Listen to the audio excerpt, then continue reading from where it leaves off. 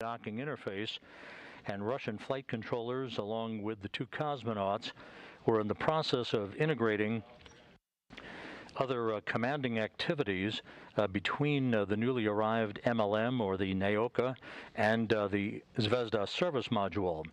At 11:45 a.m. Central Time, the Nauka multipurpose laboratory module's thrusters began to fire inadvertently and unexpectedly, and that resulted in the International Space Station going about 45 degrees out of attitude. The crew was never in any danger. The flight control team here in Houston immediately acknowledged the situation. The crew began to work recovery operations on board to regain attitude. The ISS Progress 78 cargo ship that is docked to the Poisk module on the zenith side of the International Space Station's Russian segment was brought into play by the Russian flight control team, who responded very quickly. The Progress thrusters fired, and attitude has now been regained. So the station is back in a normal attitude configuration, while the Russian flight control team works through procedures and ponders how to stop and arrest the thruster firings of the multipurpose laboratory module. Initially, the Zvezda service module picked up on the fact that we were headed out of attitude control and began to counterbalance the thruster firings of Nauka to begin the process of regaining attitude control. That then was handed over to the ISS Progress 78 cargo ship that took over the job of regaining attitude control. There's no explanation at this point as to what precipitated the inadvertent thruster firings on the multipurpose laboratory module, but the Russian flight control team has indicated that when we come back over Russian ground stations about 30 minutes from now, they should be able to send commanding to the multipurpose laboratory module to disable those thrusters on the MLM and prevent any reoccurrence of inadvertent thruster firings that again occurred about 45 minutes ago at 11:45 a.m. Central Time. Again, the crew is not in any danger, never was in any danger, and attitude control has been regained with the International Space Station through first the initial use of Zvezda service module thrusters, and now through the ISS Progress 78 thrusters on the zenith or space-facing side of the International Space Station's Russian segment. Here in the flight control room, the Orbit 2 team of flight controllers, which had been led throughout the course of the morning by the lead MLM flight director, Greg Whitney. He handed over to Zeb Scoville, the current flight director on console. Zeb is on console at the moment. He's talking with his flight controllers, getting updates on the station status. All of the other station systems are operating perfectly, and none of the appendages or structures on the International Space Station were damaged in any way by this sudden loss of attitude control. It is not a common occurrence for attitude control loss to be observed or dealt with, but there are procedures that are implemented at a moment's notice to countermand any effects of a loss of attitude control, such as we saw when the multipurpose laboratory module's thrusters began firing inadvertently at 11:45 a.m. Central Time. Hey guys, I'm just eating lunch here real quick. I got pizza. I know that Nauka docked a little while ago. We watched it. There were some problems with the thrusters from what I was just listening to what Rob said. The NASA PAO. It seems like Nauka started firing its thrusters after it docked, and it seems like they started moving the space station. The space station started doing a barrel roll. Not a barrel roll, but yeah, crew's not in any danger. I mean, they're just wasting fuel, but hey, whatever.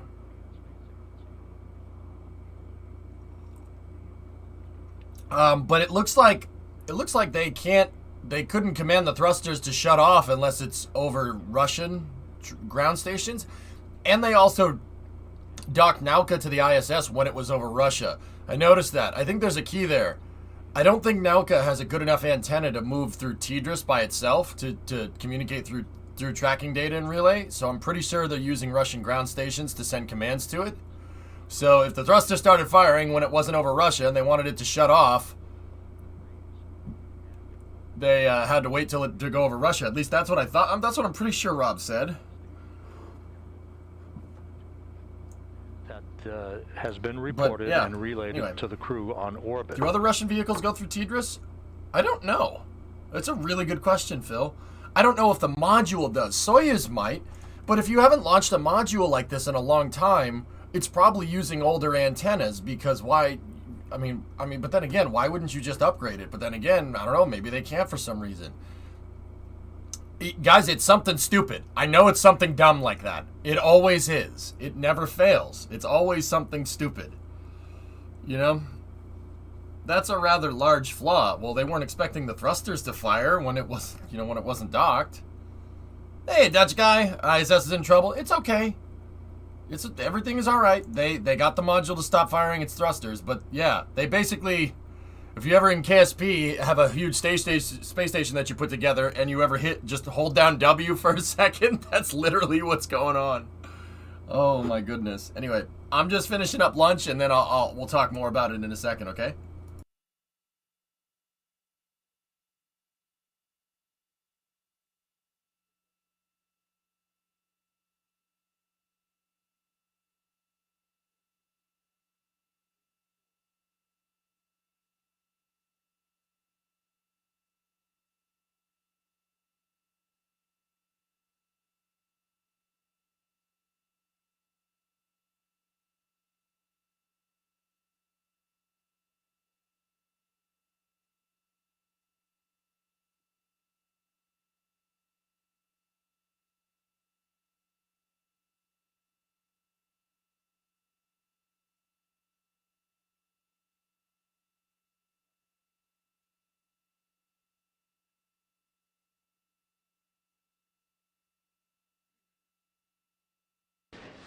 This is Mission Control Houston. If you're just joining us, we have rejoined our coverage of this morning's activities that began with the docking of the Nauka multipurpose laboratory module to the International Space Station. That docking occurring at 8:29 a.m. Central Time, 9:29 a.m. Eastern Time. Over the course of the next 3 hours thereafter, Russian cosmonauts Oleg Novitsky and Pyotr Dubrov worked to conduct leak checks at the docking interface between Nauka and the Zvezda service module, to which it docked to its Earth-facing or nadir port that was vacated nadir port last Monday with the departure of the Pirs docking compartment. The hatch on the service module side of the docking interface had been opened, and work was underway both by the cosmonauts and by Russian flight controllers to integrate the newly arrived Nauka into the the computer logic with the Zvezda service module, when unexpectedly at 11:45 a.m. Central Time, Nauka's thrusters began firing while attached to the International Space Station.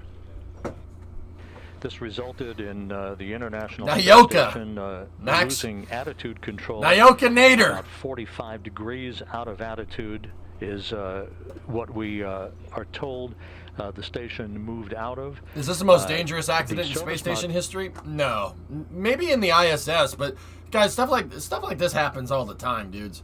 Like little things like this you don't really hear too much about.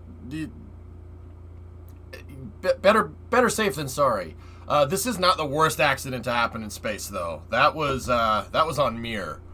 A Progress capsule crashed into the station. Yeah.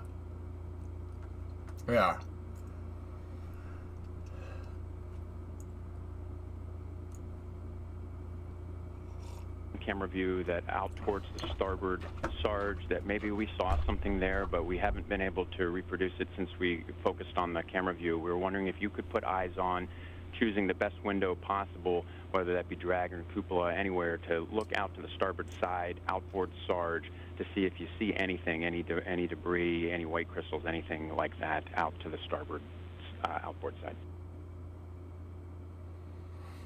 Okay, starboard Sarge, we'll take a look.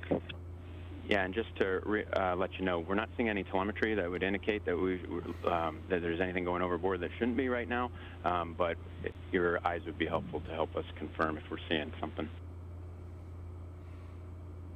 Okay, we'll take a look at it and get back to you.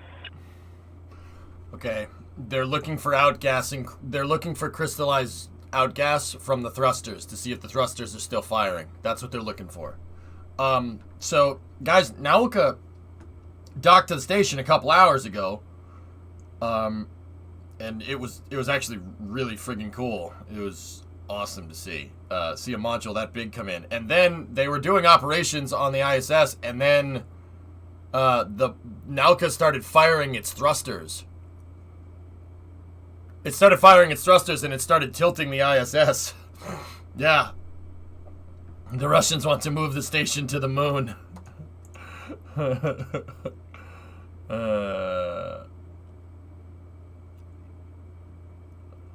Where's the mission control room in relation to the Apollo era? It's in the same building. Yeah, it's down the hall. Hip.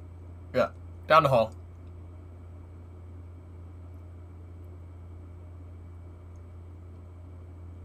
And what do I always say, guys? Look for people putting their hands on their face. Do you see anybody doing this? That's the key. Whenever you watch flight control rooms and something is going very, very wrong, somebody's going to do this, or someone's going to do this, or someone's going to do a not like this. If they do a not like this, something's really wrong. Like, this is bad. If it's something like this, like with the one finger, it's, well, that's not supposed to happen. Full hand on face like that is, oh, yeah, something bad happened, but we need to fix it. Hand on the head like this, that means I hope it works. And this means, oh God, it's broken.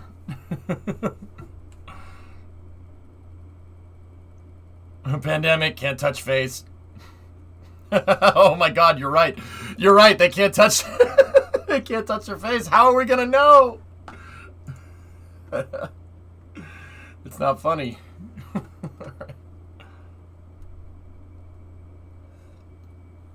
Yeah, enraged. I've heard lock the doors over the radio before. Once. 18 years ago.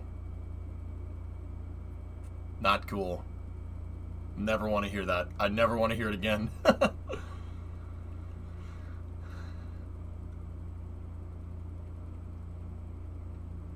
I'd need to change my pants if I was working in the module. Yeah, right. See?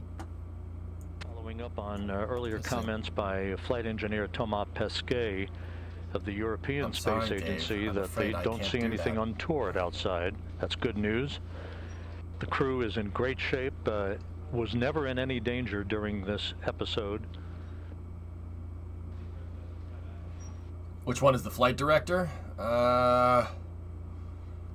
Over here. That looks like Zeb Scovel. Again, Russian flight controllers worked very quickly, sending commands to the Zvezda service module so that its thrusters could fire to counterbalance the That's the secret havocs. They're always in danger. From Nauka that resulted in the station temporarily losing attitude control by about 45 degrees. The station is back in attitude control now. The ISS Progress 78, the unpiloted cargo ship that is docked to the zenith side of the Russian segment of the station at the Poisk module, also fired thrusters in what is called roll control to help regain attitude control for the International Space Station. Demo, Nauka's thrusters started firing after docking, and the whole station tilted 45 degrees forward. And then Zvezda started to fire its thrusters to combat it, and they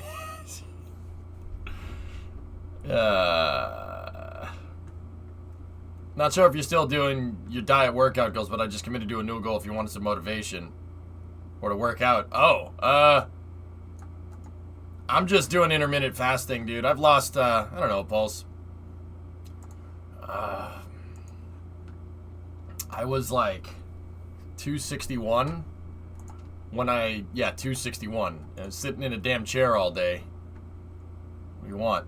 I was 261 at the start of the summer, and I think I weighed myself yesterday. I was 254. So, I mean, without any calorie burning, dude, you know, dropping that much weight is not bad. But yeah, with no physical activity, it's slow. Yeah, I'm good, man. I saw myself go over 260. I'm like, no.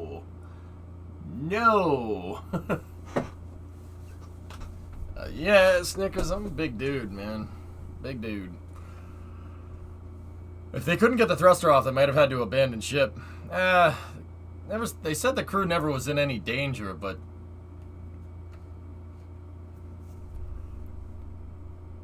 But you're tall, though. Yeah. Nauka gives you Cavent 2 vibes. Don't say that, Joe. Not right now. Not right now.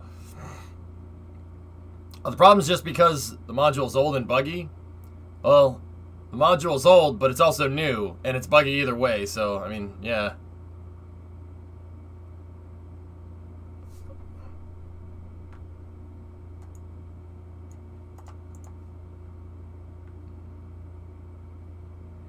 Canadian, the thrusters on the module started firing when I was taking a break, when I was asleep, after it docked to the station. It's new old stock, pretty much.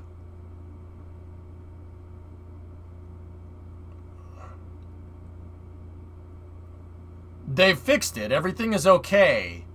But NASA saw it fit to throw on a press meeting here.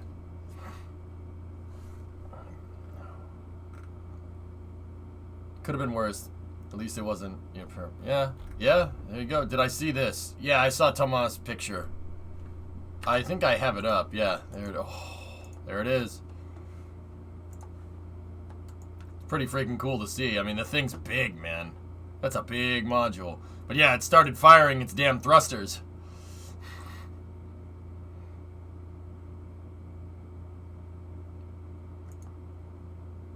Update. Oh, what's Caitlin saying?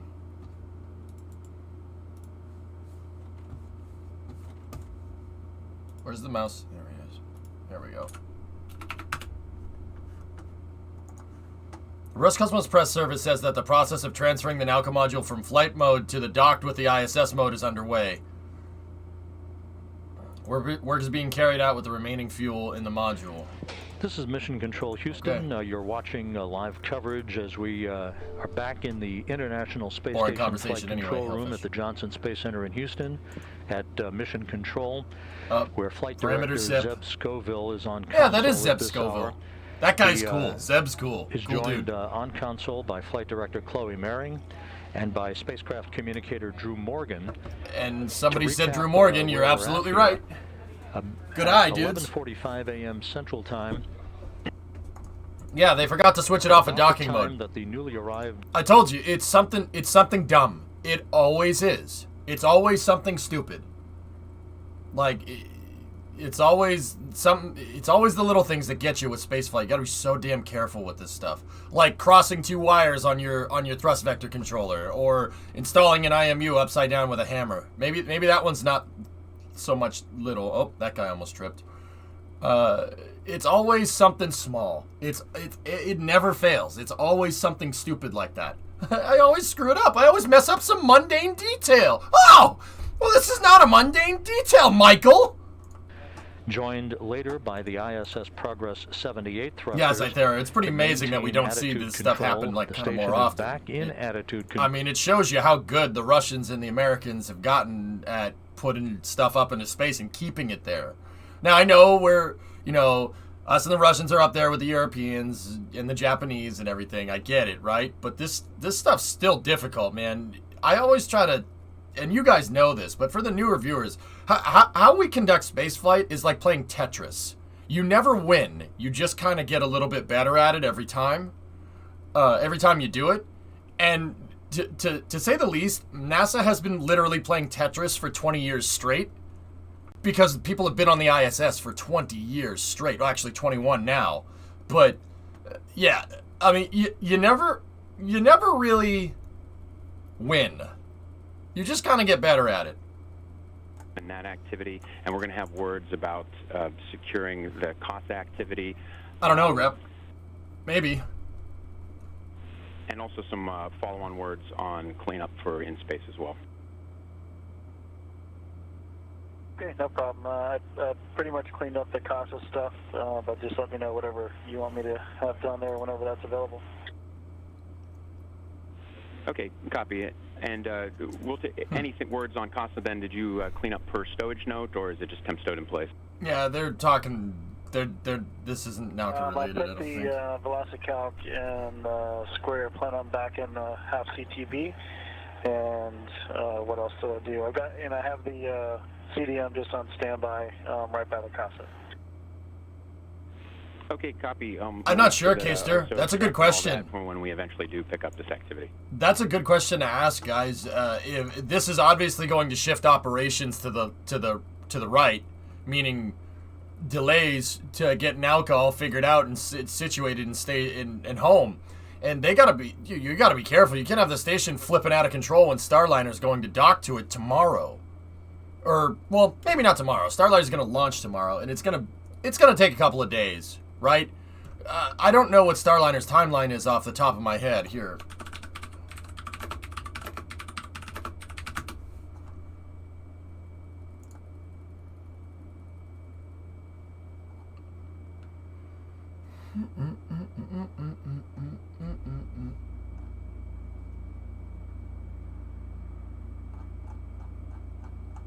It's gonna dock on Saturday. It's hard to say, Joe. It depends on what stupid mistake it was. I mean, guys, you know what? Like, here's the. You know what? You want to know the other thing? Might not even be a stupid mistake. This is what I've been trying to say this entire time with everything that's gone weird with Nauka. Dude, they could have done everything right. They could have done everything by the book. Everything with Nauka. They could have done it by the book. But this is what I'm getting at with institutional knowledge. When we talk about, with the space program, oh, why don't they just fly the Saturn V again? By the book isn't always the right way to do it.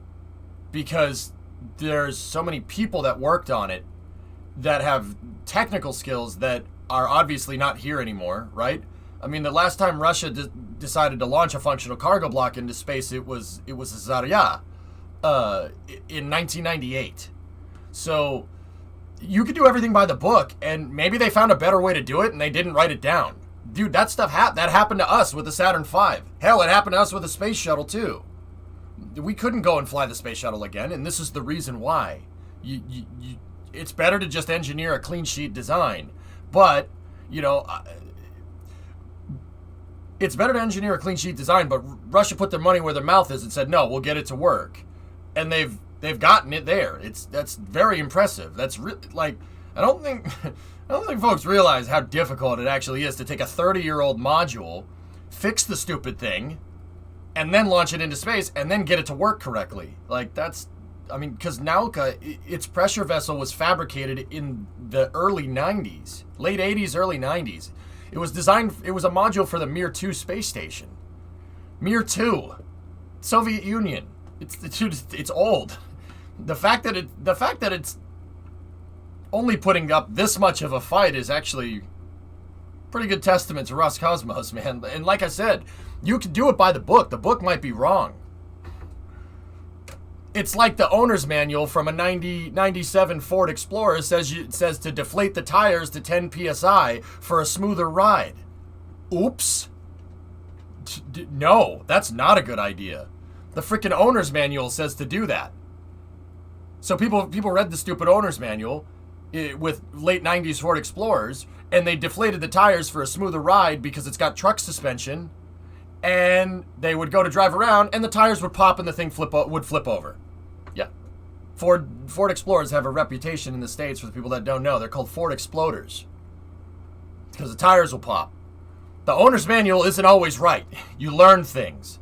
And that's just with cars. Cars are not complicated compared to spaceflight. So, for all we know, the owner's manual for functional cargo blocks is incorrect. Mission Control Center outside of Moscow will be able to begin just Ford planning, things? to Firestone. reconfigure Thank you very much. the Nauka's propellant system to ensure that it is operating with a normal configuration. The ISS did this. They try to it looks like the cause. From what it sounds like Nauka tried to reorient the station like this. If Nauka was still, if they still had the KERS activated, right, which is the docking system, and they went into Nauka and tried to power it on or something, the module said, wait a minute, I don't know if I'm docked yet. Oh, if I'm docked, I'm not pointing in the right direction. I got to reorient so we can dock to the station. Because they had the station in the vertical config.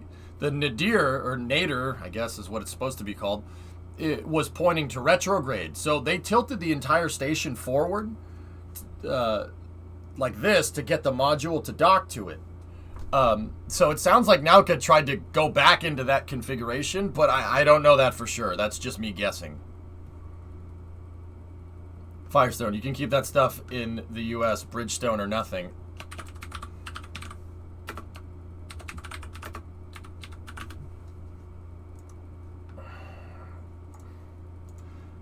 Demon, yeah, you say whatever you want about Firestone. I was never a Firestone fan. I'm much more of a Goodyear Eagle fan, dude. Did the same Russian guy install the part upside down again? No, I'm pretty sure that guy went to jail. Like, and I know, haha, Russia sends people they don't like to jail. No. Pretty sure that guy had a criminal investigation. And, yeah, he no longer works in the space industry. If I heard that right, but that could be just hearsay. Yeah, Demon, I've always been a fan of Goodyears. I was never a Firestone fan. Firestones are okay, though. They're not bad tires. I mean, Demon, who knew? If you deflate a tire and put more load on the sidewall than it was engineered for, it might pop. Huh. Who knew? Launching an SRB in the cold when it wasn't engineered to launch in the cold is a bad thing. Curious. Who knew? Not Ford. Dude, that was such a snafu. I'll admit that. Man, did they screw up with the Ford Explorers. Oh gosh, did they screw that up. I mean, they put the Ford Explorer is just a Ford Ranger with an SUV on the back, right? And everybody was complaining that it rode like a truck. Because it's a truck. You remember the other day when we were saying, like, man, you shouldn't ever say people are stupid. Like, that's not a right thing to say, man. People bought a Ford Explorer and expected a smooth ride with truck suspension.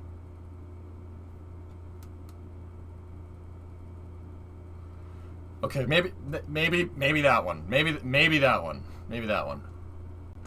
F1 Indy at 2005. Oh. Wasn't that Michelin, Demon? That wasn't Firestone. Firestone hasn't been in Formula 1 in years. Isn't Michelin French? There was also this, whether it was Toru or KERS that did the docking. It now appears that Nowitzki did not use the backup Toru system after all. The Russians were on the brink of activating it, sources say, but the lab module's automated KERS system was actually in control for docking. Yeah, it does still say KERS on there. They're called trucks for a reason. Yeah, sport utility vehicles. SUVs. SUVs are the downfall of American cars. Well, there's a lot more than that, but yep, okay. Yep. All right, don't finish that sentence. Let's just take that thought and put it in the stupid things that EJ has said over here, okay? Discovery, yeah. go and throttle up. Amazing docking of Nauka. Keep up the good work. Okay. Yep. Thanks, man. It was fun. It was fun to watch it. I hate SUVs. Crossover SUVs. I hate crossover SUVs. Crossovers are the downfall, period. Yeah, there you go. Did you just diss my Forerunner? No. This is Mission Control Houston. No, I like actual SUVs. The Forerunner's okay. Forerunner's fine. Ford Explorer, fine. Chevy Blazer, the old one, fine. I don't like cars that with lifted suspension and bigger tires call this. I don't like those. The cars that look like eggs. You know what I'm talking about, Neo. No, the Forerunners. Forerunners are cool. I like Forerunners. To ISS Systems and ISS Power. The result of the new Bronco's okay. Firing from Nauka, not the Bronco Sport. I don't like the Bronco caused Sport. The International Space Station to move out of its normal orientation. But anyway, by space about guys, not cars. 45 degrees. No other station systems were adversely affected by this unexpected loss of attitude control, which was arrested Grand Cherokees are okay, as Rob. these Zvezda service modules began firing trans to SUV. counterbalance the result pretty much. from Nauka's thrusters firing unexpectedly. The ISS Progress 78 cargo craft also took over to maintain and regain attitude control for the station, orientation control. Yeah, give me 1 second, guys. The crew was never in any danger. They began to work inside the International Space Station. That's their secret, on chat. the procedures They're always that in they danger. are trained for when this so-called LOAC, that's the acronym for loss of attitude control, occurs. So the station is back in attitude control. Those All are of words its systems are operating that's an acronym normally. you do not want to hear. The station is currently passing over Russian ground stations and at this time the Russian flight controllers are working procedures to see what can be done to configure the Nauka's propulsion system. Give me 1 second, guys. I gotta pop the audio for. I just gotta shut the audio for a moment. Press are gonna mess this up so bad. Yeah, they're gonna. They'll do something. Okay. Rendezvous and docking of the Nauka module occurred earlier this morning. This is a replay of the huge laboratory module, 43 feet long, 22.5 tons of mass. She's a beast. And you can see 44,000 pounds that were taking place. That was normal at the time. Yeah, those started going moving again. In for its final approach for docking. All of the rendezvous and docking. I mean, that part's automated, cool. Mode. You can see there's some crystals coming off from the thrusters. That's normal. With the contact That's and supposed to capture happen. of the Earth-facing port of the Russian segment of the International Space Station occurring at 8:29 cool, a.m. Jack. Central Time. Look at that thing. 9:29 a.m. Eastern Time. Oh, she's a beast. Once the docking That's so cool. occurred, hooks closed on both sides of the docking interface between Nauka and the Zvezda service module, and the two cosmonauts on board the station, part of the Expedition 65 crew, Oleg Novitsky. I don't know why he calls it Nauka. It's called Nauka. Like, you pronounce the U like owl. Nauka. Not Nayuka. That's, yeah. Look, I suck at pronouncing Russian, but at least I know that. You know how I know? Because I used to say something different, and everybody that's Russian that watches the stream was like, "You're not saying that right." So believe me, if I pronounce it wrong, they'll let me know, and I've been corrected enough times to know that it's Nauka. He's just reading a paper. Yeah. To a normal attitude. Was wondering what the red orientation. spots are for. Here, let me back it up. Got it off. The red spots there, sensors. They could be sensors. They could be actually. Those could be grapple points for the robotic arm. This thing does have a robotic arm on it. It's on the other side, Core. There's an RMS that was built by the Europeans. That's on the back side of this thing. Those could be grapple fixtures for it. Because they can't put grapple fixtures here because the solar panel's in the way. You pronounced it correct. Spasibo, Galactic. Spasibo. I'm okay with Russian. Okay, I'm not the best at it, but, I mean, like, we watched the Russian cast, and I knew what they were saying, because I'm listening for words. I'm listening for MKS, and Zarya, Zvezda, Rasvet. You know, I'm listening for the right words. You know? I'm listening for all the space words. I know Russian space words. I don't know not much else. Began to conduct leak checks on both sides of the docking interface, opening up the hatch on the service module side of the docking interface. Yeah, Tuning, if you hear blit, then something really went wrong. What's Russian for lock the doors? I don't know. Buran Energia. Yeah, forlorn. We would say, how we would look at Buran, we would say Buran. Don't say that's not how you say that. It's Buran. It's the Russian word for blizzard or snowstorm. Buran.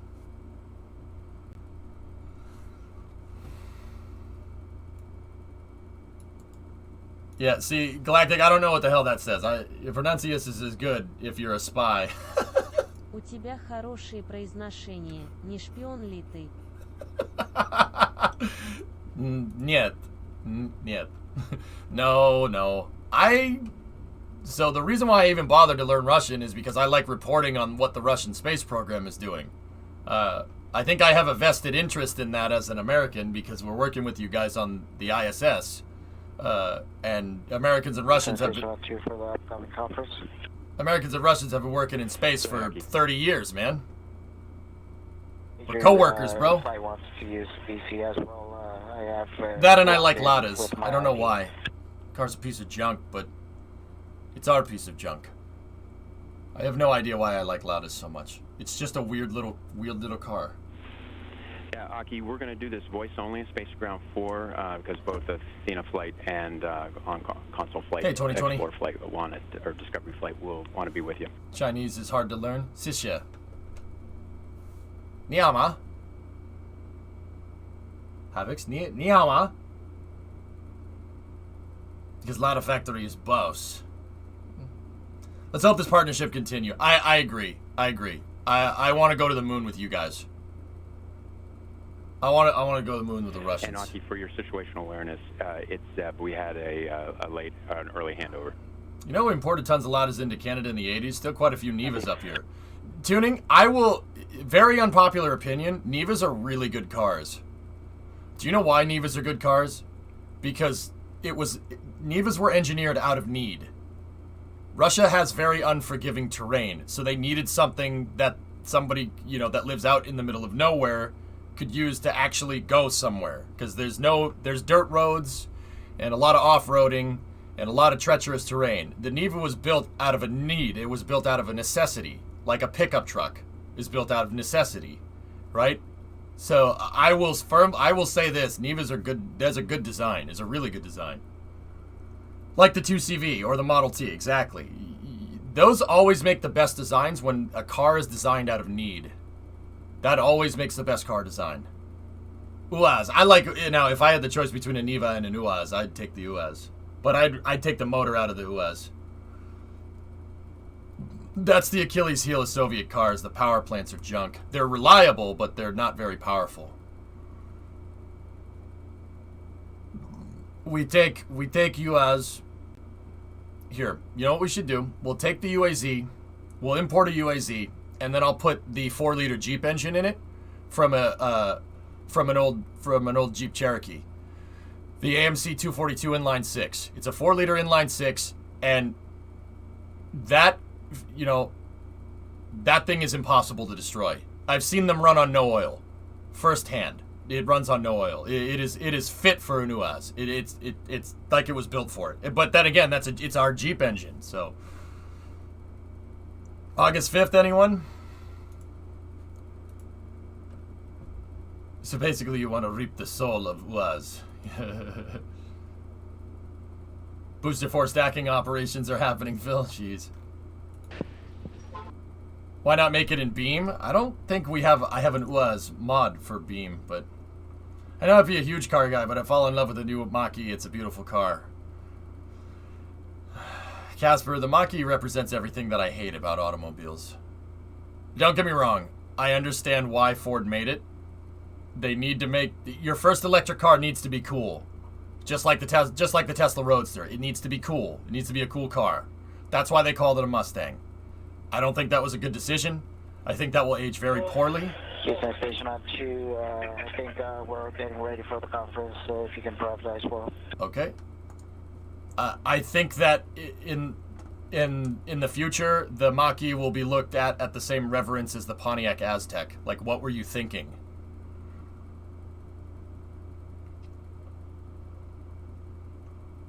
Yeah, I tried, Forlorn, I tried. This lot really likes cars. I don't know what you... I don't know what to tell you. You think SpaceX... Yeah, here, let's flip it back over to SpaceX stuff. You think SpaceX can make it on the 5th? Well, somebody in chat said something a second ago. So why is it everything you hate about new cars? Tuning... Okay, last bit, and then I'll get to the SpaceX 5th thing. New cars are cool, man. I don't really have too much of a problem with them. I mean, I'm not gonna buy one, so nobody's holding my feet to the fire and making me buy a new car. I think new cars they're cool, and they have a lot of things in them. But tuning, you know, I've been driving cars for not forever, not for a long time. Like I started driving in 2006, right? So I don't know. I have a good amount of time under my belt. If it's one thing that I've learned about cars is that the more things you put in them over time, the more likely something is to go wrong. You complicate it more, you're going to have more problems, right? This is why Ford has bad reputation sometimes in the past because, well, not in the past. Someone's going to knock on it. But why Ford even got a crappy reputation in the first place is because they made engines in the 60s that were there's a live view, but it's dark. The ISS is over the date line right now. Ford made engines that like to bend push rods. FE motors are notorious for it. If they don't have the correct oil. So if something gets caught in the sump, it'll bend a push rod and gack the motor. So, you know, there was some design flaws with past motors, right?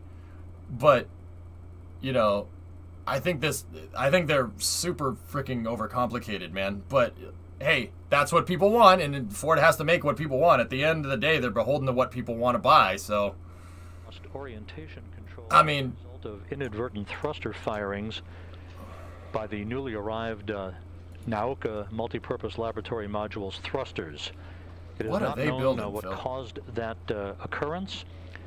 The station went out of orientation by about 45 degrees. The crew was never in any danger. Yeah, Dirk, I'm with you on that one, dude. They worked inside on recovery procedures, as did the flight control. You said team Nauka, right? Houston, yeah.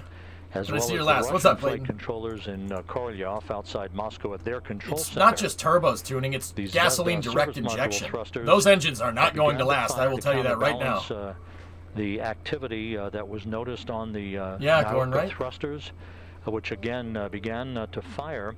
Grab Shark, that's what I'm thinking. The newly arrived module was being integrated into station systems. Oh, and, okay, Clayton, I'll check it out. Cosmonauts on board the station, Oleg Novitsky and Pyotr Dubrov, were in the process of working. Yeah, but Pulse, they don't. Procedures. GDI motors are not going to last as long, dude. They're gonna get clogged up with carbon soot. Module side of badly. The docking interface on the Russian segment of the International Space Station. The service module thrusters did fire to initiate the arresting of the loss of orientation control. That activity was then taken up by the ISS Progress 78 cargo Yeah, Phil, we'll probably watch it. Thrusters on the zenith or space-facing side of the Is there a video of the thrusters station. firing? Again, the crew was never in any danger. There was part of they showed a replay of the module firing its thrusters when it was docking, but we never saw any of the thruster firings that knocked the ISS out of its orbit for a second. I shouldn't even say that. It didn't knock it out of its orbit. It rotated it, not translate. Hey, Kelly, you like the new emotes? Yep. Yeah, I know that SIP looks like it's in a roller disco or something. We'll fix that. Yeah, exactly, Dirk. Pulse, the gasoline direct injection motors make a lot of power. They're a really good design, but they ain't gonna last very long.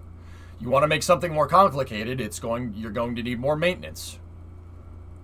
Right? If it's going to be more complicated, you got to have more maintenance. Those GDI motors won't last. And that's like by Ford's own self-admitted, dude. They don't make them last because they know that someone's going to trade in the car after 5 years. Because herder, got to buy another one. How far is it right now? Ivan, they've corrected the station. Keep your eyes peeled on nasa.gov and on social media to find out the exact time of that media telecon that will take place later today to discuss what caused the occurrence on board the International Space Station, which is now back in orientation control with the crew winding its way down. Core, you swap mechanical simplicity for electrical complexity. As we said earlier. Or the mechanical station complexity systems for are all electrical in complexity, good but shape. yeah. In the wake of this unexpected thruster firing activity by the newly arrived multi-purpose I laboratory agree. module. Yeah, nice. With yeah, that, exactly. we'll wrap up our coverage for the time being. And again, stay tuned for a media telecon later in the day. This will not be on NASA TV. It'll be a teleconference. Keep your eyes peeled on nasa.gov and social media for the exact Windows timing updates of pop that up. media telecon. For now, we'll... Okay. So, what we were listening to there while we were talking about cars, guys, is Nauka, the new Russian module that they sent up to the space station. It docked. Hang on. It docked to the ISS this morning. We watched. There's a picture of it. Thomas Pesquet took this picture from the cupola module. It did dock. And Nauka is the first module that's the first major addition to the ISS since the modules that, like, and I say major addition because this module is 20 tons and it's as big as a Greyhound bus. Yeah, maybe a school bus, not a Greyhound bus, but it's a freaking huge module. It's gigantic. The thing is like 45 feet long and 15 wide. It's as big as a space shuttle's payload bay, if anybody's ever seen that. It is it's a functional cargo block. You can tell because it has the cone on one side. So it's like Zarya, which is this one. This is another FGB up here, and Zvezda is a DOS module. But it did dock, and then after this, like shortly after this picture was taken, the freaking thrusters on the module started to fire. They started firing, as if Nauka was trying to orient itself for docking. I don't know if this was a missed procedure or if they just didn't shut the docking mode off, or the docking system for this is called KURS, K-U-R-S. The KURS antenna is right there. I don't know if they didn't shut it off in time or what. Or they forgot to, or Nauka did something, they powered something on and it shorted something. But there were Oleg Novitsky and Peter Dubrov, the two cosmonauts that are up there, along with Mark Van Hee from NASA, they were in the module, from what I understand, and they had the hatch open. They were inside Nauka, and they did something. Either they did something, or the computer had a weird timing issue or whatever, and the thrusters started to fire. And that turned the entire ISS like this. This is what I wanted to show you guys. So if we go back here,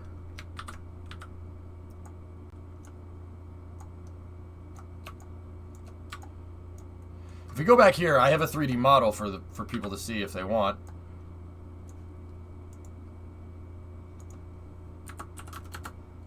So I honestly just copied Nauka here, or copied Zvezda, because it's very similar.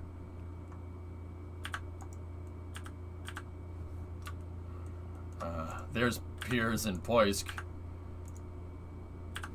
So this is what Nauka looks like right there. It's a functional cargo block, or FGB for short, right? It was going into dock right here, and it docked in the Piers position. So I'm just gonna take Piers and we'll just move that out of the way.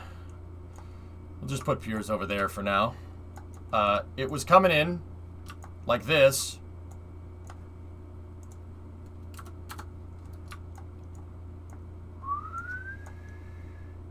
So they moved it into position, right? And it did dock. It did it. It went up here like this, and it used the SSVP on the nadir of the Zvezda module right here. Like that. The nadir is the nice way of saying that's the downward facing docking port. So orientation on the space station is like this. So this is the front of the space station. You have port, starboard, aft, and then you have, because you know it's not a boat, it's in 3 dimensions here. You have zenith up top and nadir down the bottom, or nadir, I guess is how it's supposed to be said. I guess I'm saying that wrong. But whatever, it doesn't matter. I mean, it does, but bear with me. So they docked it, right? And when they docked it, if the ground is down here, right? If we can, I mean, Maya might take a dump if I do this, so just bear with me here.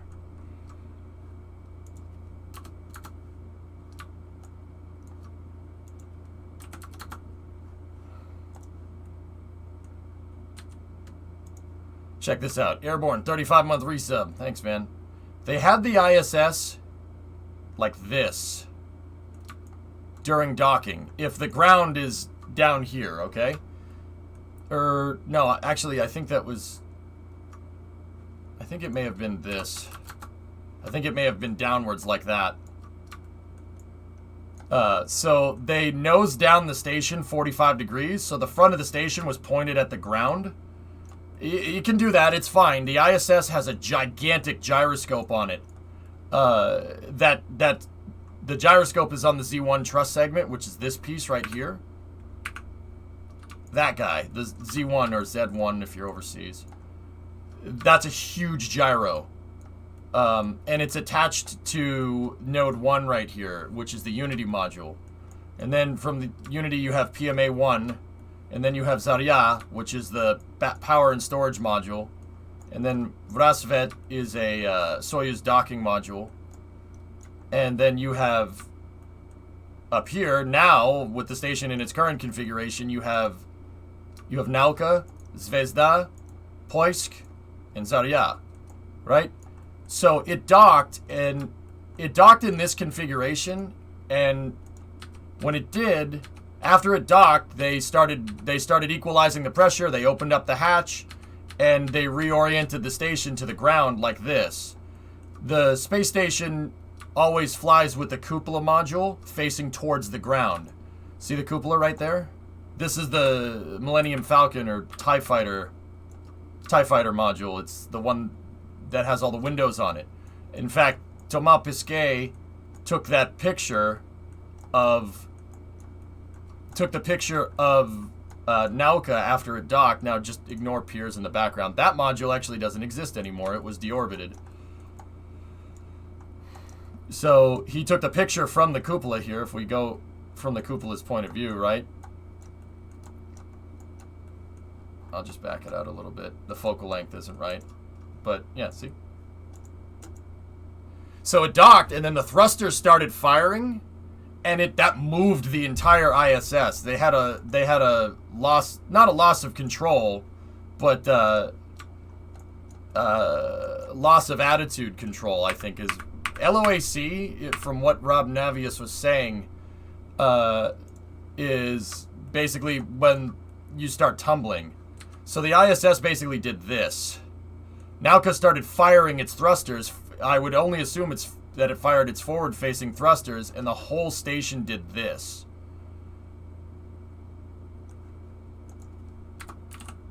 And they said it got up to about a 45-degree negative angle of attack, I guess, before they fixed it. Yeah, no, they called LOAC, S-Master, from what Rob Navius was saying, that loss of attitude control. So what happened was Nauka started firing because, from what I understand, and keep in mind, I could be getting this wrong because we still don't have details, are still sketchy at this time. No, what I think happened is they said the station pitched down at 45, so this thing started firing its forward thrusters, and it was the KERS system sounds like it was still activated. KERS, if we go to Katya Pevlishenko's Twitter feed, I'm sure she has a picture of it. KERS is their automated docking system. So if you look at this angle, this is from docking earlier. See KYPC right here? That's KURS, or KERS 2. That's the automated docking systems here. The automated docking system was online, and the module is in rendezvous mode, that's what that means right there. Body and roll rates are right here. Distance to target, differential velocity. That's your fuel right there where it says P. That's the fuel, and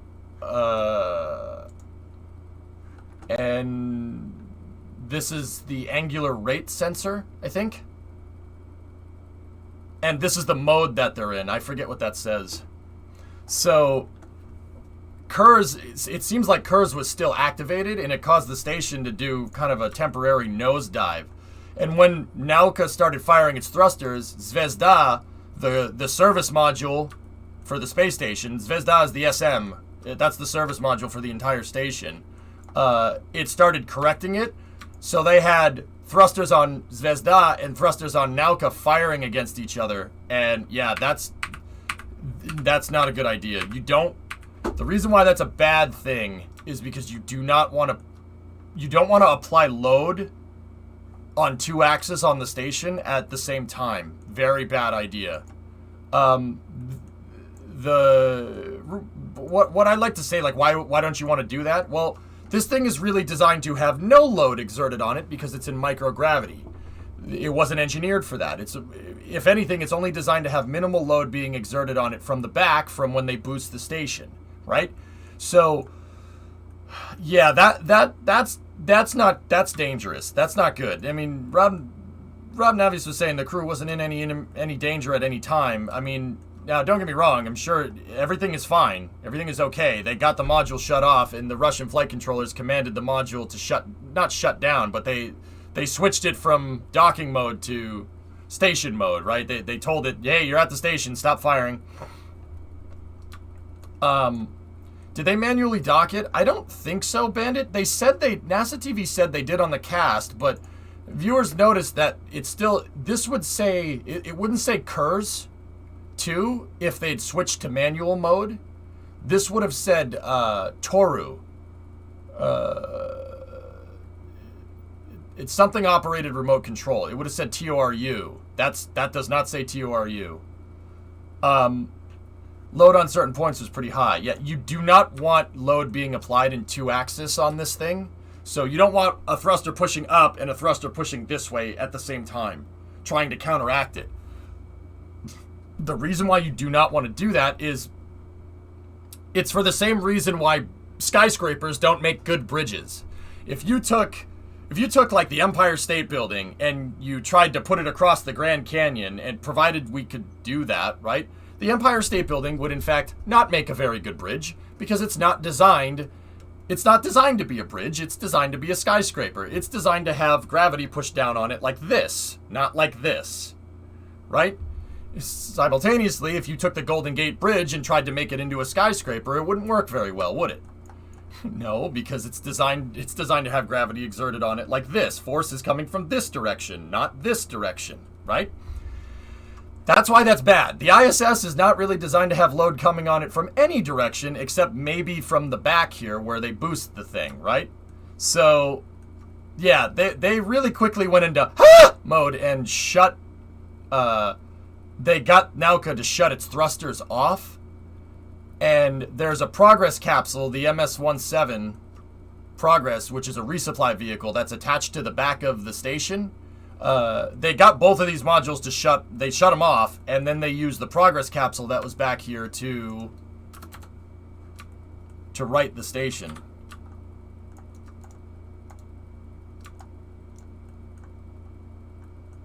Starliner news, or else you get something like Mir. Well, Kvyent 2 in Progress is not a good idea.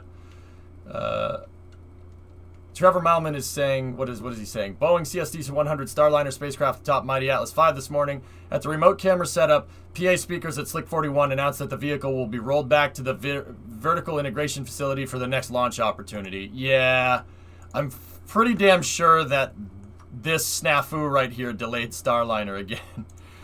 Man, they freaking can't catch a break, dude, can they? It's crazy. I can't believe that. Has anything like this happened in the past? No. So okay, here you want the derp freaking reporting here. I'll tell you the derp freaking reporting. So in the 90s with the Mir space station, there was a Progress capsule that screwed up badly and crashed into Mir. Now, you're looking at the Kvyent 2 module, which, you know, at face value it looks right, and then you realize that a spacecraft actually crashed into it. See what I'm talking about? The Kvient 2 module is also a functional cargo block for what it's worth. It's a modified FGB, similar to Nauka. This module no longer exists. It's at the bottom of the ocean. But I want to say a couple of things. All right, so that is probably the worst space station operation disaster to happen. However, that has nothing to do with what's going on here. So you ask, has anything like this happened? Yeah, it has happened, and yes, it was with Russian modules, but there's been 1,000 things like this, Clayton. Probably stuff we never even hear about because it's not that big of a deal. If somebody heard about it that didn't understand what they were looking at, would say that it's really bad. Now, don't get me wrong. I'm not trying to sit here and say that a Progress capsule crashing into the Mir space station was a good thing. It's not. That's not a good thing. But that was a long time ago. None of those systems are in place. I mean, Mir is gone, and the Progress capsule that crashed into it is gone as well. This thing doesn't use the same... it has a similar docking system, Nauka does, but this is a totally different failure mode. There have been other space station operations that have gone in the toilet. It's happened before. Skylab was a very good example. The Saturn V shook Skylab to pieces and broke it on the way up. A lot of people don't know that. Skylab basically had a solar panel fall off. One of its solar panels just fell off on the way up. Yep. And basically the whole thing went through a... That's Spectre, not Kvient. Yeah, that's right. It's the Spectre module, excuse me.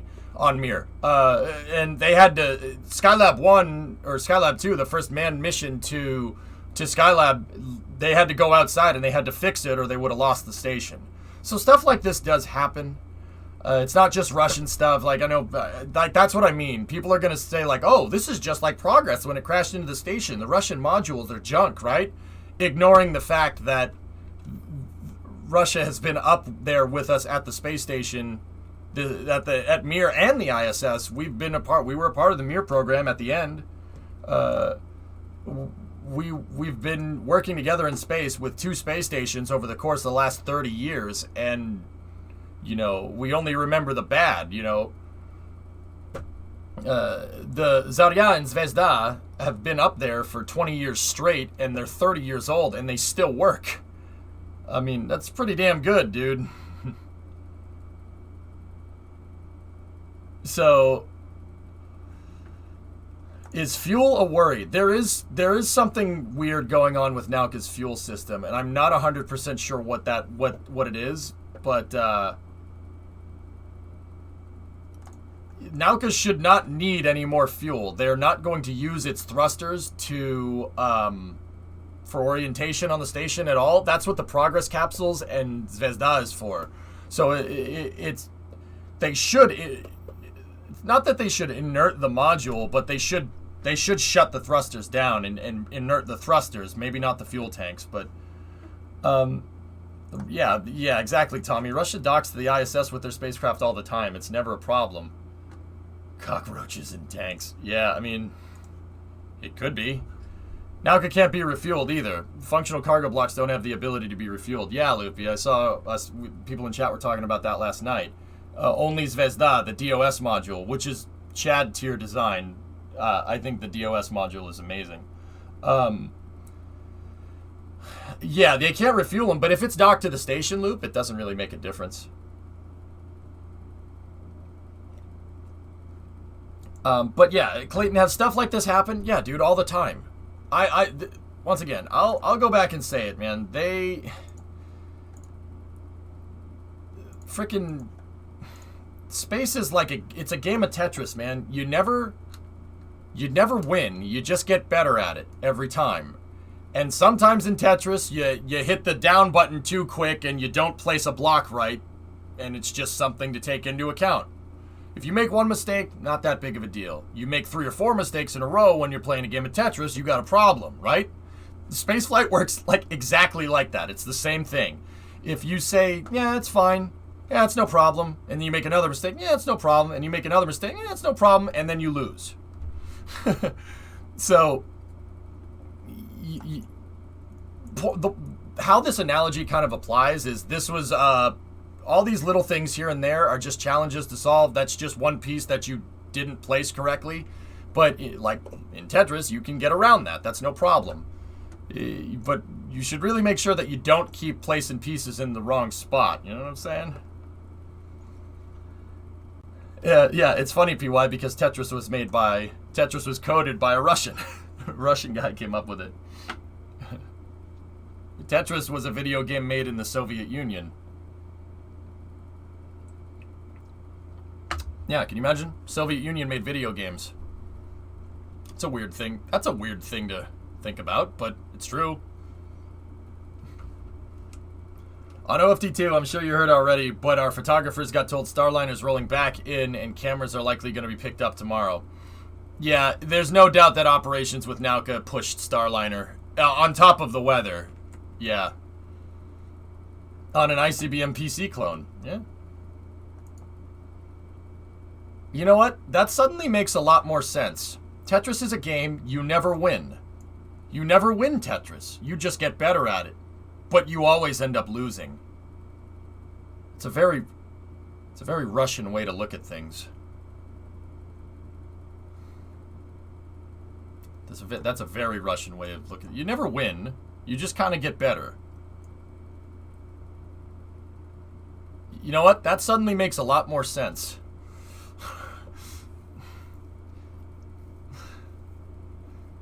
Man, Tetris champions are crazy. Dude, I love Tetris, PY. It's a fun game to play. It's challenging. I like it. Of course, because of course I like it.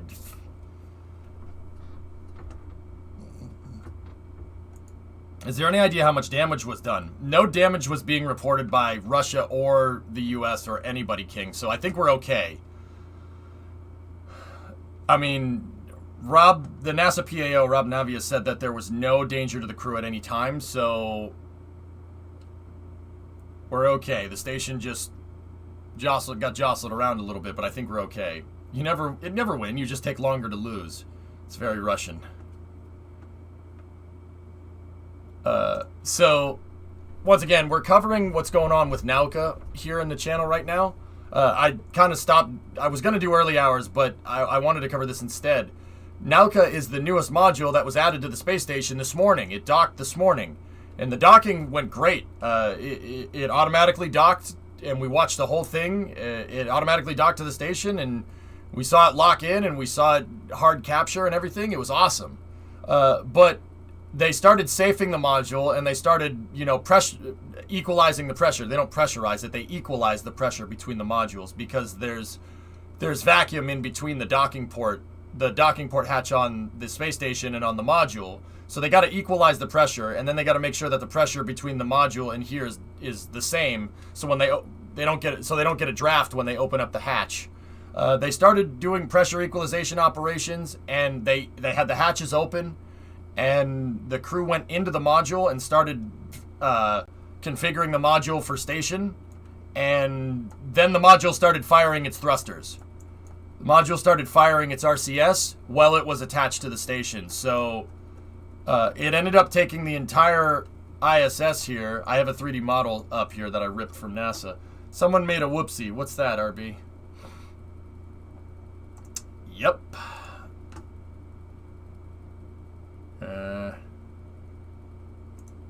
Wait, what am I?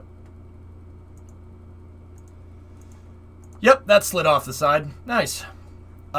So, yeah, that's what happened, dudes. The Nauka started firing its thrusters while they were safing it. It did, and the station did this. The entire station did that.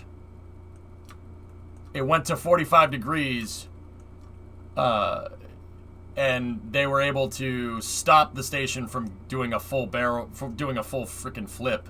It went to about 45 degrees because Nauka's thrusters were firing. They said 45 degrees on the pitch axis, so that means it did this. And Zvezda, the service module, tried to compensate, and the thrusters ended up canceling each other out, and then the cosmonauts on board, along with the Russian mission controllers, shut both the modules. They stopped. They're like, no, stop everything. They stopped both of the thrusters from firing on Zvezda and Nauka. NASA TV, Rob Navius, the public affairs officer on NASA TV, maintains that the crew was in no danger. And yeah, this is not a big deal. The ISS can do this. It's just not ideal. That's not an ideal circumstance, but everything seems to be under control. The ISS did the next pass over Russia, and the ground stations got the ground stations were able to communicate with Nauka, and they were able to shut it out of docking mode.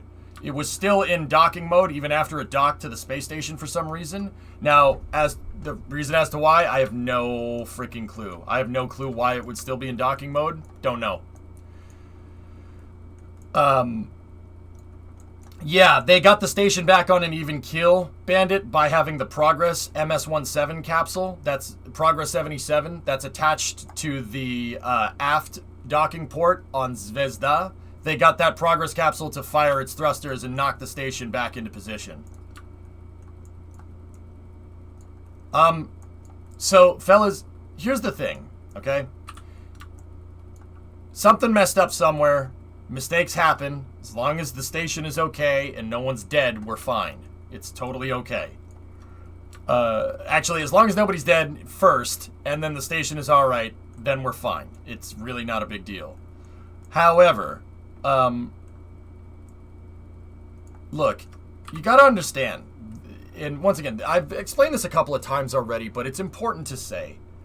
New here, is this modeling for a game? No, this is an ISS model, Don, that I ripped from NASA's website. I say I ripped it from NASA's website. It's not designed for Maya. It was designed for another Autodesk-based program. I think it was Inventor or whatever. And I ripped it into Maya, and I used it to show people what's going on with the ISS. I suppose you could put it in a video game, dude, but this it would need a lot of cleanup. There's a lot of overlapping edges because it's an engineering, or not, maybe not an engineering model. It seems like it's a high fidelity model, so it's pretty detailed. Like, it has all the pieces in here. It's not an engineering model, I don't think. I think this thing was used for, NASA used this for presentations showing docking operations like this. This is the 3D model of it. It's pretty high fidelity. It's pretty damn detailed. You could tell that some of this was ripped from an engineering model. Like, that was definitely from a CAD system. This would take forever to model if you were just modeling it in 3D. That's ripped from an engineering model. That pallet, that's a shuttle pallet, space shuttle pallet that they just docked to the truss segment here. So you could put it in a video game, but yeah, I'm not sure that would... The game wouldn't understand what's going on here. I'd have to clean up these models, because once again, you see all the artifacting that's going on here, especially with the solar panels? Yeah, that's overlapping edges and stuff, because it's a presentation model and not optimized for a game. So, yeah, I took this model out of Inventor and I put it into Maya because I know Maya a lot better, and I used it to teach people about what's going on with the space station. In particular, Nauka. Now, because this is a NASA model and not a Roscosmos model, the cargo blocks are not very detailed. The cargo blocks in the service module are not very detailed. They're not as detailed as the USOS. This model is a high-fidelity United States operating segment side. It's not... The Russian stuff is not very detailed, but that's okay. 3D printed ISS-1. You'd be nuts to try and 3D print this. That would be really stupid. It's nowhere near the right amount of... the right type of modeling. So, yeah, what happened... and what I was going to say is, so... How quickly can people aboard the ISS evacuate in the event of something really bad happening? It can be done really fast, PotatoBot. Yeah, it can be done pretty damn quick. You know, they like to take their time, but if the poop does hit the fan, yeah, they can get out pretty fast. PY's like, we don't know all the details either. I guess so. So, okay, a little bit of a word on Nauka in general. The Multi-Purpose Laboratory Module, or MLM for short. Once again, Thomas Pesquet took a French astronaut that's up there he launched on a SpaceX Dragon. He took a picture of it in this orientation right here, if you want to see. There it is. So this module is old, okay? Nauka is very old. The Nauka module has a pretty crazy history, and I figure now would be a good time to go and kind of go through it. All right? So there's, oh man, if I could get this model, I could put that in. I could put that model in with the with that ISS model, and we could make something. We could make it look really good. How is this to wake up to, by the way? Nauka's making the station tumble. Loopy, I got a notification on Twitter, and I was like, ha, okay, I should probably get up.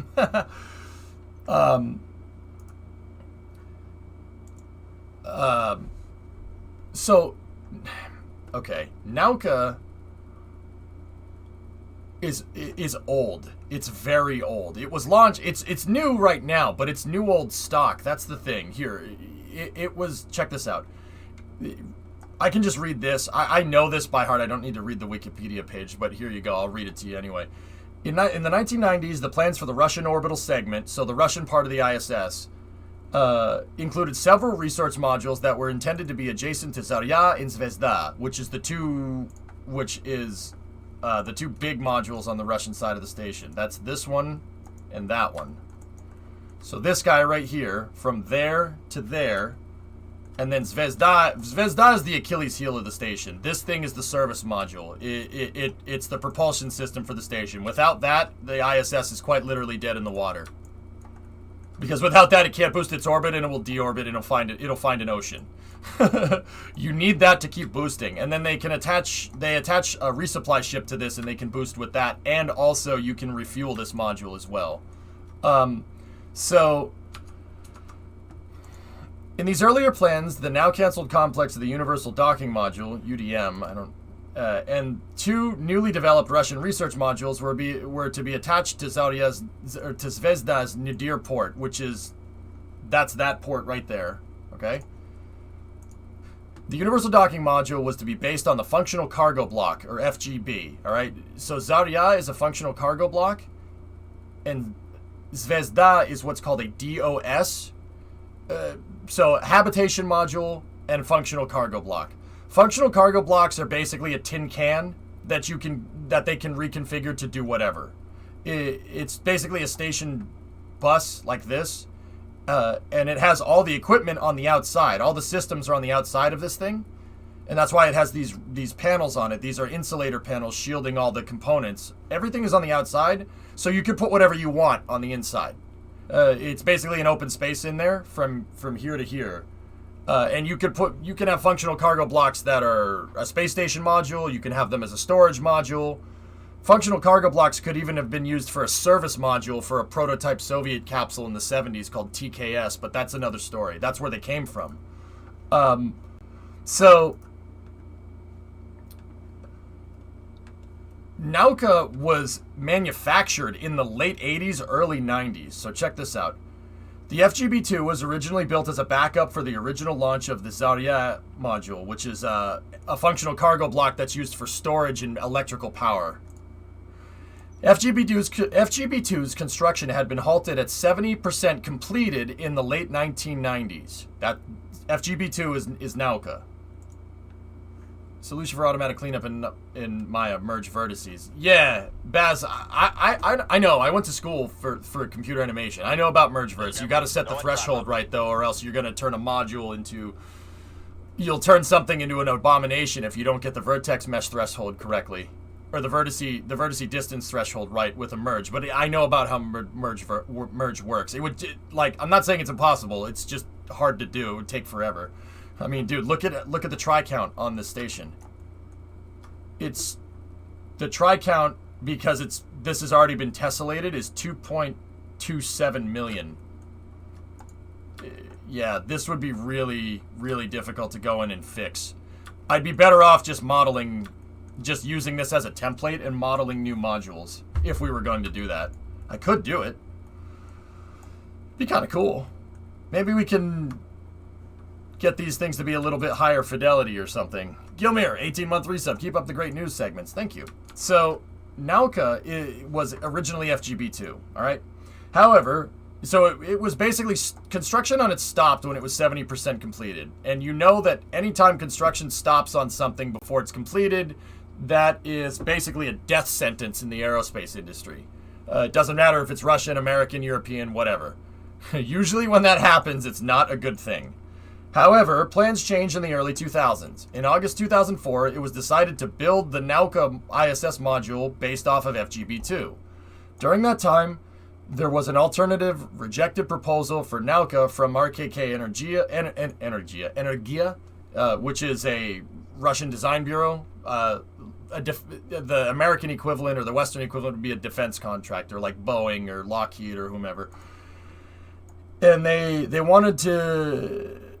There was a rejected proposal that was based on the Commercial Enterprise module, which was to be jointly funded by Energia and Spacehab. At the end of 2005, the ESA agreed with Roscosmos that the European robotic arm would be launched together with Nauka, mated on its surface for a later deployment in space, and then a spare elbow joint for the European robotic arm, or ERA, was launched together with Rasvet in 2010. So they had plans to launch this for the longest time. But here's the thing. This whole program has been plagued by problems, and these problems basically attribute to two things. But I'll get into that in a second.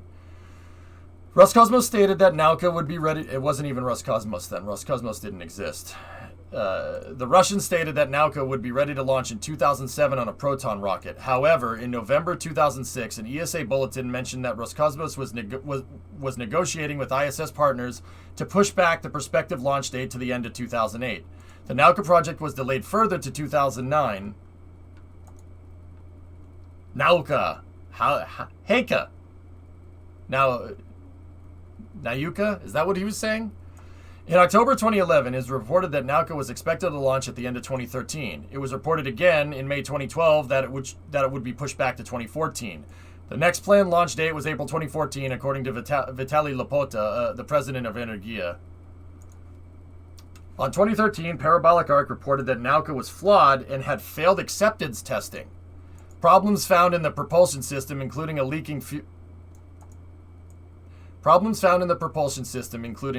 fuel valve that needed to be replaced, and contamination which would require a lengthy cleaning.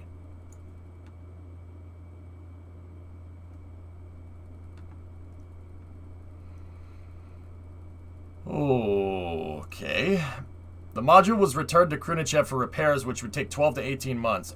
On November 27, 2013, Roscosmos reported that Roscosmos had informed NASA that the launch would be postponed until at least 2015. In 2014, it emerged that the target date was postponed to February 2017 as a new propulsion system needed to be manufactured due to the installed system having exceeded its warranty. A leaky fuel valve also had damaged the module's exterior plumbing, necessitating the replacement of most of the plumbing. Well, at least we know the thrusters work, so they fixed that problem.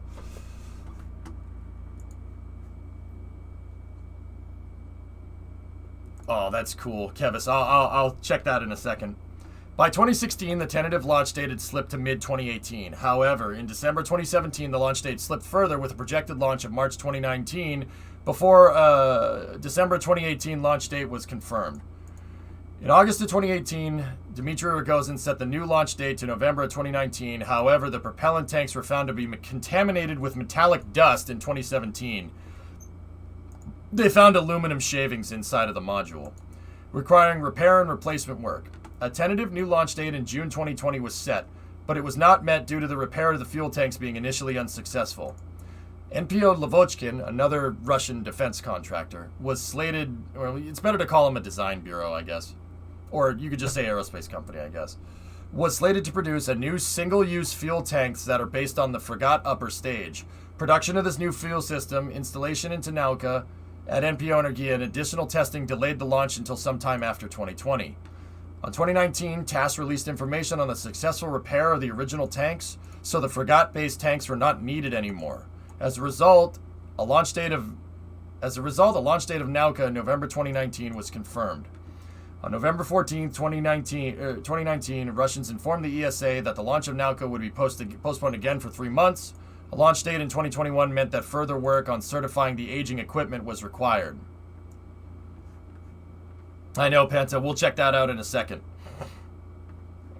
Then after that, it got delayed by COVID. We don't need to read that part. So they finally launched it a couple of weeks ago on a Proton M rocket. Believe it or not, one of the last Proton rockets ever. There's like 5 or 6 of these things left. Proton has been flying for over 50 years and has launched every single Russian space station module into space. Just on a side note. Let's see. So the Russians undocked Pirs the other day, and they put Nauka in its place right here. So there's that picture from a couple of days ago, and there's that picture now. So before, after. Nice. 3 people linked Elon's tweet already. Hey, they're excited about it, Vasya. I get it. But the point that I'm trying to get at with Nauka in the first place is something, it's an important lesson to understand. And the lesson isn't that you shouldn't go and make this stuff. Like, that's not the, you don't, when you're in space, you don't, here, hold on, let me just move Pirs out of the way in the 3D model. I was like, this keeps getting in the way of my camera angle. So we'll just put, you know what, I'll take Pirs and I'll put it on a layer here. Add selected objects. Bye-bye. Okay.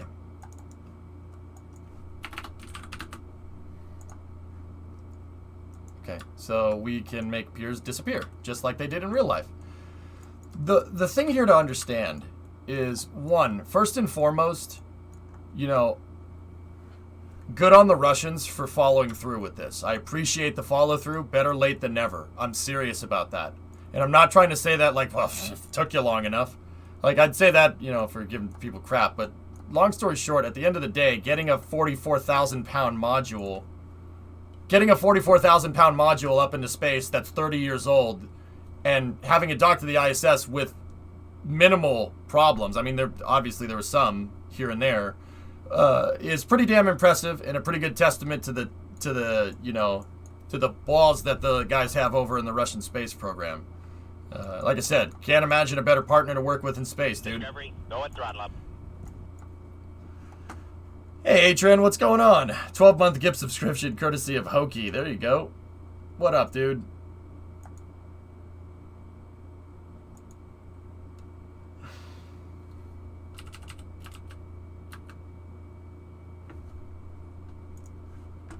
Balls, eh? Yeah, forlorn. Figurative balls, okay? Figurative, not literal. Figurative balls. Figuratively, understand? Figuratively. So, good on them for doing this. This is not an easy thing to do. And no, I'm not just running cover for Roscosmos. They're a partner. We're on the same team here. This is the ISS. This is ISS. Like, we're working with them just as much as they're working with us. We're on the same team in this regard, okay? That takes stones to do. It's not easy doing something like this. Especially after they recovered from the fallout that happened in 1991 to their space program. Literally got gutted from the inside out. Is the ISS fully complete now? No. They plan to actually launch another module and dock it to Nauka. I'll tell you more about that later. We were working OFD2 and was monitoring the ISS all day. Busy day. Yeah, Atran, it got a little honky there for a second.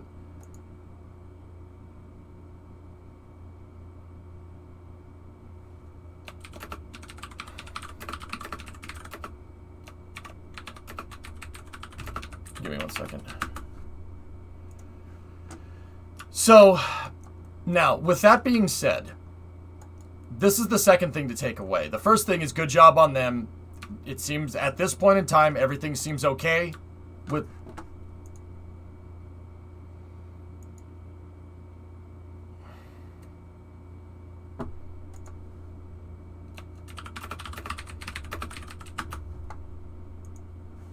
Primo, let me finish this. I can't wait for the emergency press news. Oh, God, Atran. Dude, I saw an article yesterday about Starliner from The Verge that made me want to headbutt a brick wall, just on a side note. So, the second part of this that I'm trying to get at here is that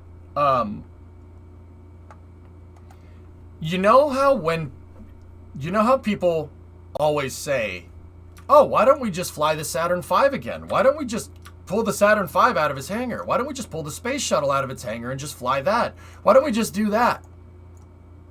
This is the reason why you don't do that, all right? And I'm not saying that the Russians are wrong for putting Nauka up there either. Good on them. The reason why we don't do stuff like that over here and why we design a clean sheet, more or less design, like, I get it, SLS is using shuttle-derived components, but it has nothing to do with the Saturn V. It's just, it does a similar function, but it's not the same architecture, right? The reason why we don't go and take, oh, why don't we just bring this back? Why don't we just do this again? This is the reason why you don't do that. And once again, the reason why is because it is ridiculously difficult. It is really hard to go back and understand what the heck was going on with the engineering with this thing, take it apart, put it back together, and launch it up into space, or take it out of its hangar, so to speak. That's the reason why we don't just bring back the Saturn V or just bring back the space shuttle. There's a very good reason for this, because sometimes it's just easier to start over. Now, with that being said,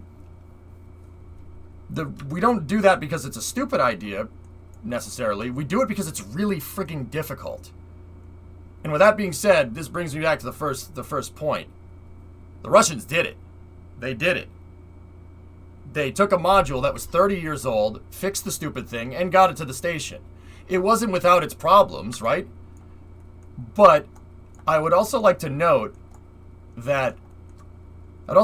here that the last time they launched a functional cargo block into space was this thing right there in 1998. So it's going to take a second. It's going to take a second to dust off the cobwebs, dude, but they got it. They got it there, and they restored a module that's 30 years old. That does not happen in spaceflight. So this feat cannot be understated. With that being said, it's a good learning reason as to why we don't just start flying the Saturn V again, even though, I mean, we probably should do that. Because this stuff happens. There is technical expertise that gets lost.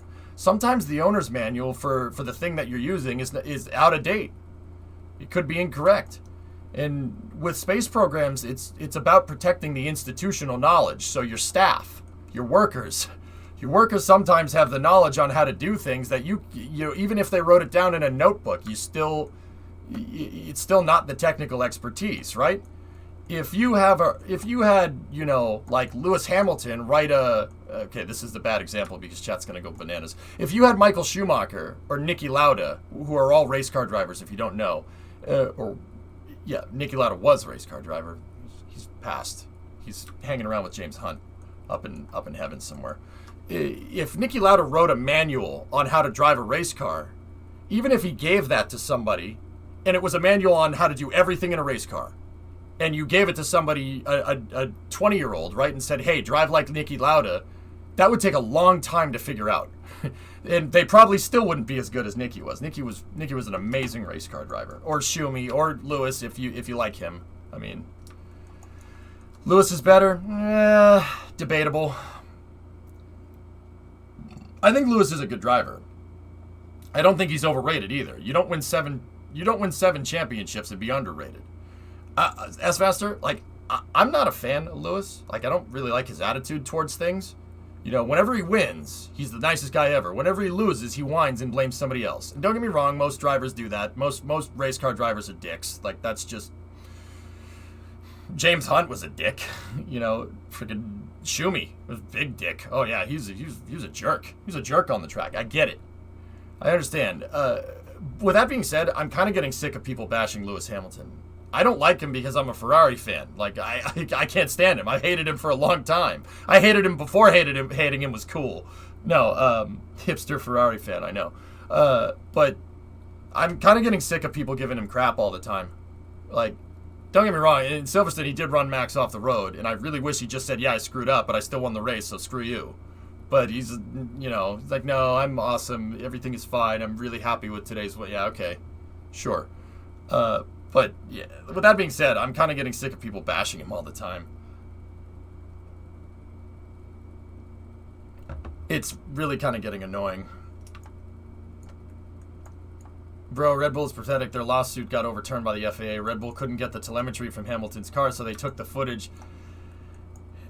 They got sent Albon doing laps in Silverstone trying to recreate the crash. Bro. Okay. I think Lewis is a good driver. You don't win 7... Like, dude, some people say it's the car or blah, blah, blah. You don't win 7 world championships and have it just be the car, guys. Like, trust me, I want to bash Lewis Hamilton just as much as anybody else. As a freaking... He's been traumatizing me for a decade as a Ferrari fan. And I get it. But, look, man, it's skills that kills, man.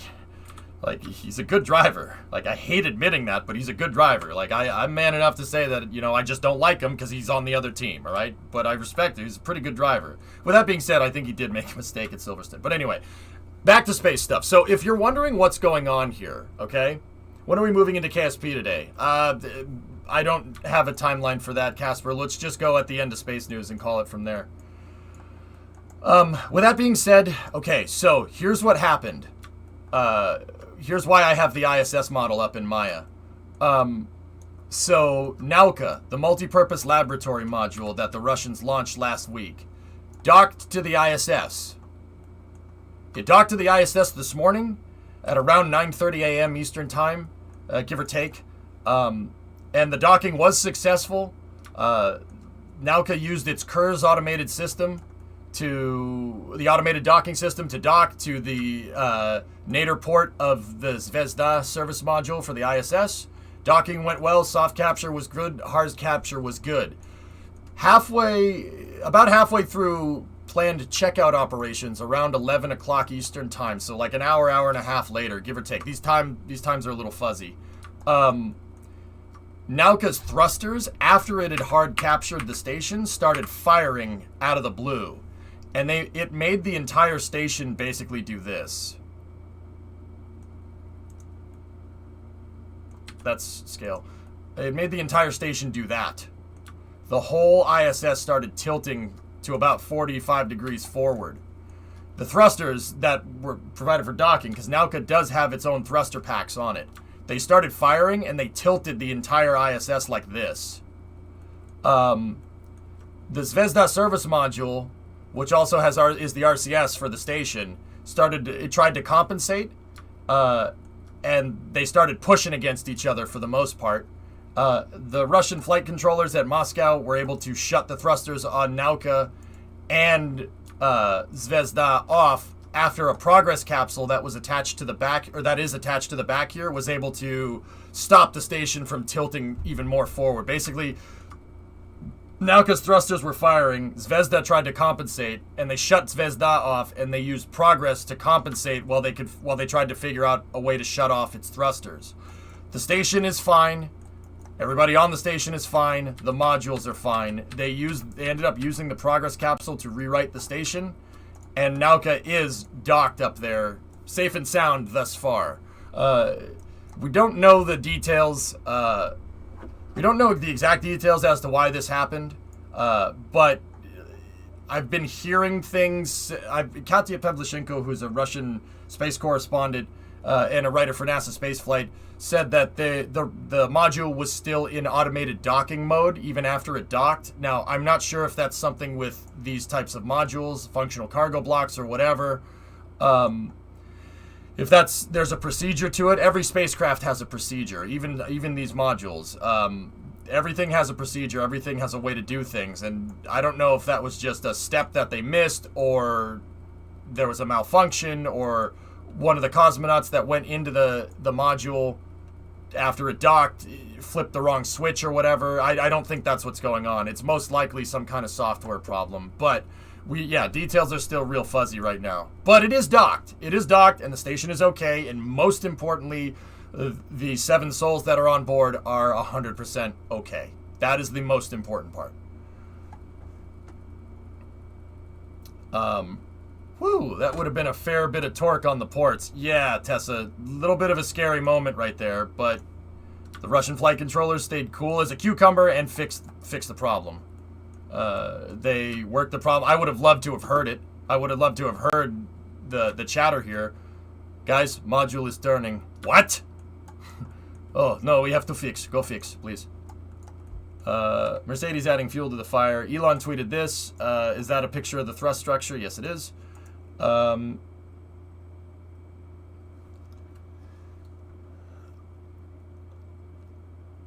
Wow, Red Bull and Mercedes are really duking it out. Red Bull and Mercedes duking it out with using the FIA to get back at each other. Me as a Ferrari fan.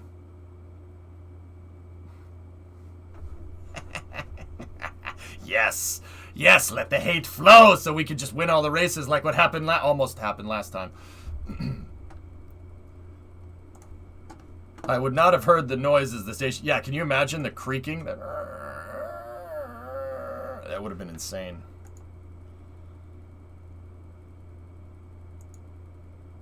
Lavi, I fell asleep. Hang on a second here.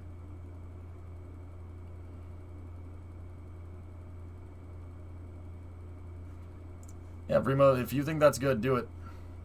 Also, just tortured myself for the benefit of chat. Do not watch Fast 9. Never turn your back on family memes. Tessa, yeah, no, hell no.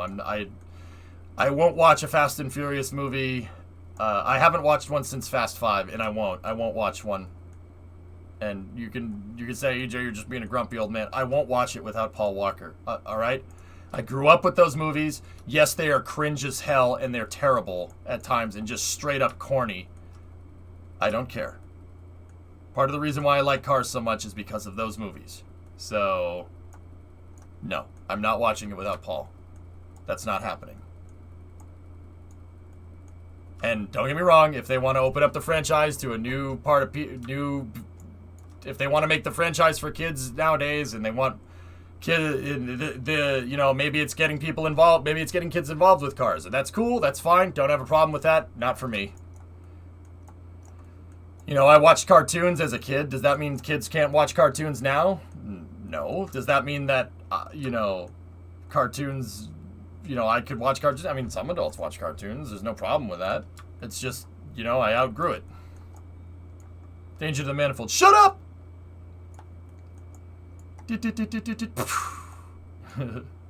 I wonder if we can get higher res versions of the Russian operational modules here.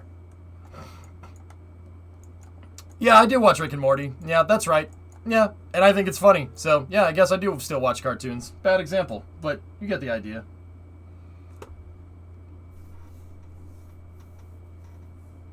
Shut up. Why did the floor open when there's danger to the manifold?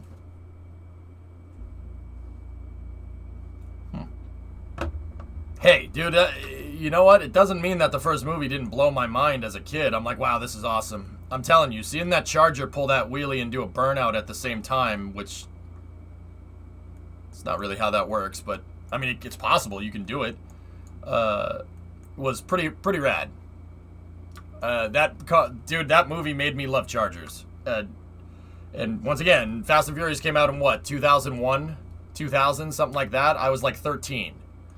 And everybody was swooning over the Supra, and I'm like, what is that black car with that metal thing sticking out of the hood? I love that. I want one. That's right, Aspect. Where's Progress? Progress isn't modeled here, Atran.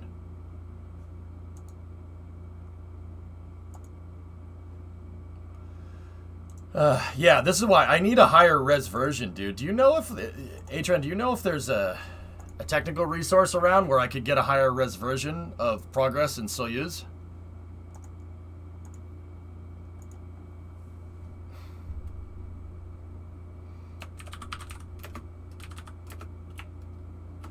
Yeah, here, I'll retweet that. Discovery, go and throttle up. There we go. There we go. Car toys, 67 months. Whoa, another month. I'm old, I was 19. Yeah. What's the file extension? I can use OBJs. I can bring OBJs into Maya, Atran. OBJs are FBXs. Here, let's take a look. NASA does have 3D model technical resources. That's all public stuff. So let's go ISS here. International Space Station, ISS high res. What type of file is this?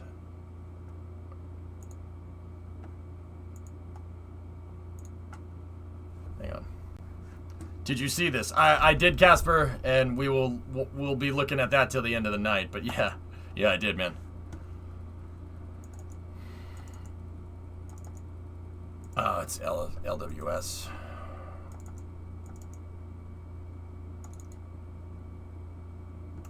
I don't know what that's supposed to be.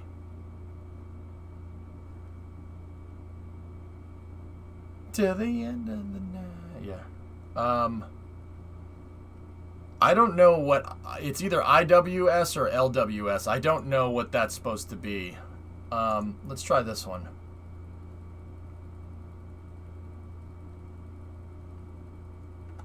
I think that is... That's the one that I have. Lightwave format. Oh, thank you. Thank you, Kevis. I can't read. Here, let's just... Yeah.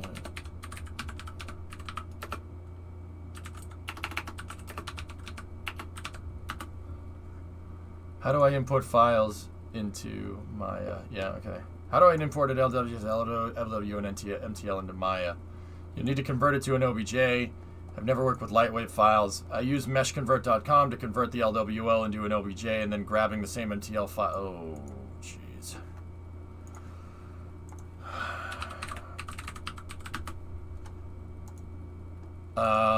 Yeah, anytime you convert like Lightwave to OBJ, sometimes stuff gets a little wonky. I'll try it. I'll try to do it.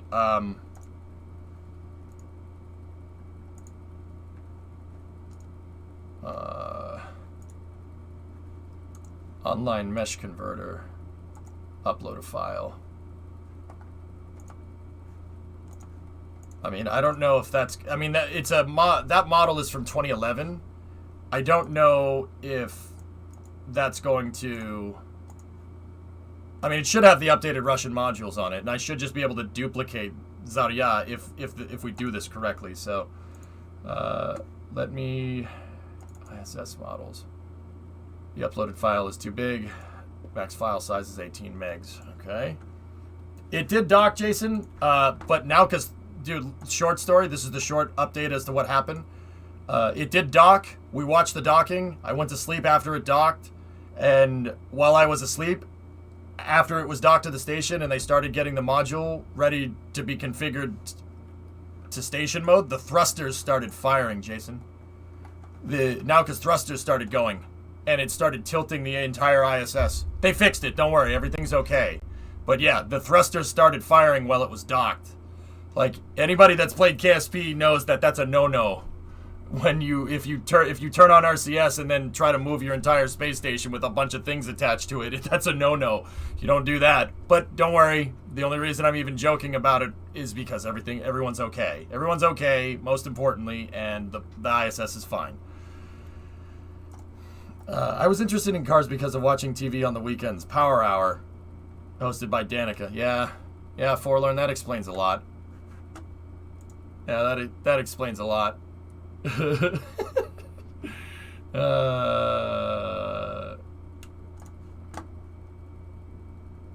Nauka experiments. PY, even I'm cringing, dude. I'm like, stop it. Don't call it that. Stop this. You stop this. All right, let's find. So we need the functional cargo block. Is there a? It's an LWO file. Maybe in scenes, LWS. All right, let's just take that and move that there. I'm not sure if that's how a Lightwave. I'm not sure if that's how Lightwave does things. I don't think that is how it does stuff. New Elon tweet. Yeah, I know, dudes. One thing at a time, okay? I'm trying to get an updated ISS model because my ISS model here has poopy versions of the Russian modules that are really low res. It's really high res on the US operational segment, but I need higher res Russian models for my ISS thing. See Elon Twitter. For frick's sake, guys. Give it a frickin' rest, dude. I've seen it. It's awesome. Yeah. Booster number 4 is a plumbing manifold to power all the Raptors. Why would it start firing the RCS like that? Not 100% sure. Hey, Bright. Hi. What kind of emergency evacuation does the ISS have? So the flight suits for the capsules are inside of the capsules, Canadian. So if they need to get out quick, they can just float, close the hatch. I mean, they could be off the station in 5 minutes. Less than that. It would. I mean, if the poop really hit the fan. But that's not how space flight works, dude. You don't plan for something like that. I mean, there is a contingency procedure, but they call it a contingency procedure, meaning that you only do that if you're totally screwed. The reason why we have people monitoring the ISS 24/7, 365 in Russia and in the United States and in Japan and in Europe, mostly in Houston and Moscow, though. But the reason why we do that is to avoid problems like this. The ISS is constantly being monitored. Excuse me. It's constantly being monitored to make sure that something like that never happens, ever. Like, NASA takes that super freaking seriously.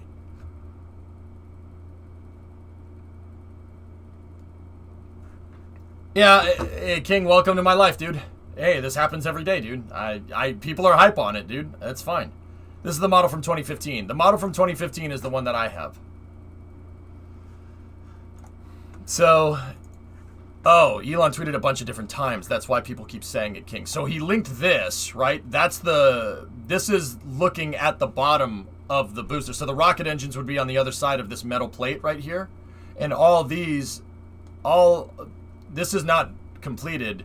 Notice that every other line has a pipe. That looks like the methane manifold right there. So this is a methane downcomer. So there's a pipe that goes through the center of the liquid oxygen tank carrying liquid methane, and it moves this through pipes to all the different Raptors. There's 9 on the center ring, and or 8 on the center ring. 1 engine is directly in the center, and then there's 20, I think, on the outside or something. That's a lot of fart juice. Yeah, and then Elon also said some other things here. What do we got here? Oh, baby, look at that spaghetti of plumbing. Yeah, see? And that's just the primary fuel lines. The maze of secondary plumbing and wiring is our greatest concern. Yeah, see, that's just the methane lines. This isn't even including the oxidizer pickups, which are going to connect into that. See the oxidizer lines? It looks like they have some of the oxidizer pickups in place. These ones aren't going to need a manifold like this because we're literally looking at the bottom of the liquid oxygen tank. They just need a pickup that basically elbows 90 degrees down. The spider. Yeah. Here's another picture of that from a different angle. But this one was for booster 3, but yeah, there's another picture of that. That's the downcomer manifold. It's got a plenum, just like an intake manifold on a car, but it's obviously for liquid, but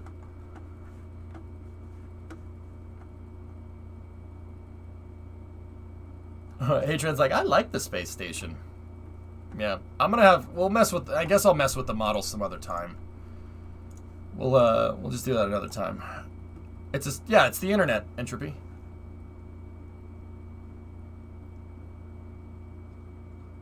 What? It's a series of tubes.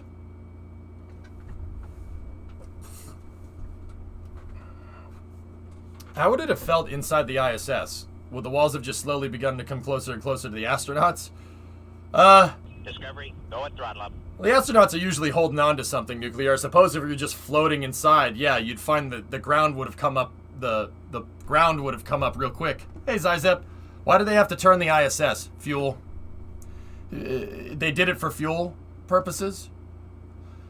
So let's get rid of the model stuff. I don't need to do that right now. So check this out.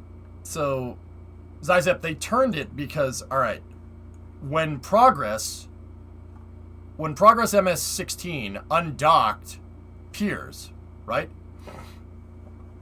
When it undocked the Piers module, this doesn't have any RCS on it, right? There's no RCS on this. There's reaction control systems on Progress, but the reaction control systems on Progress are down here.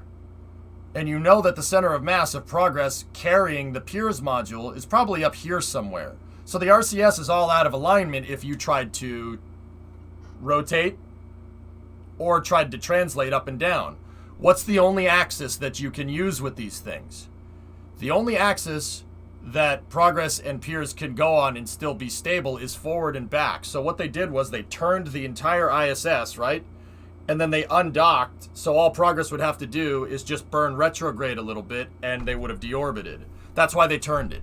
Fuel and translation authority. And I'll bet you they just kept it that way for Nauka when it docked because of, well, fuel. Have you slept? I got about 2 hours of sleep, Dylan. Maybe, at best. How much fuel does that use in liters a second? These things actually don't use a lot of fuel, XP. They don't carry a lot of fuel. You don't need you don't need anything high powered. You don't need high powered rockets. You just need little tiny guys like this. That thing is about the size of a grapefruit. That nozzle, actually maybe a little bit bigger, maybe a soccer ball. But that's, even a soccer ball sized thruster is that's small for Nauka. Nauka is, it's about 40 feet long and about 15 feet wide at the widest part, not solar panels notwithstanding. It's a big module. It's about the size of a bus. Very, very, very big. Are you good for 2 hours? I'll find out, Clayton. And then Elon also said something else about this. Let's go over here. And that's just the primary fuel lines. Raptor 2.0 is a major improvement in simplification, while also increasing thrust from 185 tons to 230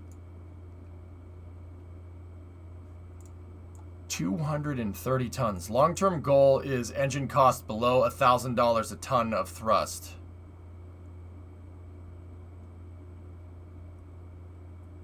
Economies of scale, man.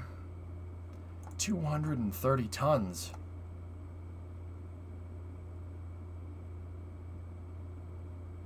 What is that? 2,300 kilonewtons. That's...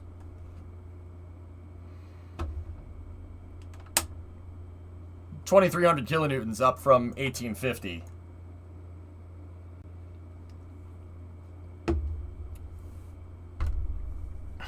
Dudes, if the Raptor engine was in stock KSP, it would be cheating.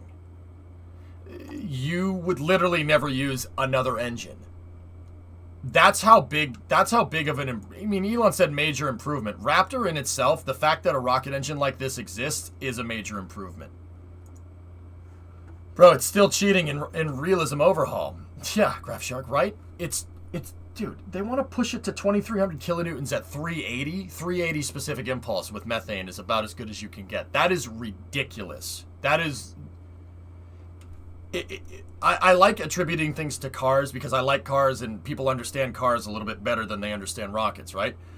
Making 2,300 kilonewtons of thrust and also at 380 second specific impulse would be like making a V8 that makes 700 horsepower get like 90 miles to the gallon. Yeah, that's... See, with rockets, you don't necessarily need to sacrifice efficiency for power. You can do both of those things. The problem is it's just really hard to do both of those things. I mean, it's ridiculous. It's crazy how... It's crazy that the numbers that they're getting. Even 1850, 1,850 kilonewtons of thrust at 380 second specific impulse is still absurd. That is ridiculous. Do you think they could push it to 400 ISP? No, methane won't go above 380 T-man. That's the theoretical max efficiency that you could get from what I understand. I could be wrong on that one though. They want to make Raptors for less than 230 grand as well. That's, I mean, that's jet engine territory. That's how much, I mean, maybe not, well, yeah, that's about how much you could buy a turbofan for like a jetliner for. Brand new, am I right? Am I thinking about that correct? Airline parts, that's the target. Vulcans using Raptor when? Oh, jeez. I just noticed, EJ, who is the new guy in Mission Control? That guy is named Gary Lai. Gary Lai is the he always tells the truth, by the way.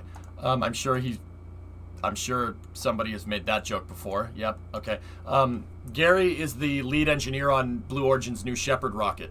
Yeah, he's cool. He's a cool dude. I thought it was funny because I have this thing. It's always funny when you see an engineer on these webcasts because you have the PR personalities, right, that are like, yeah, our rocket's gonna go. This is awesome. Look at how cool this is, right? And then they always have an engineer as a co-host, right? Like Blue Origin does that a lot, and I see it on Roscosmos' stream when they have Alexander Blashenko on there as well. All the engineers talk exactly the same. It's so funny to me. They're like, because like during the NS-16 mission, Arian Cornell, the host of the Blue Origin cast, was like, Gary, do you believe this? Look at this rocket going. This is amazing. And Gary's just sitting over there. He's going, yes, I'm literally speechless. I'm speechless. Okay, Gary, that's great. Engineers he clearly had a lot to say. I'm speechless. So yeah, that's why I put him there, because he won't shut up. He won't stop talking. Gary, stop talking. You're too loud. Jeez. Even when the Russians talk to one of Roscosmos' lead engineers, Alexander Blashenko, he's just like, yes, we're going to dock the module together with the other module. And then when we dock them together, we're going to make 2 modules. And when we dock 2 modules together, that'll make a new station. And then after that, we're going to send up people to those new modules. And then when we send people to those new modules, we'll have people on board a 3-module space station with the spacecraft and the 2 modules together, because 2 + 1 = 3. It's the same, dude. It doesn't matter what country. It doesn't matter what country. Even the Europeans, they have that guy. They have that guy on every once in a while, and the Kines hosts are like, oh yes, we're going to launch into space. Look at how exhilarating this rocket is. It's so nice. What do you think? And then the French engineer is like, yes, I think this is really good.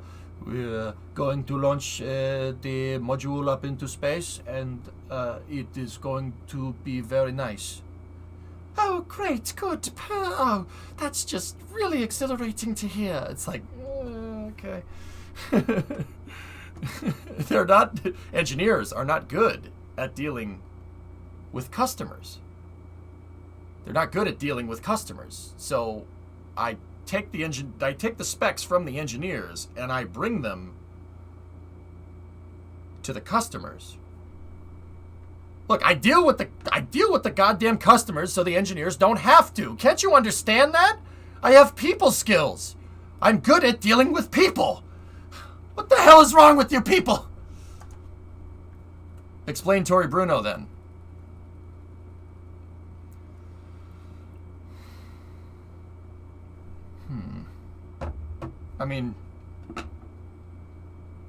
Hey, you have anomalies here and there.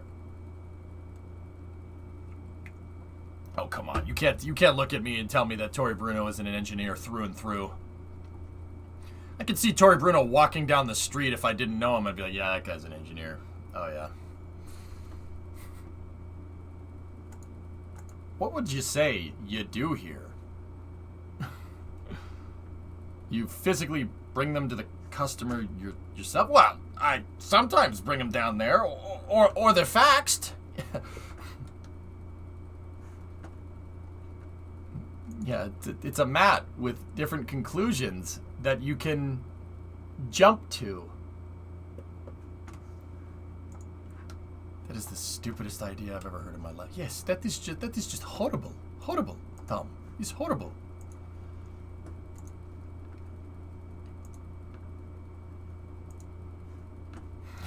We are now dumber. Oh gosh, we're mixing the references. So, one last thing about Nauka. Because of that whole thing with the thruster firings, guys,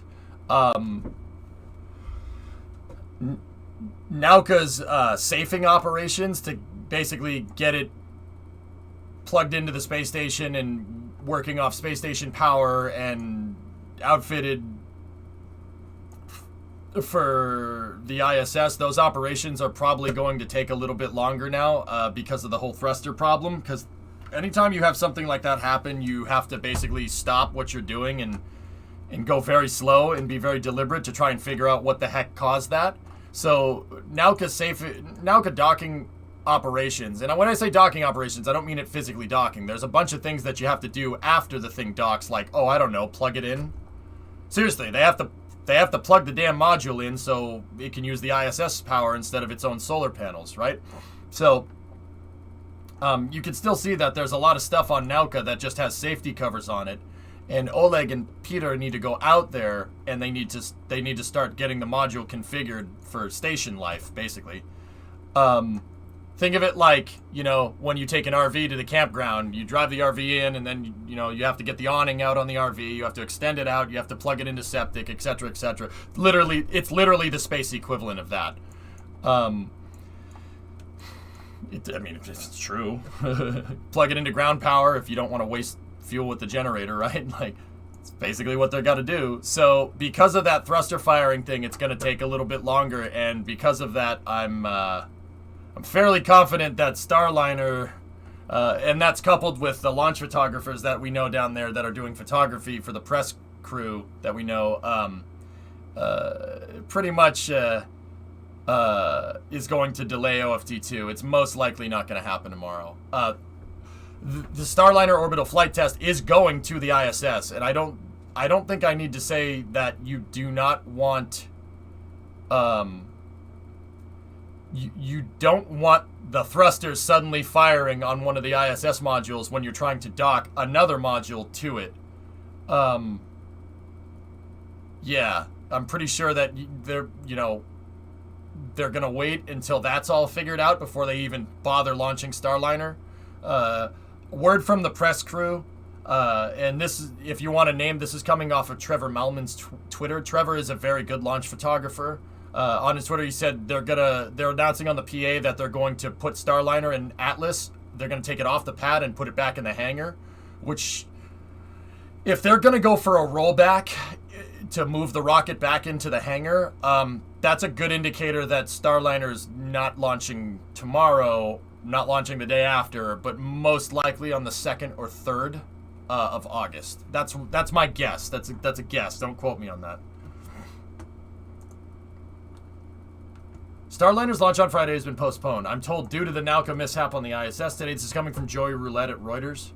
NASA is discussing with the Air Force on whether it can try launching on Saturday. If they're going to roll back, dude, I highly doubt it's going to be on Saturday, but who knows?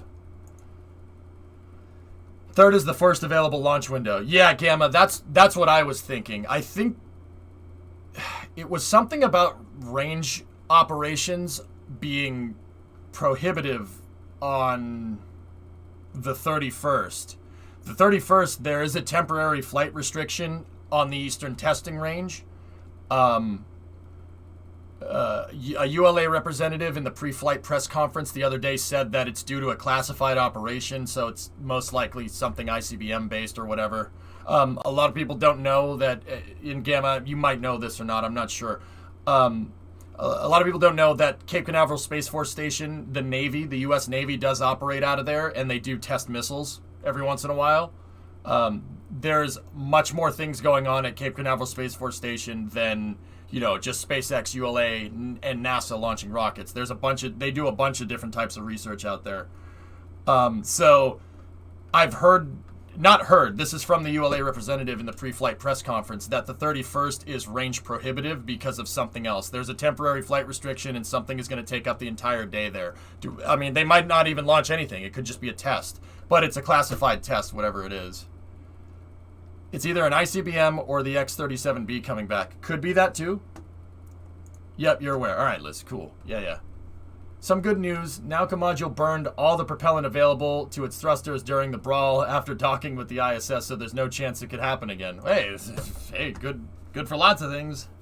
See good and bad. Confirmed for OFT2. Elro, did NASA say something right as I was reporting that? So NASA just tweeted, alongside our partners at Boeing Space, We've decided to stand down from Friday's launch attempt of Starliner. Yeah, that's because Nauka screwed up. I mean, Starliner can't catch a freaking break, dude. Yikes. What do you think about India's attempt to land a rover on Mars after their first failure? If at first you don't succeed, Don, try again. Nothing in spaceflight is easy, but then again, people don't do it because it's easy. Every hard action to achieve, it not just in spaceflight, in general, if hard stuff was easy, more people would do it. So I applaud ISRO, you know, after screwing up, they're going to just try again. Try again. If at first you don't succeed, that's what we did in the 60s. That's what the Soviets did in the 60s.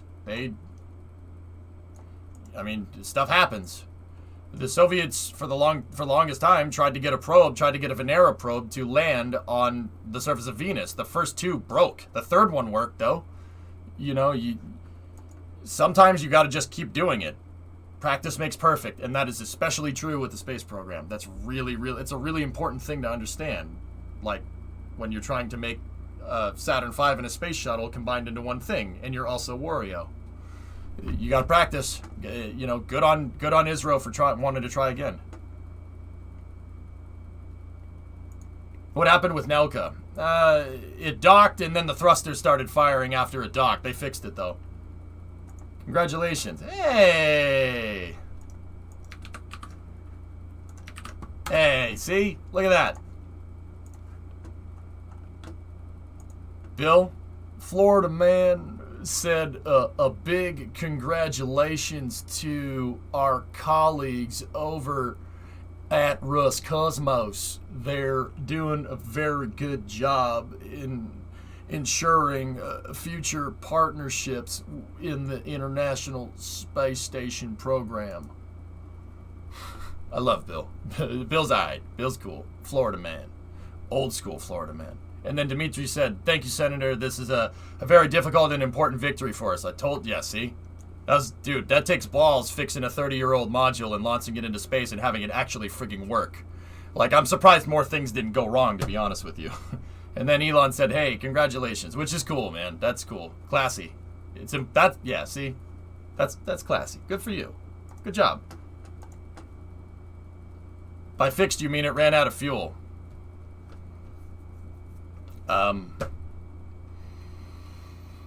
That could have been what happened. That may have been what happened. What did Jeff say? I don't think Jeff said anything.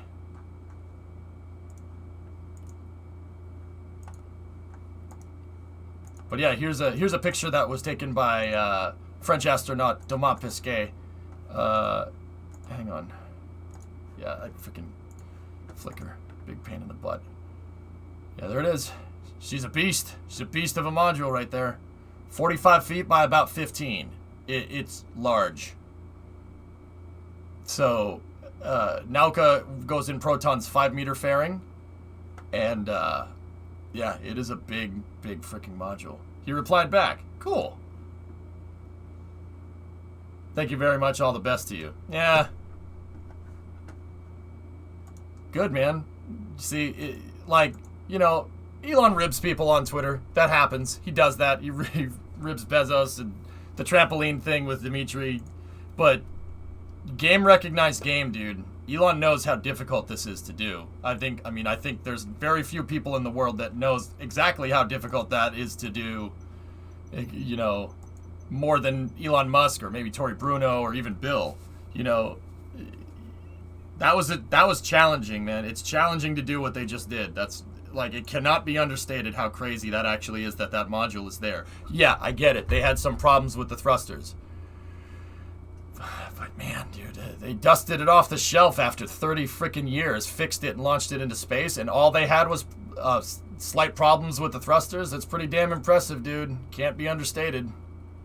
It's really freaking cool. And now they can finally install the parts that were brought up for it. That thing over there, that circle. Yeah, they can finally install the damn parts for it that were launched in 2010 on a space shuttle. Yeah, on the Rasvet module, there are parts for Nauka.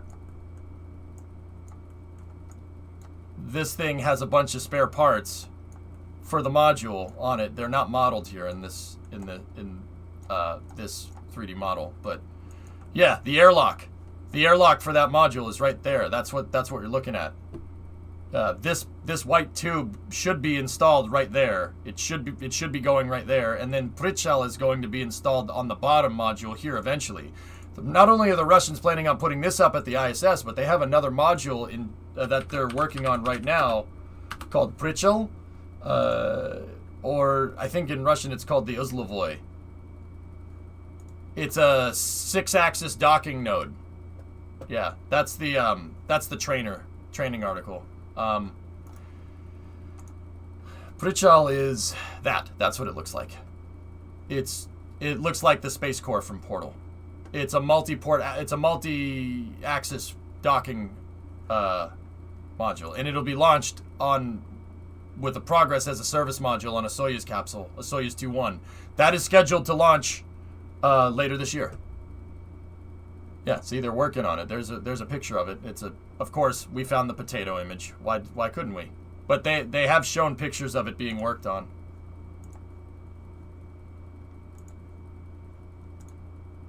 Yeah. Uzlovoy means node module. Spasibo. Thanks, man. Yeah, they launch it with a Progress service module and an adapter. Yep.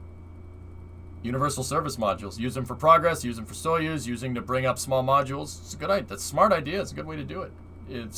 This works kind of in a similar capacity to how Dragon can take up small things in the trunk. Same idea. But if they're adding that means they have more modules planned. Phil, it's up in the air, and that's something to take into account. It is up in the air. The station, I get, station's up in the air. Ha ha ha. It's in space.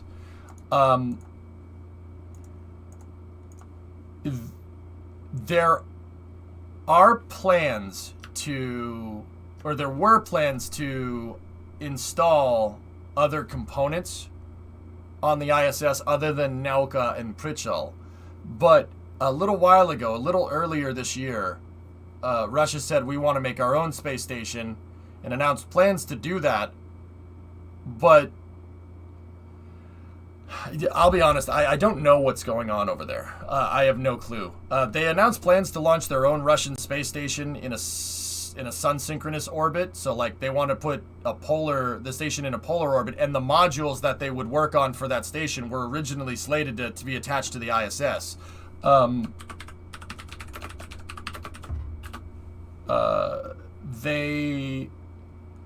Let me see if I can find some pictures for it. They have an NEM module, which is an energy module. That's what NEM stands for.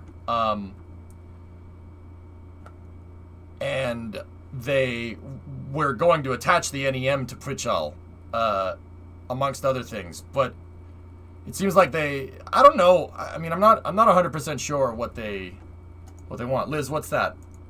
Wild altitude plots. Yeah, Mike Sachi. The ISS was maneuvering since 1634 UTC, as NASA TV said. Repeatedly, the anomalous firing from Nauka started at 1645. What was going on before? Was it a return to the standard flight attitude? Was that the trigger for it to fire? Liz, wild speculation on my part, yes. That's probably because the module was still in docking mode. The way Nauka docked to the ISS had the long axis of the ISS pointing towards Earth, and they docked it like this, and it looks like they started to flip the station back over, and Nauka said, no, I'm not done docking. Why am I being moved into a different position? I'm going to go ahead and guess that that's probably what happened, but I don't know for sure.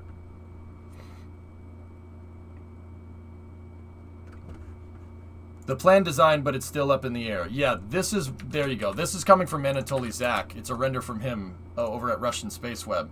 So they wanted to put Nauka on, and then Prichal, and then they wanted to dock the energy module down here. The energy module is updated solar arrays. Don't get me wrong, these solar arrays power all the ISS modules. They hot-wired the Russian modules to tap into the grid right here. Grid, so to speak.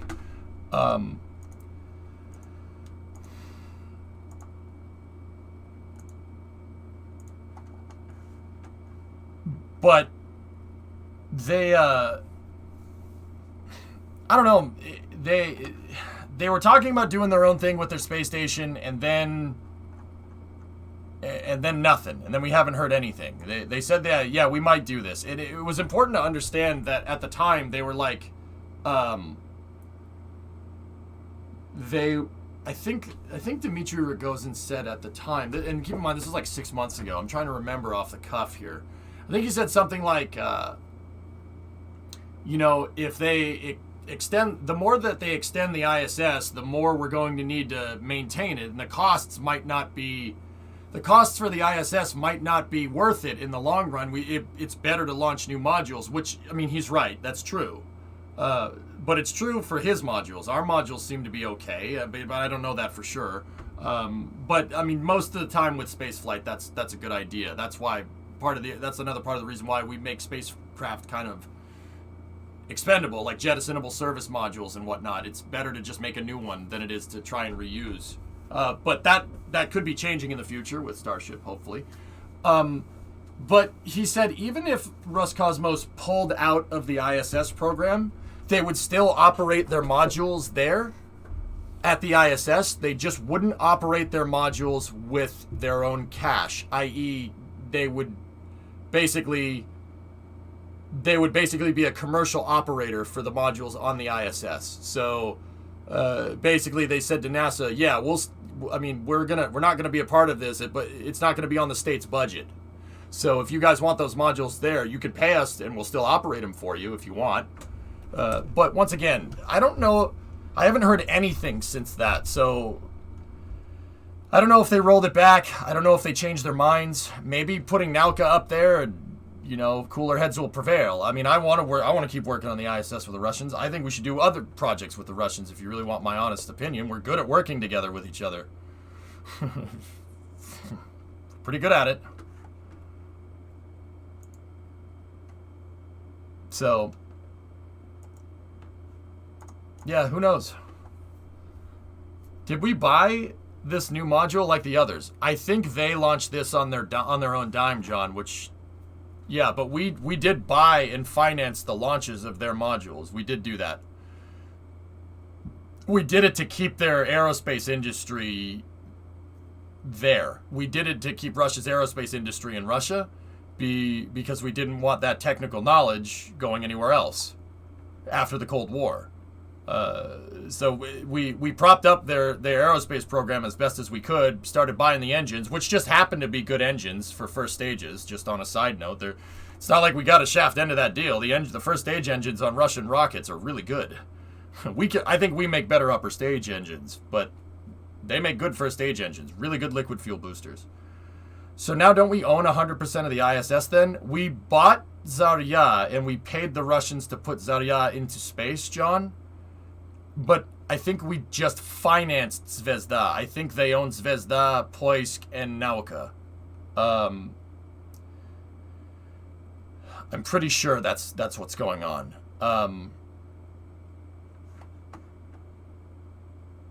So, who knows? Giga Texas 6 months ago versus this week. Yikes. Any idea what module Rogozin is tweeting about here?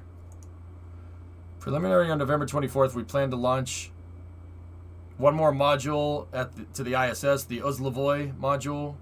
We call it BALL. That's Prichal. This will allow us to expand the possibilities of docking with the stations, with our new ships, including the lunar spacecraft Oriol. Yeah, it seems like they're kind of just rolling back on that, dude. Laughs in Raptor. RD-180s and RD-190s are comparable, goalie, and they use kerosene, which is, once again, you can say whatever you want about this, that, Russian stuff is junk, like, haha, Ladas, am I right? Their first stage engines are good, man. They're good even by today's standards. Pretty competitive in terms of performance if you compare them to the rest of the first stage engines that are around. Dang, that would make bringing it to the Smithsonian a pain. Maybe put it in NYC at the UN. I don't know, maybe. I sense a sabotage in the works. Yeah, you could just call it Uzlovoy, Lavi. I mean, Prichal is... Yeah, it means docking node. Or you could just call it multi-axis node. At least that's what the Russian viewers in chat were telling me. Rogozin asked China to lower the inclination of their station so they could join them, and China said no. Does Antares still use Russian engines? Sure. Yeah, Hokie, of course it does. We can still use Russian engines. Congress mandated that that the U.S. can't launch Department of Defense payloads on Russian motors. But Atlas V can launch stuff to the ISS on with Russian engines, with RD-180s, and Antares is using the RD-181M. We can keep doing that. That's fine. Can we just call it the Russian ball? Yeah, maybe. I'm pretty sure the RD-58 gets like 372 seconds vacuum on RP1. Yeah, I mean, oxygen rich. When you run lean like that, you burn all the fuel and you can make more power, but you also make a lot more heat, just like a car. You increase efficiency, and you increase the efficiency, and you still get the reaction, the energetic release of kerosene, but heat is the byproduct of that. Just like, yeah, same thing with a car. You lean out a car's engine, it's going to get hot. Northrop Grumman is in talks right now for an upgraded RD-181 for Antares. Yeah, they'll probably get it, dude. Yeah, it's pretty good. I mean, there's talk about stretching Carolocks. Once again, good first stage engines, Lavi, not so much for second stage stuff, especially if we're talking sustainable programs in space here. You want hydrolocks if you're going to be up and around in space. Refueling, obviously. You know, there's no oil on the moon. In before someone makes if there was, the U.S. would be there, right? Yeah. Yeah, it's a good joke.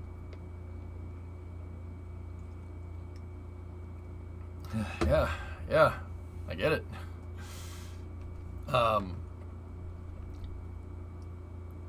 So yeah, Forge. I mean, I think that I think that Russia wanted to join in on China's space station, and China said, nah, we're good. And Russia said, fine, whatever. Jeez. Good joke, but it is true though.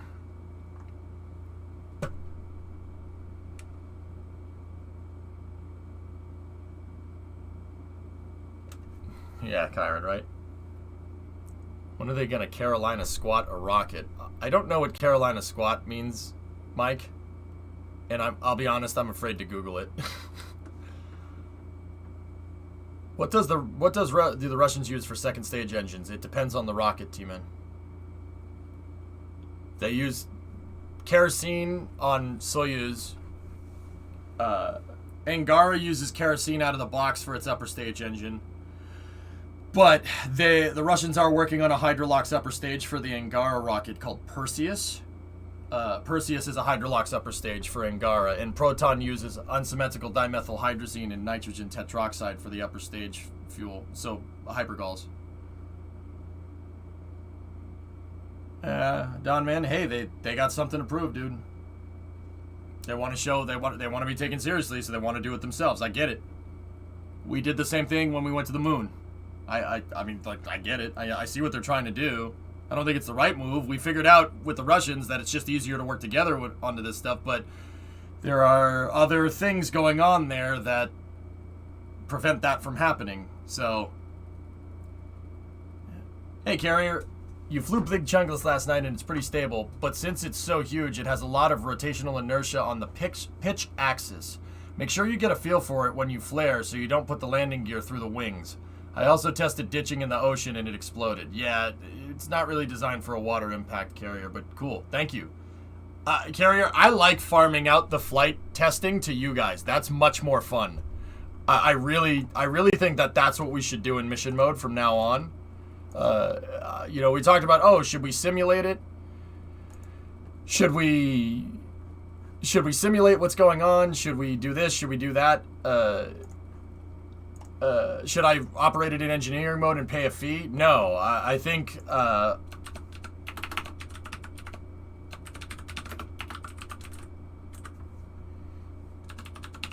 that farming out the simulation to you guys is the right move.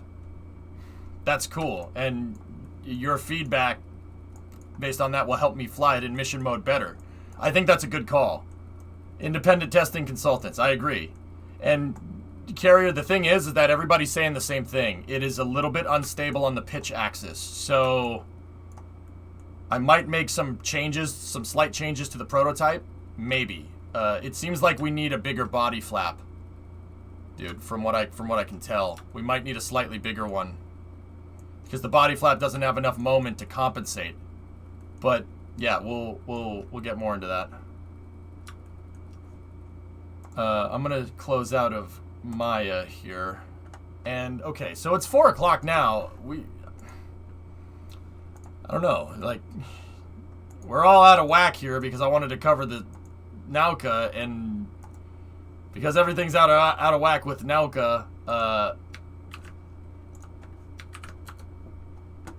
not out of whack, that's not the right way to say it, because it kind of screwed up my schedule a little bit. I wanted to play Starbase for early hours, but it's time for Space News right now, but we basically already did Space News, but I don't know if I want to play Starbase right now, because if I play Starbase right now, I might, I know that game. I might end up playing it all night, and I don't want to play it all night because we got to finish the rocket launch pad in Kerbal, so Nauka had a bad attitude.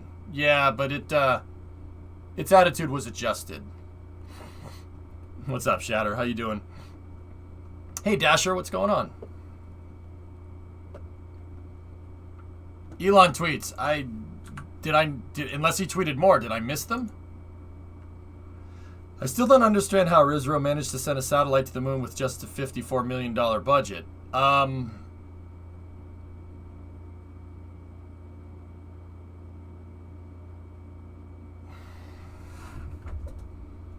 I mean, if you're making a small satellite, Don, man, then yeah, you can launch it for cheap, dude. So, Israel's lander for the moon is tiny. It's not very big. It's maybe about this big.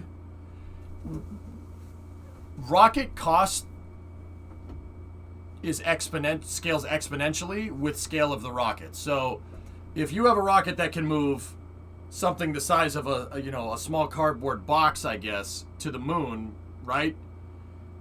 Say that thing weighs like 500 kilos or something, or 1,200 pounds, right? Discovery, go at throttle up. If you wanted to make a rocket that can move 2,400 pounds or 1,000 kilos to the moon, it's not going to be a rocket that's twice as big. That's not how that works. So, India was able to do it on a low-cost budget because it's small, it's tiny, it's a tiny rocket. Tiny rocket with a tiny lander. Now, once again, cost scales exponentially with size. If you want to send people with a capsule and a service module and a lander,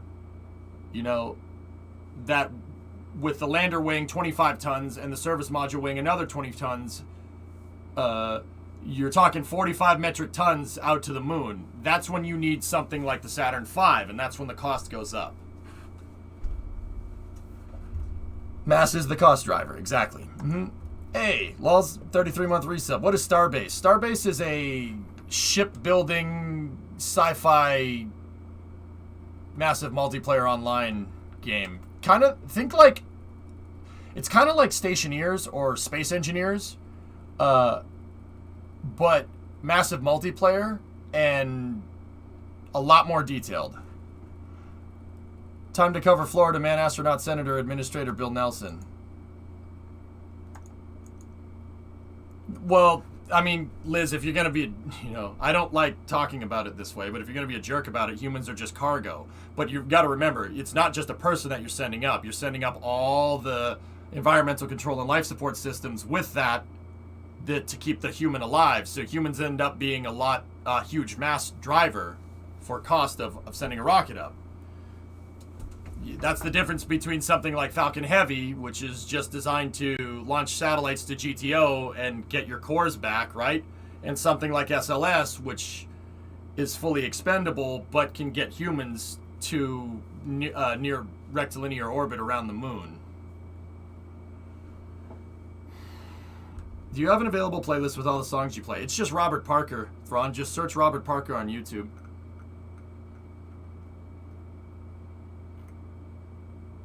Starbase server is down for like 30 minutes. Oh, okay, Thus. Thanks, man. I'll just say I need all the luck I can get for tomorrow. Intentional vague statement. All right. I'll send good vibes your way, dude. Shatter, make sure you don't need an attitude adjustment, okay? The green screen is messing with the starship up top. Oh, yeah, it's because I was leaning up against it with the chair. It's fine now. Are you going to have a Starbase community? Fistus, I would love to do that, but I don't know if I have the time to commit to something like that.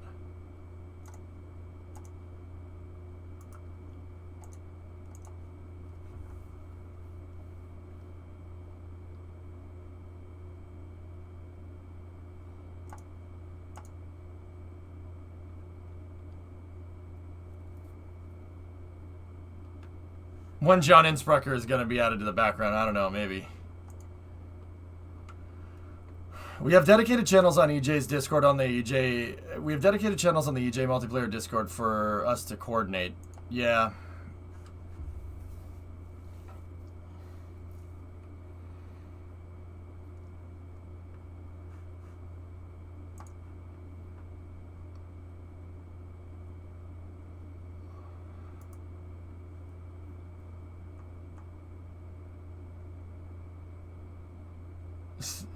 It's been there since it was early access.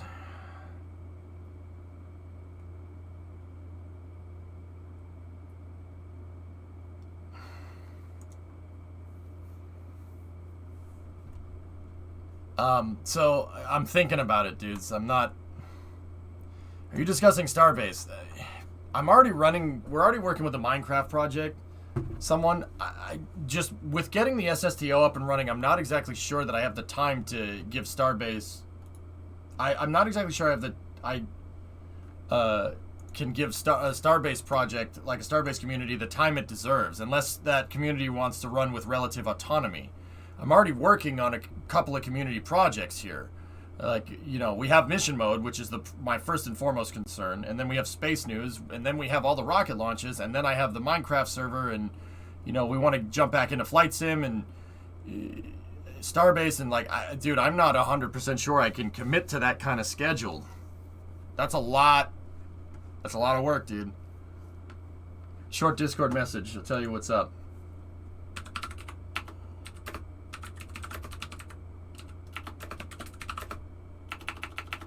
Alright, Shatter.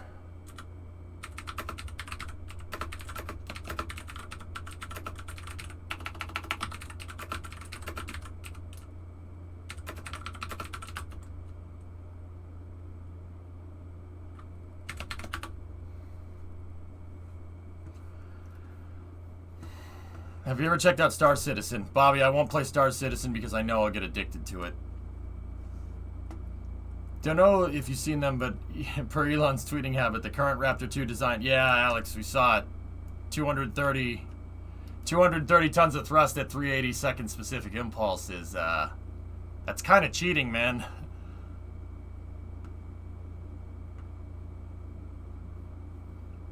I mean, yeah.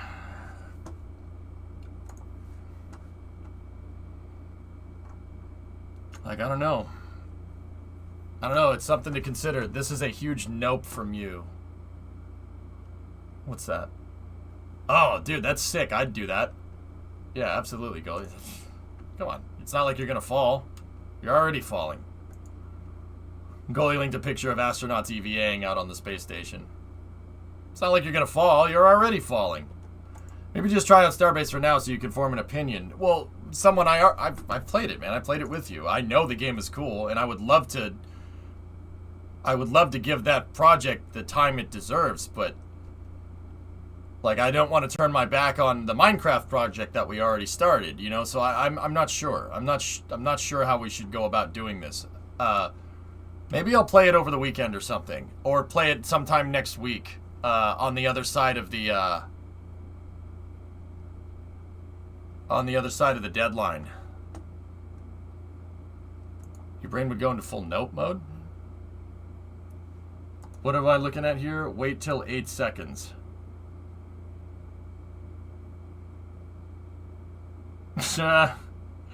Nice. The crew cabin, though.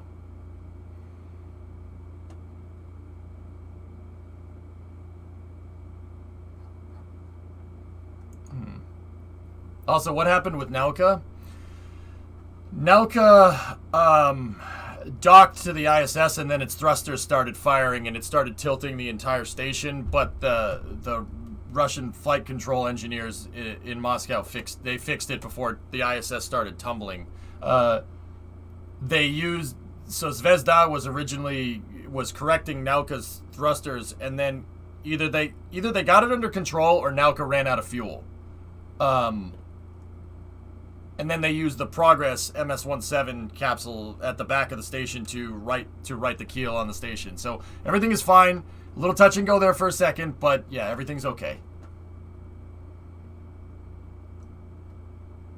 You'd want to do it, but I can already tell you I'd not be able to go out the hatch. I wouldn't have a problem with it, goalie. They said it ran out of fuel. Do you have a confirmed source for that, Kalsum? I just want to, dude, especially when something weird happens like this, I just want concrete sources. When I'm giving people updates, I'm only really reporting what we know. Like, we've heard that it was going to do this, or we heard it was going to do this. I don't know for sure. Like, do you have that confirmed from, like, Dimitri or something? This is the last tweet I saw Dimitri say. ISS press conferences in 20 minutes, so more details then. Okay. So Dimitri says we're going to launch Prichal, the Ozlovoy module. And see, this is very telling right here, dude. Anatoly said it on Twitter. Okay. Andy, thank you. That's very telling right there.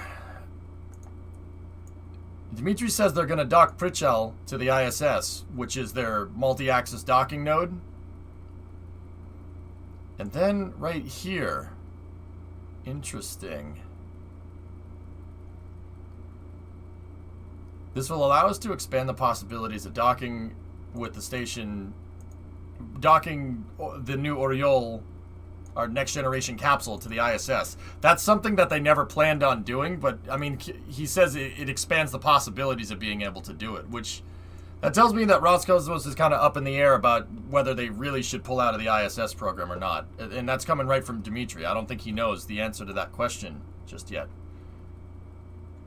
And then Ian?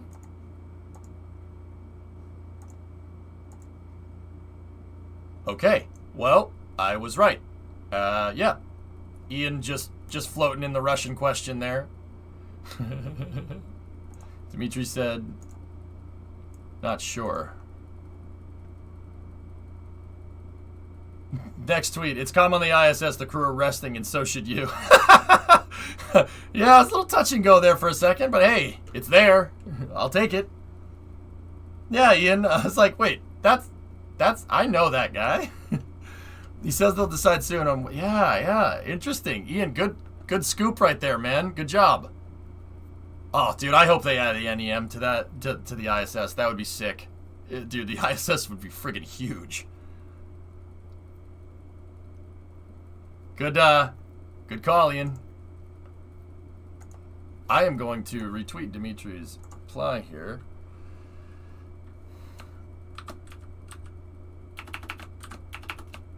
Dmitry Rogozin on adding more than just Uzlovoy. Or I'll just say on adding more than just Prichal to the ISS in the future.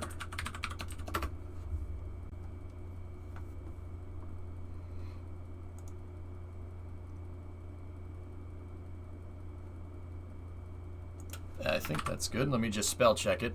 Dimitri goes in on adding more than just Prichal to the ISS in the future. We'll decide soon. Done. Retweet. NEM is literally the 21st century functional cargo block. Clean sheet design with much more room and power available. I'd love to see it fly. I mean, it's going to fly, Ian. It's going to fly one way or the other. Where's it going to go? So they pretty much couldn't save Nauka RCS once it docked to the ISS, is my understanding. We don't know that for sure, Signer. It could have been a glitch. Maybe they didn't turn off the docking system. I don't know. We don't. That's why I'm being very careful with saying we don't. I'm not sure what happened. The thrusters did start firing after they opened the hatch, though, and we know that the ISS was maneuvering around before. The ISS was maneuvering around before the thrusters fired, and they basically took the ISS, which was facing down, and the module docked this way to it, and they turned it back into position. And then when they turned it back into position, Nauka said, wait a minute, no, and it sounds like it started to tilt it right back up. Discovery, So throttle up. that leads me to believe that it was still in docking mode. It was the Kurz 2 system was still activated, which is the automated docking system. But once again, don't know that for sure.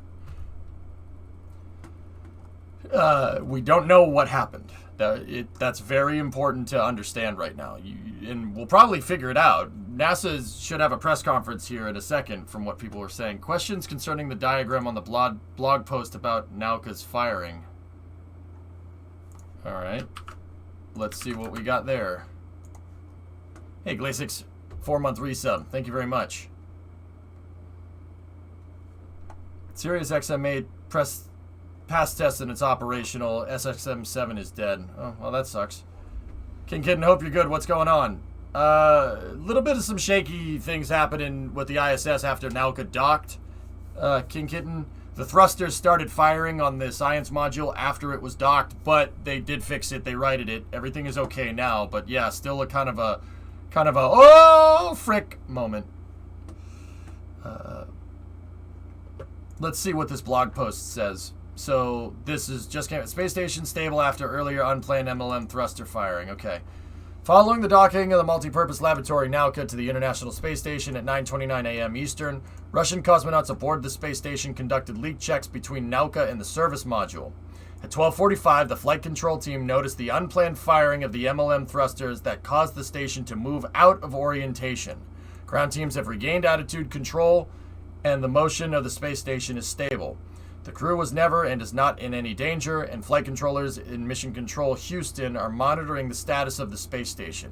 Teams are also monitoring the impact of tomorrow's launch of the Boeing Starliner spacecraft. It's already been pushed. This statement's a little bit old. Updates on the space station will be provided on nasa.gov and the agency's social media pages. There you go.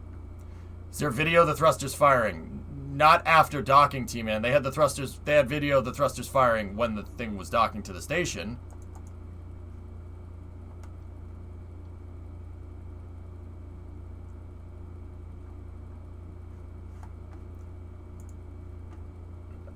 Bro, the environment? What environment? Yeah.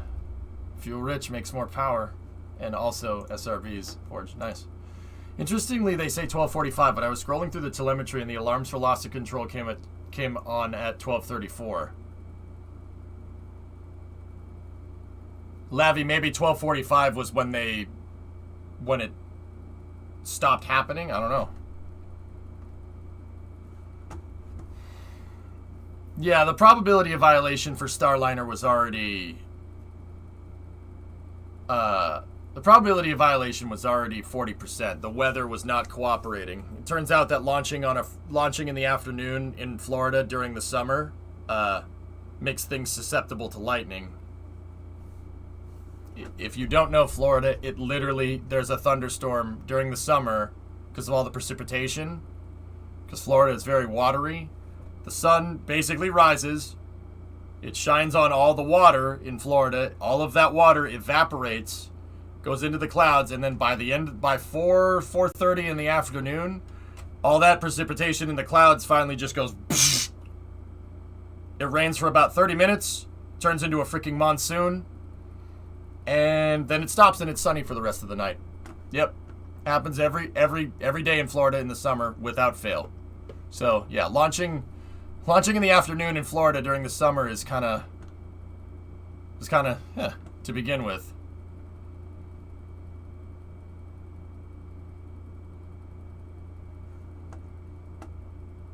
So he told you it was the astronauts up there fighting over pushing the buttons first. Yeah, maybe. I was specifically asking about the image. It looks like the image is correct with the positioning of Progress MS-17. I misunderstood something you said earlier about where it was docked. Let me see. Oh, Progress is not docked to the back of the station. It's docked to Ploysk. Huh.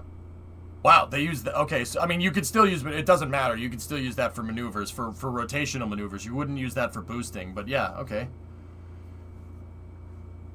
Do you think it's the rain, lightning, or upper-level winds that nixed tomorrow's attempt? It's not upper-level winds. It was cumulus cloud rule, in-flight lightning strike, and I think anvil cloud rule was the last one.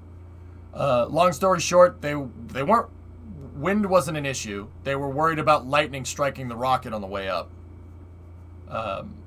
Yeah. Ground-level winds and upper-level winds were fine. Yeah, the cumulus cloud rule, which means there's thunderstorms that are high up and that could strike the rocket on the way up. You don't want that. Sunshine state, because constant thunderstorm state doesn't look good for tourism. Yeah. I love violent thunderstorms. I like it, Eagles. When I lived there, I thought it was cool. I'd rather have it be humid and rain than humid and not rain. Ohio is miserable sometimes. Yeah, Mike, in Florida, it's super humid during the day, and then after that afternoon shower, it gets sunny, and yeah, the precipitation goes down, and then the sun goes down, and then you get nice, clear skies, and usually at night it's like 70, 80 degrees with like no humidity. Sometimes it is humid. Sometimes there's just too much water. But yeah, Florida nights in the summer are great. Yeah. I'm not a fan of thunderstorms as a farmer, Vlam. Yeah, I gotcha. Yeah.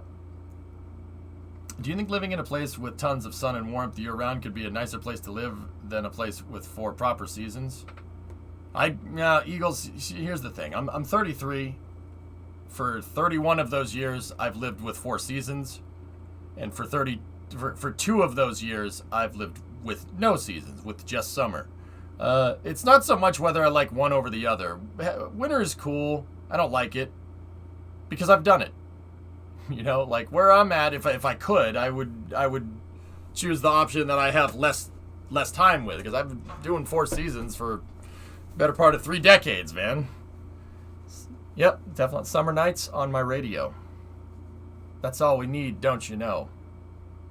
Because we celebrate, and the gang's all here. With hot summer nights, it's the time of the year. Yeah, there you go, goalie, right? The crew will enter Nauka soon. They already did, Gene. The crew's resting right now. A little bit of a showstopper there for a second. They're chilling.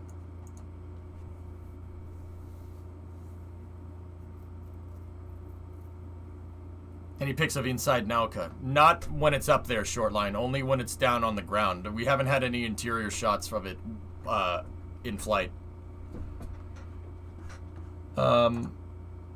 Here. We could be... I mean, I don't know. Dude, I don't really want to listen to the NASA teleconference. Maybe I'll have it on in the background, dude.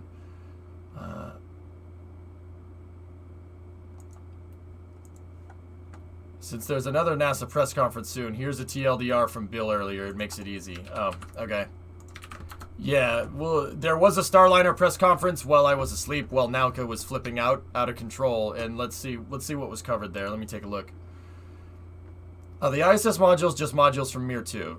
Yes and no, RJ. They're modified to work with the ISS as opposed to Mir 2, but they're derived from it, yeah. Heavily derived from it, yes. Some of them are actually... I mean, Zarya Zvezda and Nauka were originally planned for Mir 2, and then plans changed.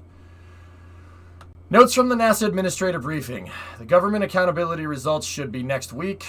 What GAO report is that from, Phil?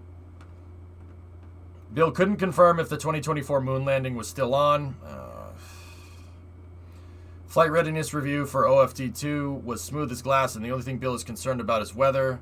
Has enormous confidence in success. That's the GAO report on HLS. Okay, that's scheduled to come out next week, right there, on the 4th. Private competition is good, and having 2 competitors is necessary for HLS refers to commercial crew as an example. Optimistic that Congress will give NASA extra funds for an HLS competition.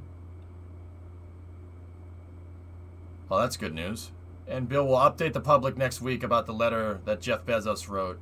Oh, yeah. Jeff Bezos basically said, I'll give you $2 billion if you give me an HLS contract. Like a $2 billion... that's not exactly what he said. He said that if you give me an HLS contract, I'll put $2 billion of my own money towards it. Believes Congress will extend the ISS to 2030 and hopes by the end of the ISS there will be a commercial station. Okay. Jeff Bezos wrote a letter to Bill Nelson, Shortline, and the letter essentially said that, you know, you need 2 landers. 2 landers will help us forge a clear pathway to the moon and back. Competition is good. Having 2 landers can create a healthy market for going to the moon and could expand our foothold in space. He's right. That's right. That's correct. And then he said, if you decide to field 2 landers and you pick the national team, I will put $2 billion of my own money into lander development. Yeah, that's what he said. Shouldn't we fund a commercial space station? We already are. NASA has the commercial low Earth orbit destinations program, RJ, but that program is still kind of in its very, very preliminary stuff. But NASA is trying to fund private space stations to try and bridge the gap between the ISS and whatever replaces it.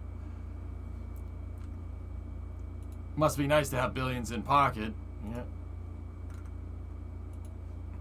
I mean, Twitch, we could sit here and people, you know, you can rag on Jeff Bezos if you want, right? Like, people do it all the time, you know. I mean, that would be sweet if I had $2 billion. I wouldn't even know what to do. That's an incomprehensible amount of money to me. But hey, you know, the fact that he's willing to throw that towards space, as a spaceflight fan, I can't hate that, you know? No, I know. I'm just being a hater. Yeah, I got you, man. I got you. Yeah, no, it's all good. I've been dealing with that a lot lately, man. Like, yeah, I'm dealing with that a lot. Dude, I covered the mission where he flew above the Kármán line, right? I covered that mission on stream, and man, dude, I was like, guys, just enjoy it, please. Holy crap. You know? Like, everybody has to weigh in. I just say Jeff Bezos, and that's like a dog whistle for people to be like, oh yeah, that guy that I hate, here, let me tell you about how much I hate him. I'm like, all right. Okay. Jesus. I'm like, I get it, dude. All right. Yeah, that's sure. You know, where do you suppose rocket technology will be like in 30 years, Eagle? Ideal scenario, we get, you know, something like a routine Apollo missions to the moon. Well, actually, that's kind of, hopefully that's like the bare minimum. The ideal scenario is having launching into space being as routine as launching taking a plane off and landing somewhere else. Hopefully stuff like Starship and Blue Origin's reusable space flight program and Relativity with their Terran R rocket will start to change the way we think about space and have it, and these spaceflight companies like SpaceX, Blue Origin are not just bidding on payloads, but being used as airplanes to move stuff back and forth between orbit and here. Hopefully. Hey, just got off work. Why do we hate Bezos again? I don't. I mean, I certainly have my criticisms, King, but I don't hate the guy. It's like, I mean, as a spaceflight fan, I'm pretty into it, dude. The guy is pretty good dude in that regard. Not in other areas, and I understand that, right? Like, yeah, shattering. Yeah, exactly. I think something tells me that people are just looking for a reason to dunk on somebody that they already didn't like, man. And like, once again, I'm not, I understand in the same sentence, you know, you can't say like, you know, oh, Jeff Bezos is a saint of, you know, when it comes to running a business. Like, I get it, dude. But when you have a business that big, I understand that people are going to think you're a jerk. It literally happens to every business magnate. It happened to Henry Ford. It happened to Walt Disney. It happened to Elon Musk. It happens to Jeff Bezos. It happens to Bill Gates, Steve Jobs. Like, it seems like if you just pass a certain threshold, people are just going to hate you. It's just something that I've noticed. Either that or you're a jerk. I don't know. I mean, usually it's kind of, you know, both of those things. But what do I know?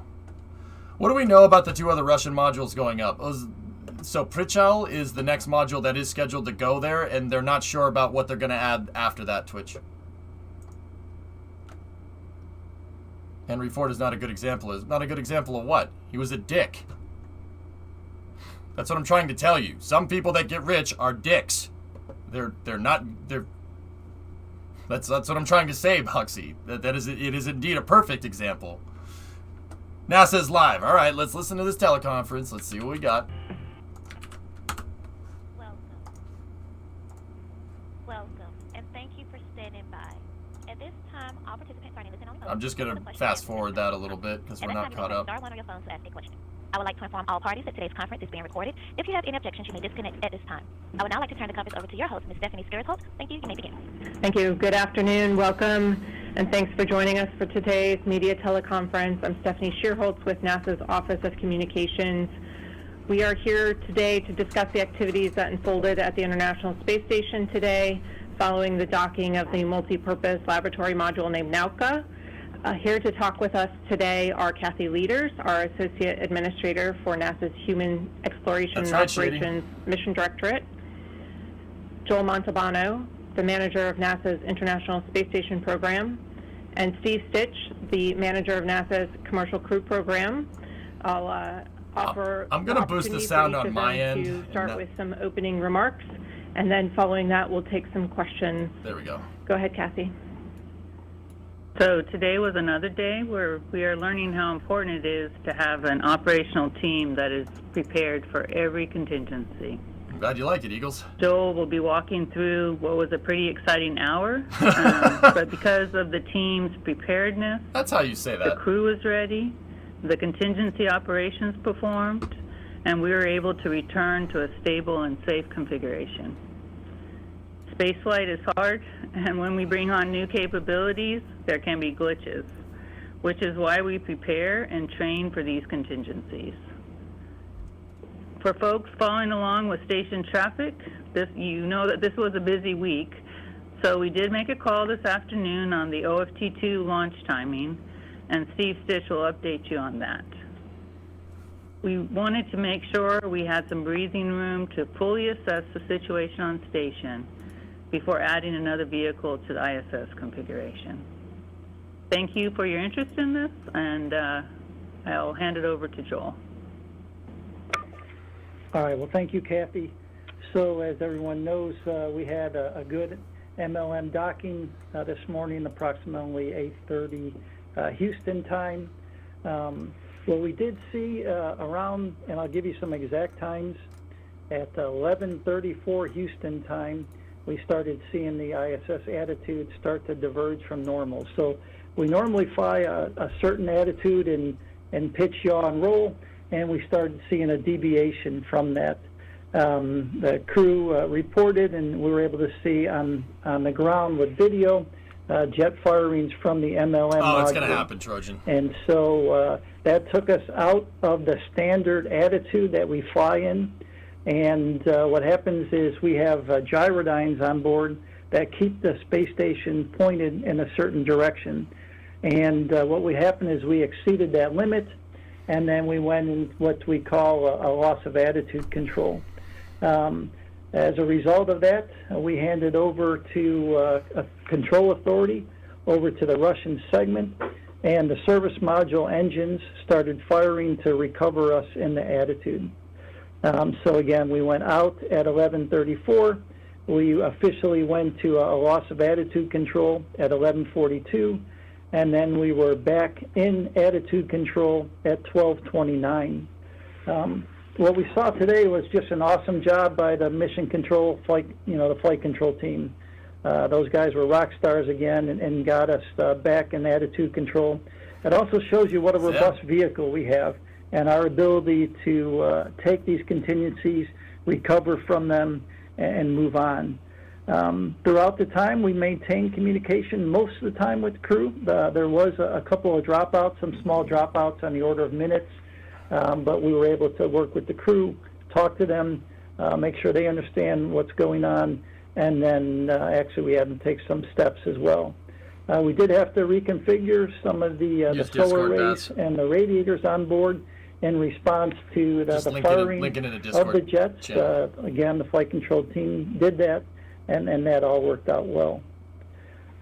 With that, let me hand it over to Steve, and then we'll wait for questions after Steve. So that was Joel. Thank you. Joel runs the ISS program. This is Steve Stitch. Steve Stitch runs the commercial crew program. Today, about the time some of these events were transpiring, we did have our Starliner mission management team, our L-1 day Starliner mission management team, and everybody was polled go to proceed toward the launch, which was planned for tomorrow.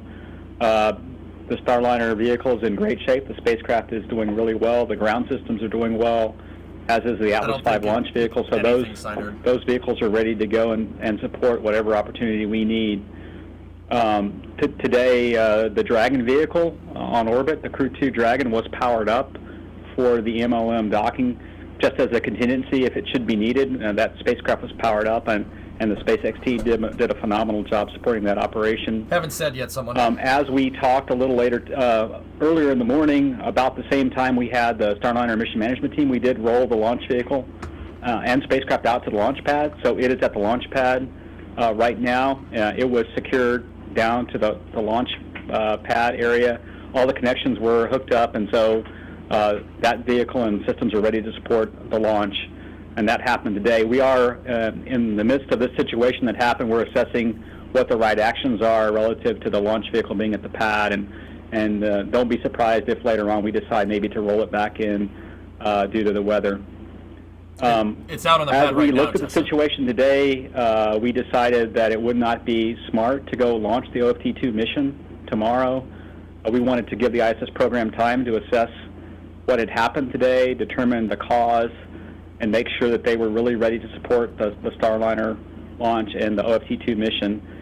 So right now, the earliest opportunity would be Tuesday, August the 3rd, which would be a 1:20 Eastern launch. We would dock on Wednesday, August the 4th at about 3:06 p.m., and that would be the earliest opportunity. Tuesday, August the 3rd, with a one-day backup on Wednesday, August the 4th. And those opportunities, we had reserved those on the range already, so those are the opportunities we'll be shooting for. So again, we're standing by in the commercial crew program to support whatever the ISS program needs from us. Told it's you a strong IQ, partnership between commercial crew, ISS, that would have sucked. Boeing, United Launch Alliance, and SpaceX, and we're ready to go support the ISS program. So thank you. Thank you all. We will get straight to questions. If you do have a question, please press *1 on your phone to get into the queue.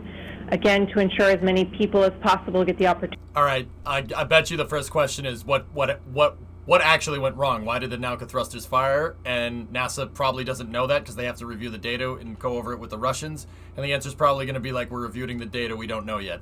Calling it now. In the queue, which is from Andrea Leinfelder from the Houston Chronicle. Hi, thanks for taking the call. I was wondering if you could give a little bit of clarity on when the VESDA service module and when the Progress cargo vehicle were firing thrusters. Were they both used, or was the VESDA used inadvertently and then turned off to move to Progress? I just don't really understand the order there to get it back to the proper attitude. That's actually a good question. Good for you. Good question, Andrea. So first we used the service module thrusters, or VESDA thrusters, and then for additional control authority, we switched over to the Progress. And so we have a number of configurations we have to be in, depending on what we're actually doing on space station.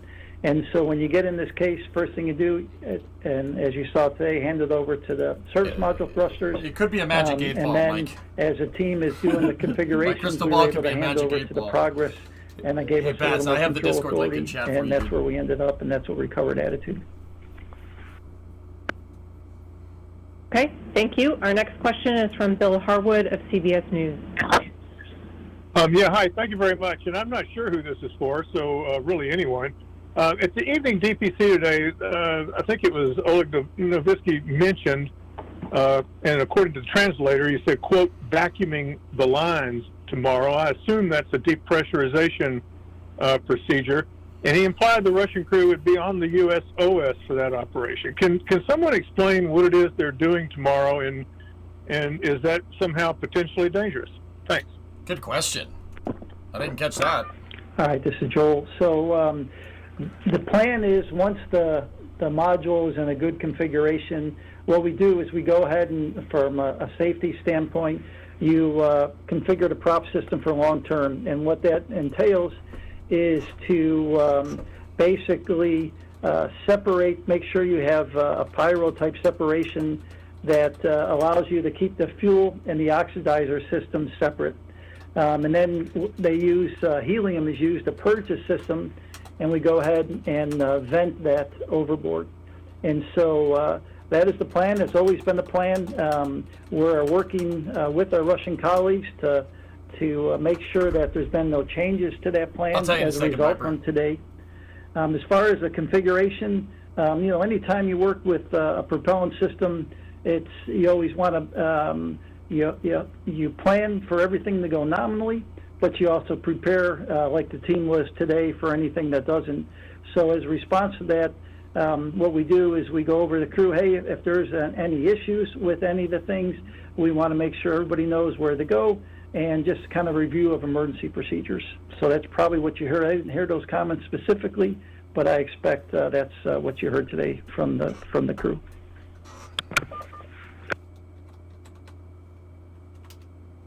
Thank you, Joel. Our next question is to Stephen Clark from Spaceflight Now. Thank you, Stephen Clark from Spaceflight Now. Just one quick one first off. Have you ruled out Saturday just based on range availability? Is that still not a viable launch date? And also, in terms of the long-term pad configuration, so the Atlas and Starliner, are there any constraints, like with technical constraints, like with the Starliner batteries or anything like that, that would prompt you to roll back and do any servicing to the spacecraft if it looked like you were going to be on the pad for several days? Thanks. This is Steve Stitch. I could take that question. Yeah, right now the range is not available on Saturday, and so we're not looking at that opportunity. We also want to give Joel and his team a little time to assess what happened. Perhaps look at the thruster firing sequences. Why did it happen? What the loads imparted to the vehicles were, and make sure we're in a good config before we would send Starliner on the way. Starliner and the Atlas are in a good configuration, and they can stay in the config they're in for quite a number of opportunities, and so there's really no constraints on Starliner, any of the systems, or on the Atlas. We may want to just roll back as a precaution. If you're here in Florida in the afternoon, quite a bit of weather moves through, and so if we're going to be down for a few days, we may decide to roll back to the vertical integration facility and get it out of the weather. But other than that, no constraints. Thank you, Steve. Next question comes from David Curley of the Discovery Channel. Thanks very much. A couple of questions, I think probably for Joel Montalbano. You said that both the crew on the station and I would assume crew in mission control noticed it. Who noticed it first? Did the crew actually see something happening outside the window? And second, you said you asked the crew to take some actions. What were those actions? Thank you. Okay, actually, what happens when you get a divergence from the attitude, or you move from the attitude, we get a message in the control center.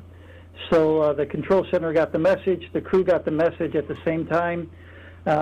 Actually, talking with the crew, they didn't really, you didn't really feel any movement, and so, but it was first seen on the ground by the automated system. As far as actions, and so I mentioned we had to configure our solar arrays and our radiators because, we wanted to make sure if we lost communication with the crew, we gave them the procedure to configure the radiators, and so that was one of the commands that they did. Thank you, Joel. Our next question is from Chelsea at space.com. Hi, thanks so much for taking my question. Is there any chance that Nauka caused any damage to the station or vice versa during the unplanned thruster firing? And if any damage is located, and if there is any potential risk to astronaut safety present, what protocol would be followed next? They kind of answered that. Well, there are a lot of questions there. I'll try and get to them. We didn't see right now we haven't noticed any damage to the ISS. One of the things we do after a dynamic event like this is go ahead and sit down with our structural loads team and review all the data, go pull all the telemetry and take a look at it and do an assessment. And so that'll be the ongoing and the next steps. But I'll tell you, the initial thing, we didn't see anything. You asked the crew, hey, did the space station shake or anything like that? And the response was negative. We didn't see anything like that. As far as the danger of the crew, the cruising, there was no immediate danger I'll tell you in a second, at any time to the crew. Obviously, when you have a loss of attitude control, that's something you want to address right away. But the crew was never in any immediate emergency or anything like that. Kind of had a touch and go moment for a second. Thanks, Joel. Our next question is from Gina Sinceri of ABC News. Tell me a little bit about the investigation that's taking place. Would you characterize this as a tiger team? A what? Yeah, so first of all, the Roscosmos will have the lead on what happened, and so they'll take the lead on what's going on with the MLM, and then from the ISS structures, we'll have the lead on that and work that. And the plan will be we'll share, right? As we always have done on board, for 20 plus years with our international partner colleagues, is we pull the different teams together. Tiger team, I'm not sure what you'll call it. The Russians generally call it a commission, where they put together a team to go ahead and look at it. We'll have our standard engineering team look at it as part of their normal job. Yeah, interesting. Thank you, Joel. Point, Knight. Our next question comes from Eric Berger of Ars Technica. Okay, there's been all good questions. Yeah, hi. Thanks for doing this. Just trying to get a sense of how serious of an issue this was for the ISS. Like, is this something you prepare for, and so it was kind of, damn, man, wheelhouse, or was it like kind of, oh crap? And then, second of all, how much propellant was used to fight back against the MLM thrusters by the service module in Progress 83? Like, did they use half of their available propellant? Drummer, I turned it back Three-quarters, 10%? I mean, I don't need exact numbers, but I'm just curious, like, how much gas is left in the tank up there for ISS for maneuvers? Thank you. Okay. The flight control team trains regularly on different contingencies. And so they train for situations like this as well as emergencies on a regular basis. And I'll tell you, we have... I boosted it so you could hear NASA correctly and equalized it for Joel and Steve and everybody else. And then the people that are calling on the press conference are eating the freaking microphone. All the time. The team operated per the procedures. It wasn't like we had to come up with procedures or anything. The team knows what to do and how to operate, and that's what they did today. It's not a bad question. Your other question on usage, we're still working that. Again, Roscosmos has the lead on the exact amount of propellant. We didn't use anything that I would be worried about in the fact that, empty tanks or anything like that. From an ISS standpoint, it was not... It was more propellant, obviously, than we wanted, but nothing that I'm worried about. Thank you. Next question is from Kristen Fisher with CNN. Eric didn't ask a bad question. Thanks, everyone, for doing this. My question is about the communication dropouts. Joel, you said that there were a couple minutes of communication dropouts. Contingencies, Primo. Exactly how long were those dropouts? And plan what for the was best, level prepare of for the worst. concern Rule while of those were space flight. happening? Okay, so in that hour period, we had 2 dropouts. One was 4 minutes and one was 7 minutes. And so the way the team works on the ground, the flight control, well, first thing, when we have something like this, the first thing the flight director does, he declares a spacecraft emergency. And what that means to the network is we automatically become primary on the satellite usage. So we're able to maximize the communication links of the satellite to the ISS. And so while he's doing that and the network is working, we have a communication specialist who's in the process of predicting the attitude, so she can see the attitude of the space station, they can model where the satellites are in the line of sight. And so they're able to, based on the rate that we were changing, able to predict when we were going to lose comm and when we weren't. So we had, we knew when we were going to lose comm. We had predictions when we were going to regain it, and we worked within those parameters, which, again, this is something that the training team does routinely in simulations. And so this team just picked up and just made it like a normal day for them. No, Pilch, nothing yet. Thank you, Joel. We'll switch to The Kerbal next at the end of question this. is from Chris Gebhardt of NASA Space Flight. Hey, Chris! Yeah, thank you. I'm a little curious, just on some things that this brought Chris knows up. how to microphone. If there were a true emergency that the crew needed to evacuate the space station for, how quickly can Dragon and Soyuz actually undock, given that under normal circumstances that's usually a multi-hour process? And if you ever needed to leave the space station but you didn't have attitude control, is that sort of planned into these vehicles' ability to get away from the station structure quickly if they needed to? Thank you. Joel, I can take that one. That's a good question. Both the Dragon and Starliner are designed not only to transport crew and cargo and return crew and cargo, but they're designed to be a lifeboat. And they are designed to be powered up very quickly. The Dragon could have been powered up within several minutes. The crew could have got in it. The suits are in Dragon. They're stored in Dragon the whole time. And so the crew, should that need ever arise, and today was not that case, right, with the loss of attitude control, but should they ever need to get in Dragon and depart for whatever reason, they can get in that spacecraft and they can power it up on their own very quickly. It can obtain the required navigation information from the space station and be able to depart on its own. And it can depart under rates and even in these kind of cases where you have a loss of attitude control. Meaning they can pop off from the station it was even if designed it's tumbling and get with these clear kind of of it. contingencies in mind. Yeah. Thank you, Steve. Our next question is from Kenneth Chang of the New York Times. Hi, thank you. I was wondering if you could tell us how much thrust the Nauka thrusters were putting out, how fast was ISS rotating during this, and how much torque was applied to the structure. Thank you. Let's see. This was a question that was already answered, so I'll just chime in for a second. So, guys, if you're popping in just now and you're wondering what happened, the Russians docked Nauka, their science module, to the space station. They docked it this morning, and then right after they docked it, Nauka, well, a little bit after, not right after, a little bit after that. I'm getting you guys a picture. Hold on.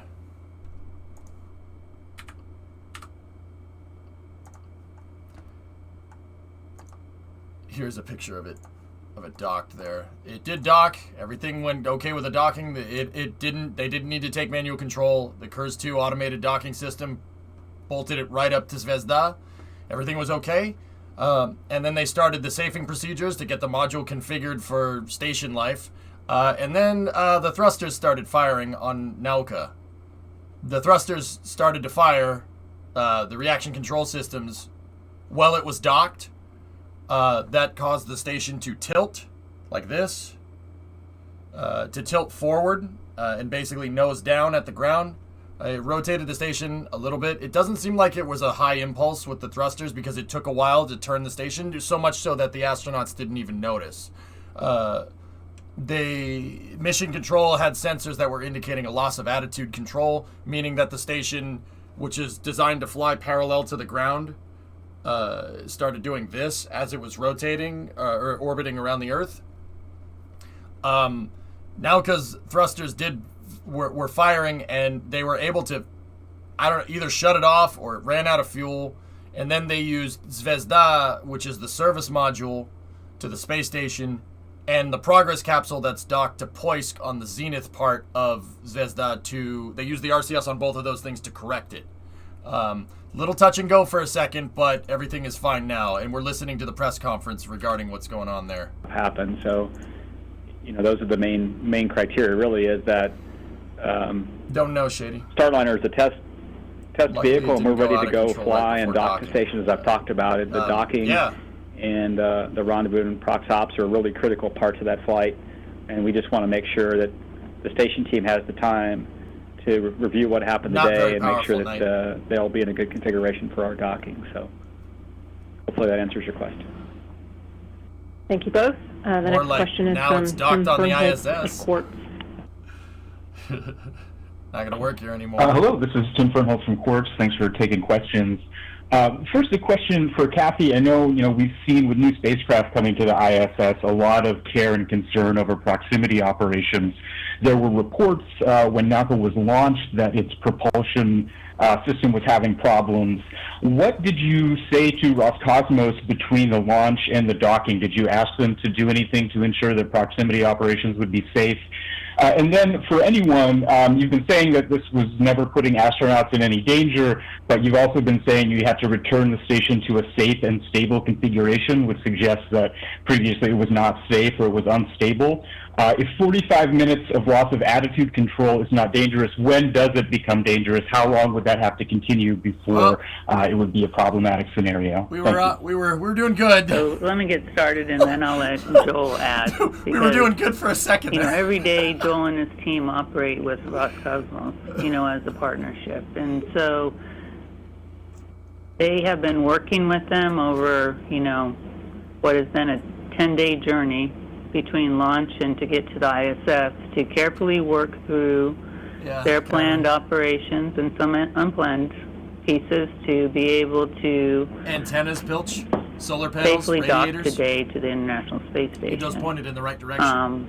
Obviously, along the way, as they're working through their rendezvous points, just like we do with every other vehicle, Joel, working with his partner, assessed the vehicle's health, where it was, how it was checking out in different aspects, and worked together on whether, Roscosmos still felt like it was appropriate for the vehicle to keep making progress. We do the same thing when we're bringing our visiting vehicles up, and we'll be doing the same activity as we're bringing OFT-2 up to the ISS. So, there's obviously been numerous checkpoints along the way with our international partners and Joel and his team working with Roscosmos to make sure that, data and information that's critical for both sides to be aware and understanding, where the vehicles are and the readiness of the vehicles on both the station side and on the visiting vehicle side is critical. That kind of communication goes on. I think, Joel, you're probably talking to your counterparts numerous times every day, and we definitely, along with the Associate Administrator, had a couple of telecons too. So, Joel, you want to add anything? Kathy Leaders runs NASA's Space I'll just say, program. We got a pretty good relationship across the partnership, and not only do we talk to our Russian colleagues, me personally and Kathy as well on a regular basis, we also have an opportunity to talk to our other partners and then make sure everybody is ready to go for all the times we do dynamic activities, and then NLM was no different. So I was talking to my Russian colleagues both at Roscosmos as well as Mission Control Center Moscow, and the teams were working to do the same to make sure we're coordinated. Your question about when it's become dangerous for the crew, and I'll tell you, we have a number of contingency plans, and you saw today. First, Roscosmos activated, or Mission Control Center Moscow activated the service module thrusters, and then they moved to the progress thrusters for additional control authority. To me, and we have all sorts of contingency plans that we train. We train the flight control team. We train the crew on board. We train both standalone as well as integrated. And, to me, until you exhaust all your contingency plans, that's when you start to worry. And today we just weren't there. We saw pretty quickly that the station was converging. We were able to arrest the rate and start recovering. And so I'll tell you that the flight control team, while unexpected, they were seeing goodness come to us fairly quickly, and and we're able to get us back to a stable attitude, like I said, within the hour. And Joel, could you just elaborate a little bit more on how frequently the space station is moved, its attitude adjusted?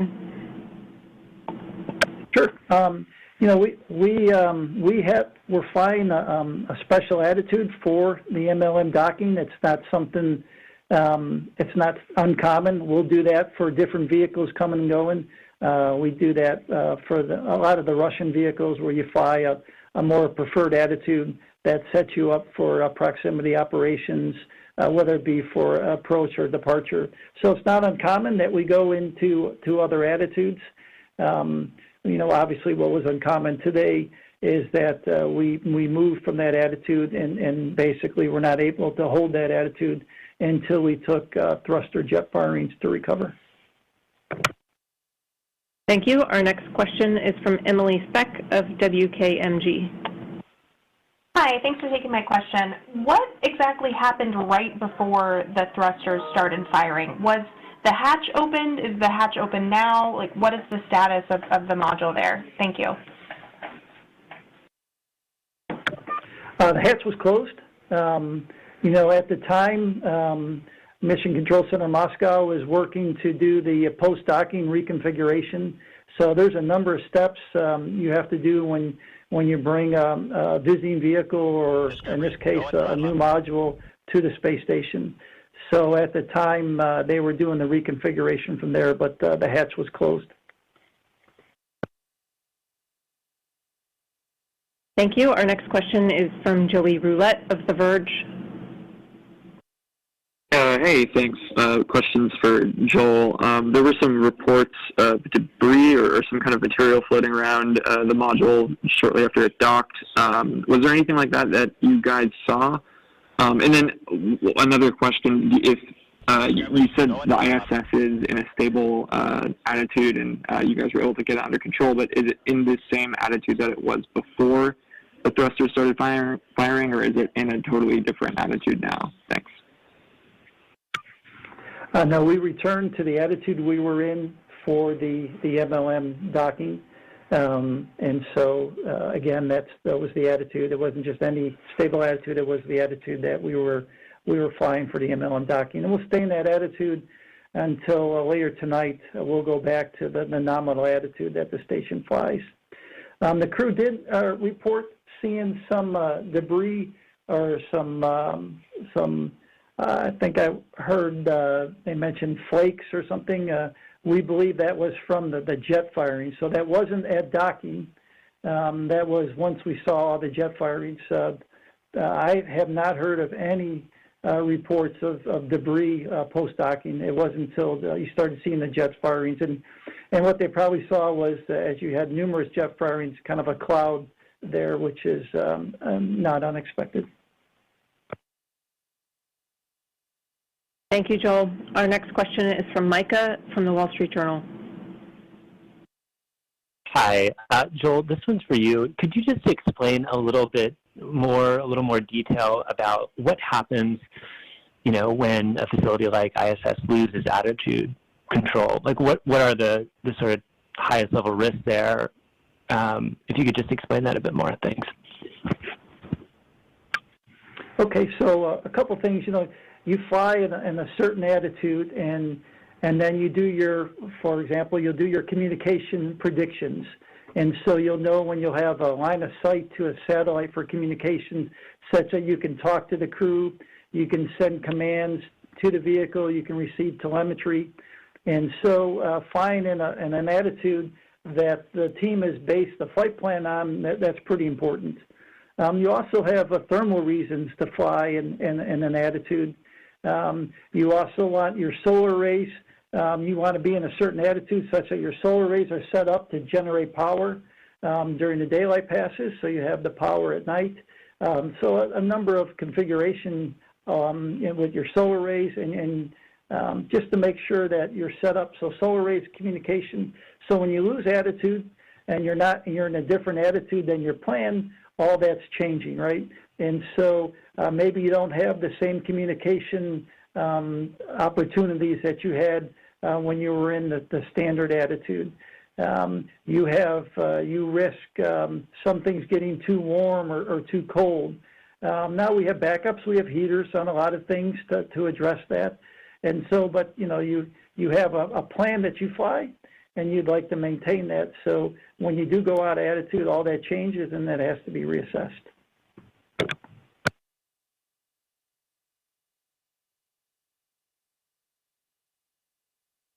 Thank you. The next question is from Michael Sheets of CNBC. Hi, all. I appreciate you taking this many questions. I wanted to key in on a prior issue that had been identified with the space station, which was those leaks in the Russian modules. I believe there was more than one, but you might be able to confirm just how many there are being monitored.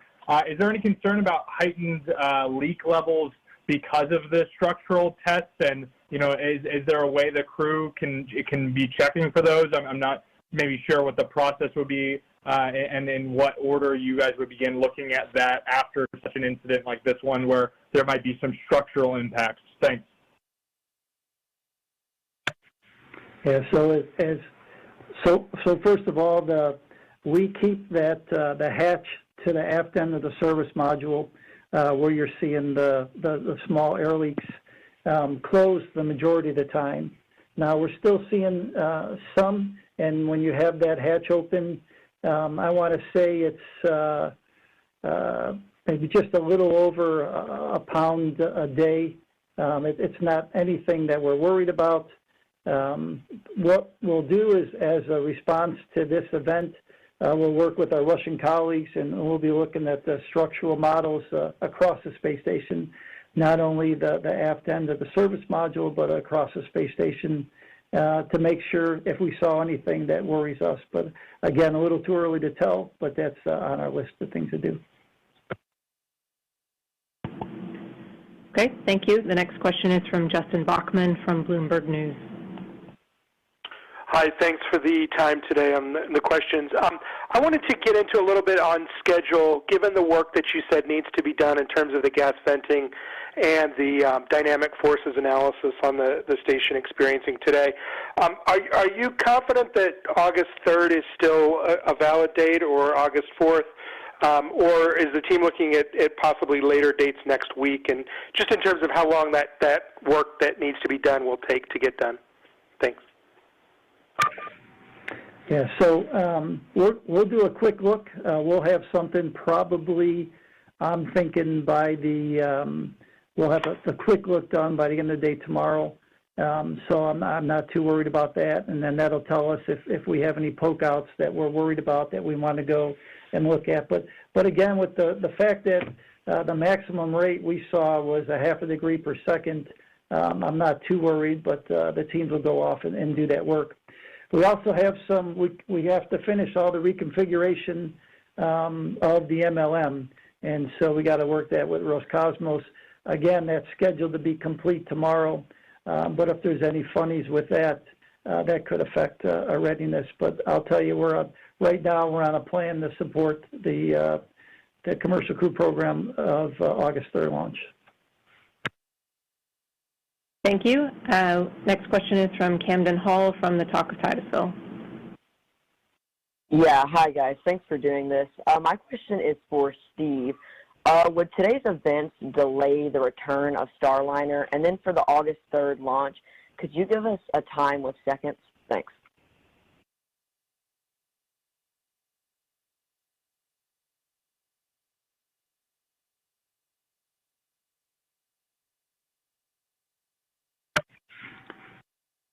Steve, if you're talking, we can't hear you. Hold on.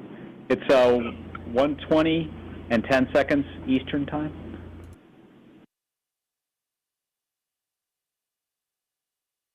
Thank you. We're running out of time, so we'll make this the final question from Ken Kramer from Space Up Close. Hey, thank you for doing this, and good luck with the investigation. I think my question is for Joel, please. Can you tell us anything about the direction of these thruster firings, and was there any possibility that the exhaust could impinge on the ISS, cause any damage? And is this also the first time that an unexpected thruster firing happened from a docked vehicle? Thank you. So we saw the majority of the attitude excursion was in pitch. At this time, I'm not worried about plume on the ISS. Looking at the video, it looked like the majority of the jet firings were at the aft end of the MLM. We've had a couple over the 20-plus years. I would say maybe two other times where you had inadvertent jet firings. So definitely not something that happens on a regular basis, but I would say maybe three-ish times, four-ish times in our 20-plus years of existence. Thank you, Joel, and thank you, Joel, for taking the brunt of the questions. I'll now pass it back to Kathy for some final thoughts. Hey, I just wanted to conclude this by thanking all the teams that worked this anomaly. If you listen to the loops, you realize there was our science partners were working with us. The SpaceX Crew 2 team came on console and helped. The Boeing Starliner team jumped in and supported.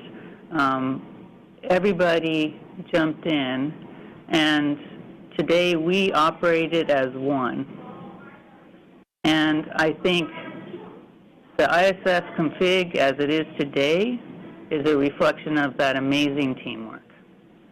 So, like I said, I'm incredibly proud of what I'm viewing as my team, our team, and this just shows spaceflight is hard, but we are prepared to do it. So thank you, everybody, for supporting this telecon. Thank you, Joel. Steve and I are very grateful you got the brunt of the questions and did a great job. Thank you. Thank you all, and thank you for taking time out of a busy day and to come talk to us and talk to the media and fill us in on what was happening, just mere hours after it happened. We really appreciate that, Kathy, Joel, and Steve. Thank you to the reporters who joined us on the line today and for your continued coverage of all the exciting things happening on Space Station with commercial crew, research, and all of the other agency activities. We know it's a very busy time in human spaceflight, a very exciting one.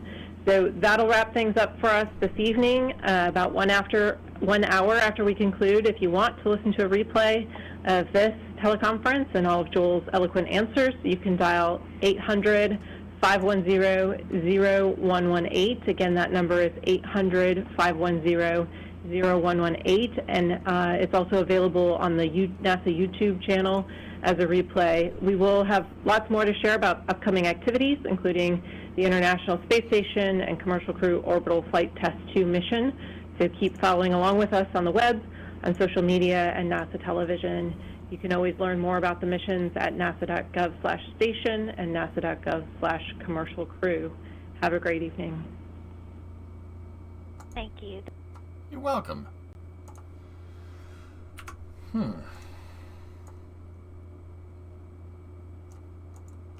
mean, on the whole, those were good questions. I think, actually, those were pretty good questions, and I actually learned a lot from that press interview.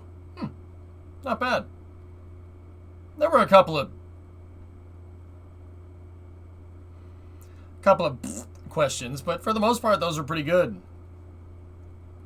So once again, if you missed it, the Russians docked their Nauka science module, multipurpose laboratory module, MLM, or just Nauka, which is the Russian word for science. They docked it this morning to the ISS, and they were starting to do checkout of the module and preparing it for station operations, and the module started firing its thrusters after it was docked. It did cause the ISS to pitch down, nose down, but NASA worked with Roscosmos, and they were able to get the thrusters to shut off and right the station. So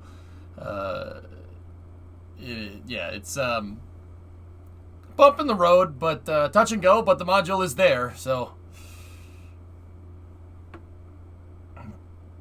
Yeah, pretty much, Levy. 0.5 degrees per second at most, he said. Yeah, so, Chivo, that tells me that Nauka was firing its pitch control thrusters. Because, so, okay, I'm going to get Maya back up and open here for a second to show you guys this. If Nauka was firing its translate thrusters, it would have rotated at a much higher RPM. From what I can understand from that, from what we can kind of extrapolate there. So here, let me go back into Maya and I'll show you. Hopefully it didn't fire during docking. The thrusters were on when it docks. You need those to dock. Yeah, you want that.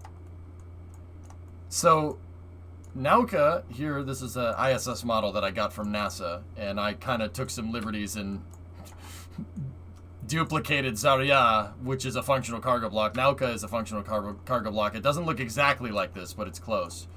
It's the same shape. So Nauka did dock to the station. It docked and it made it there. So it has RCS right here on the center of mass of the module, and then it has another thruster block here on the node at the end of the module, right here and right here. These thrusters here they have thrusters pointing this way, they have thrusters pointing this way, and they have thrusters pointing this way and that way. So every way, pretty much every direction, but back towards the module. That's what these thrusters in the back here, which would be right there, that's what those are for. So these modules are controlling translate. This is the translation control, because this RCS block on Nauka is on the center of mass of the module. So if the module needs to move like this, if it needs to translate in space, so left or right, up and down, forward and back, it's going to use those thrusters up there. These thrusters down here are the one that's used for yaw, pitch, and roll. So what's yaw, pitch, and roll? So yaw is this, pitch is this, and roll is that. This is used for turning or rotating the module.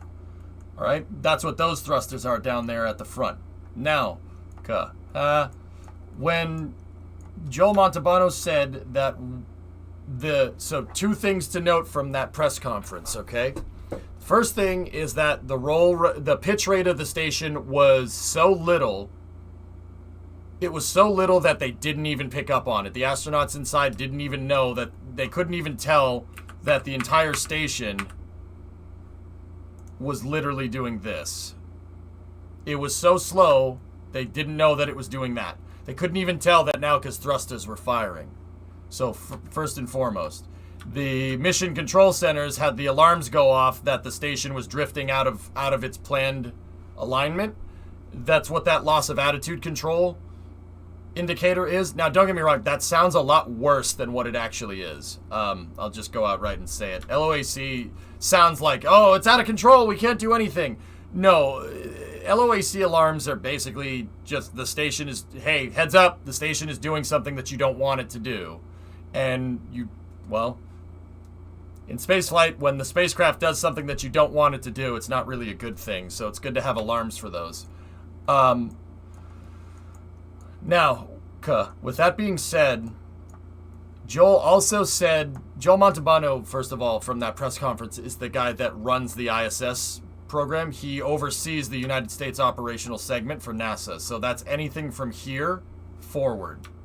Anything that's to the left side of the screen from that module forward, he is the one that oversees that. And he works very closely with his Russian counterparts that oversee the Russian operational part of the station, which is basically everything that's highlighted right there.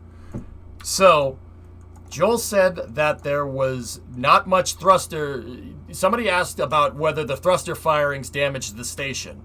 And he said that these were not firing. He said the majority of the thruster firings were on the part of the module that's not near the station.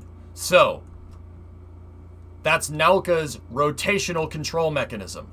That's what that is. It's the rotation thrusters. because these thrusters are used for translate. Now, don't get me wrong, in this configuration, when it's docked to the station, if it fired the translate thrusters, what would cause the station to pitch down? Firing the translate thrusters. In this regard, what would cause the station to pitch forward? The translate thruster goes 1, 2, 3, and 4, and then there's a thruster that's pointing that way. So it's obviously not this way. So there's thrusters that point north, south, east, and west here. Which one of those is going to... There's 2 of them, actually. Actually, 3 of them, if you really want to be... Actually, all of them could, theoretically. So which one of those thrusters could cause the station to pitch forward? Well, it's the translate thruster. Not translate. Well, forward and back could do it. Also, left to right could do that. But which one of these is going to impart the lowest amount of roll on the station to the point where the astronauts wouldn't be able to see it? It's the rotational thrusters down here. The rotation thrusters were firing. Okay? So there could be a clue there. And don't get me wrong, first and foremost, NASA has to review the data. That is the most important thing to understand here. Wait and have them go through and figure it out. But based off of in a very preliminary hypothesis on my part, and once again, you shouldn't speculate. This is just, I'm just floating an idea. You shouldn't do this. Don't guess with space flight. That's, especially if you want to work in the industry, guessing is stupid. Only guess if the poop has hit the fan, right? It sounds like the rotational thrusters were what was doing the majority of the firing. The translate thruster, or the rotational thrusters. The rotational thrusters down here are the only thrusters that have enough moment to be able to tilt the entire station because they're far away from the station's center of mass and not be big enough to cause, like the translate thrusters on this thing are bigger than the rotate thrusters, right? That's the only thing that I can think of that's going to cause the ISS to do something like this, for it to basically have the moment, or not the moment, the leverage, I guess I should say, to be able to twist or to pitch the entire station. So whether that could be an automated docking or not, I don't know. CLAS just for reference. Some napkin math gives 40 centimeters a second moment at extremities and a 0.00004 g acceleration. So, Lavi, if it's the translate thrusters, so I have a hypothesis here. My hypothesis is this, okay? It's always something dumb when it comes to little things like this. And don't get me wrong, a little thing could turn catastrophically bad if you don't deal with it. So, an important thing to understand is that to save on fuel, they docked... to save on fuel, the ISS, if, the bottom of the screen is where Earth is, the ISS was placed like this for Nauka to dock to. It was like that. They pitched it down 90 degrees. They pitched the thing down 90 degrees so Nauka could basically conserve fuel and dock on a prograde retrograde trajectory. So Nauka is parallel to the ground in this case. So the ground would be going this way, only it would be about 270 miles that way, or about 400 kilometers that way. So it looks like from the telemetry that people were lifting from NASA, right, at the time, because you can do that, it looks like they took the ISS, and keep in mind, this is just a hypothesis from me. This is not what happened. We don't know what happened. NASA just said a second ago that they have to figure out why it did that. But it's safe right now. It sounds like what happened is they went to dock the thing, right? And then they moved the station. They moved the station back into its regular configuration where the solar panels in this particular case would be parallel to the ground. And Nauka saw that it had rotated 90 degrees relative to where it was. So something on here said, oh, wait a minute. Hey, are we docked yet? I don't know if we're docked yet. If we're not docked, we're not in the right orientation. Here, allow me to fire my rotational thrusters and put myself right back in the right configuration for docking. In which case, it imparted a rotational velocity on the station to get it to do that. That's my guess. It sounds right, but that would seem to indicate that they didn't shut off the docking systems on Nauka, which that doesn't really make any sense. Why that would do that? So it could be a bunch of different things. Did you eat the rest of the tortilla chips? There weren't many left, baby. Do you want me to go and get more? I can't have chips with salsa without chips. So do you want me to go and get more chips? No, because you're working.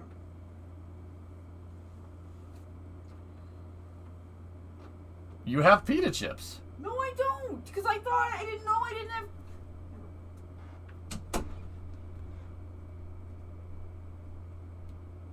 Yikes.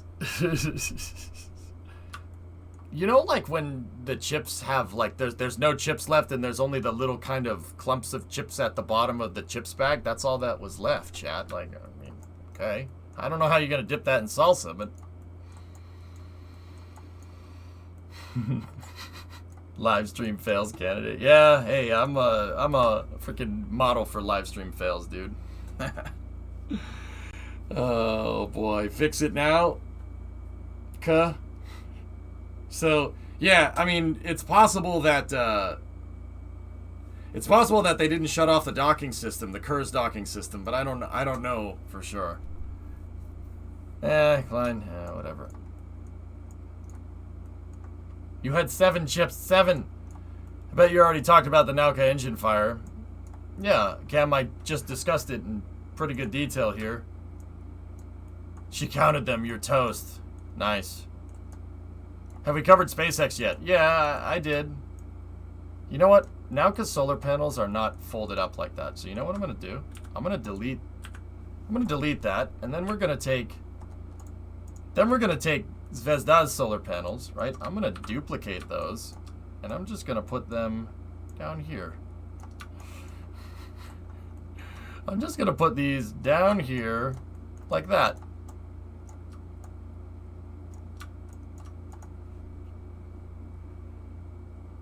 $283,416.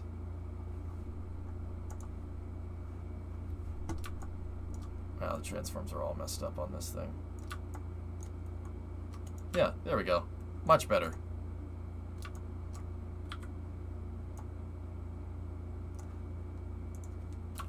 Perfect. There we go.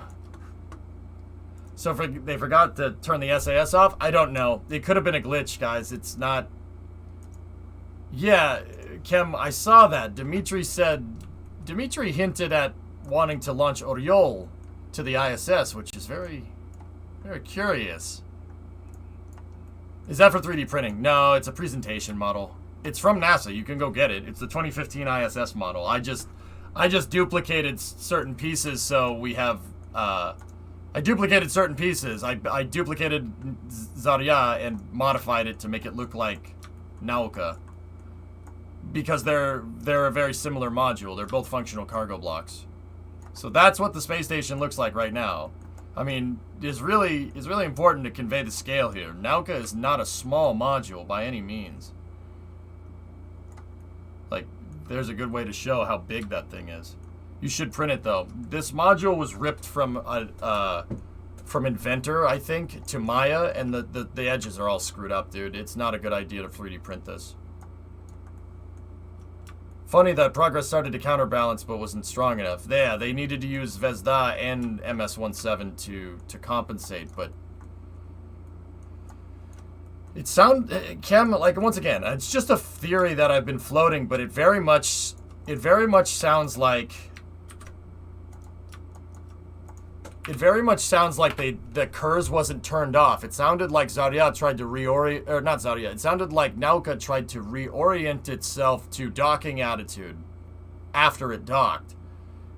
And once again, that could be a glitch. It could be a bunch of different things. That literally could be 1,000 freaking things. So yeah, there's no real way to tell. It could be a bunch of different things. I should really... Yeah, see, we don't have We don't have a grapple point on that thing, on this. There's no grapple points on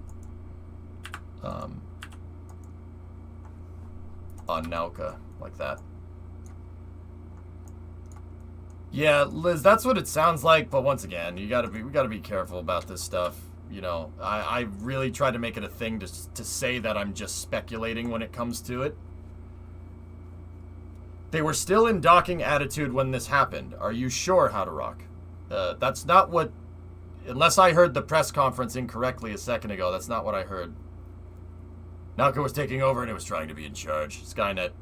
Why did they go ahead with the mission after issues right after solar deployment?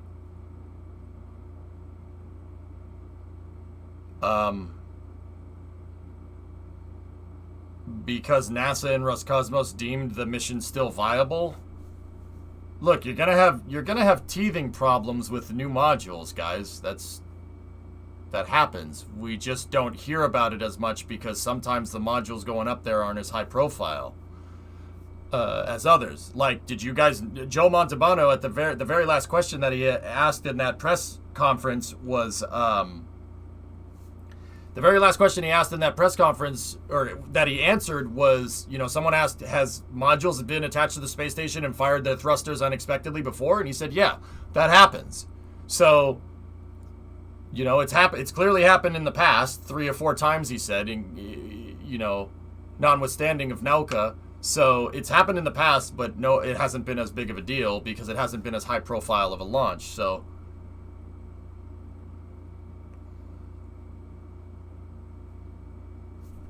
I mean, with the panels out, Nauka's T-posing, it was obviously asserting dominance. What about the trust segment? I think How to Rock is right, that it hadn't returned yet to nominal attitude. I'm just wondering if they started the reorientation and it triggered a response. Liz, yeah, I mean, if it was still in orientation attitude for docking, Liz, then that makes sense. Because the telemetry from that tweet that you linked shows that they tried to do something with the ISS before the thrusters started firing, and then the thrusters started firing to correct, which means that still means that Nauka's, the Kurz system was still on, the rendezvous and docking system was still online on Nauka. That's what this sounds like, guys. It sounds like they didn't shut the docking system off after it docked. Now, whether that's due to a technical fault or whether that's intended or not, or whether that's a glitch or you know, something that couldn't be anticipated, or something as small as some guy not flipping the docking switch off, I don't know. That's the part where it gets kind of sketchy. I have no idea. I don't know. What I do know is that every time you try something new with this, you know, or something you haven't done in the space program in a long time, it's difficult. It's difficult to try and go back and relearn how to do things. This is a good example of it. You know, I said previously that, you know, people ask me all the time, like, hey, why don't we just build another Saturn V? Well, Nauka is 30 years old at this point. It was built in the early 90s. It was originally started construction in the early 90s, and then it stopped because of financial problems, we'll say, with Russia in the early 90s, and then they finally got to launching it now, 30 years later.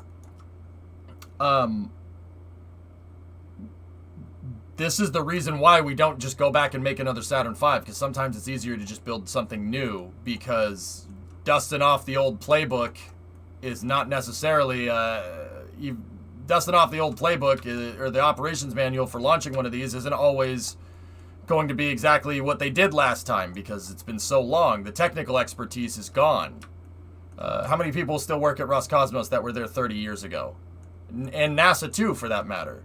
So the reason why we don't just go and remake the Saturn V and launch it again, and the reason why we don't just take the space shuttle out of the hangar and fly it, the reason why is not because it's necessarily a stupid thing to do, but it is ridiculously difficult. More difficult than spaceflight already is.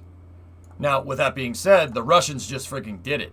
And frankly, Nauka, for the problems, for the glaring problems that it had, was not a lot for a 30-year-old module, you know? They did pretty damn good. This is not easy to do. You know, they always say space is hard, right? And they said, oh, we dock Nauka to the ISS. Space is hard. Well, that's why. It's a 30-year-old module that they basically reverse engineered at this point using Soviet components, using remanufactured Soviet stuff that's also 30 years old, put the thing together, and somehow the only problems that they had from it was some minor thruster issues here and there.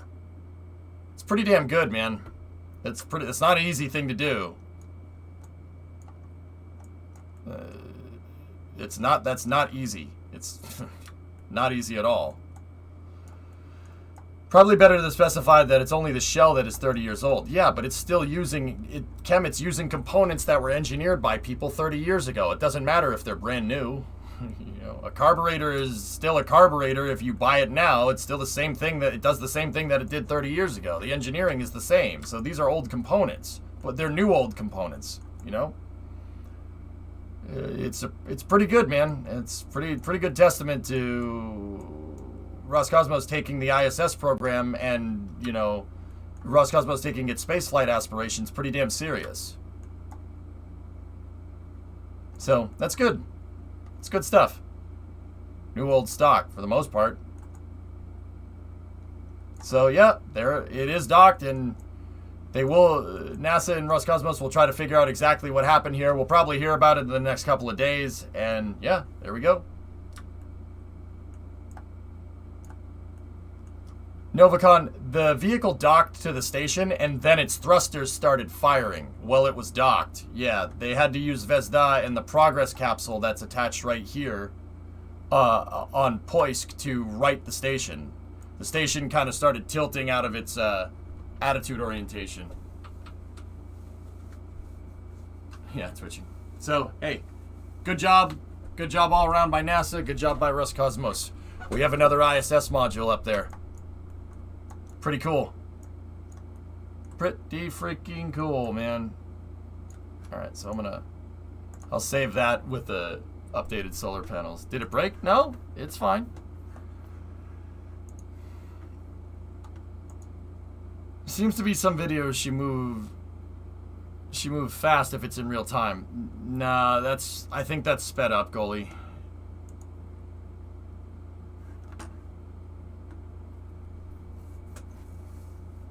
And even then, Anatoly Zak blew up these problems with thrusters and Kurz to the point everyone assumed it was going into the ocean.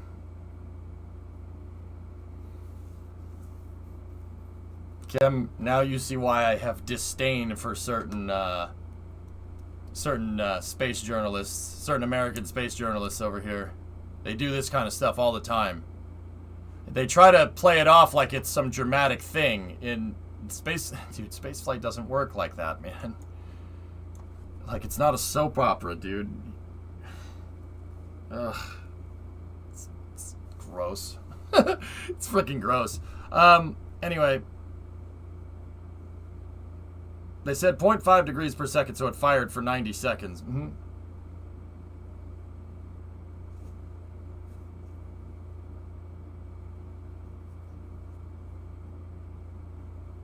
Yeah, Shady, it's true. It's spaceflight does. There's a lot of sensationalist stuff around where people try to, you know, hype up spaceflight. Spaceflight doesn't need to be hyped up. It's already cool. It's already hype, dude. The hype is real with space. It's already cool. You don't need to dramatize it. It really doesn't need to be that way. It's already difficult. The fact that spaceflight operations are so ridiculously difficult to conduct in itself sufficiently convey how freaking difficult it is if explained correctly. But no, we can't do that. It has to be a soap opera. It's just, oh boy. But anyway, here, check this picture out. Look, there it is. There she is, docked to the station.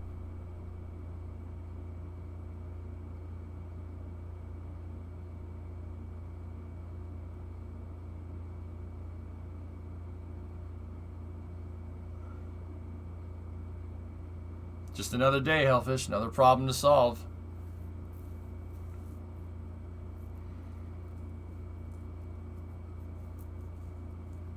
Yep, that's pretty rad, man. It's a big module. Big.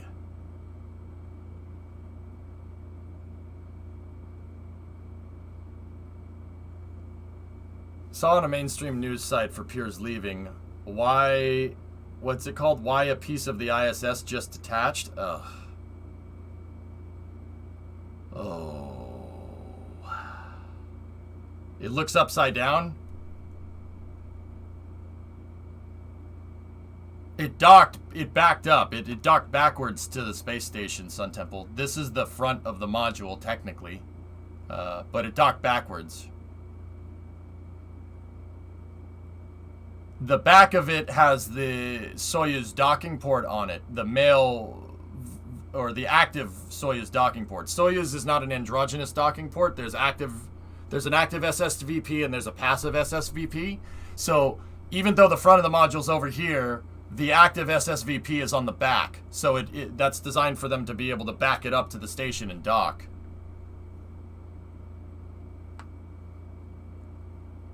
New solar panels, new module, and a new outside view for a few minutes today. Yeah.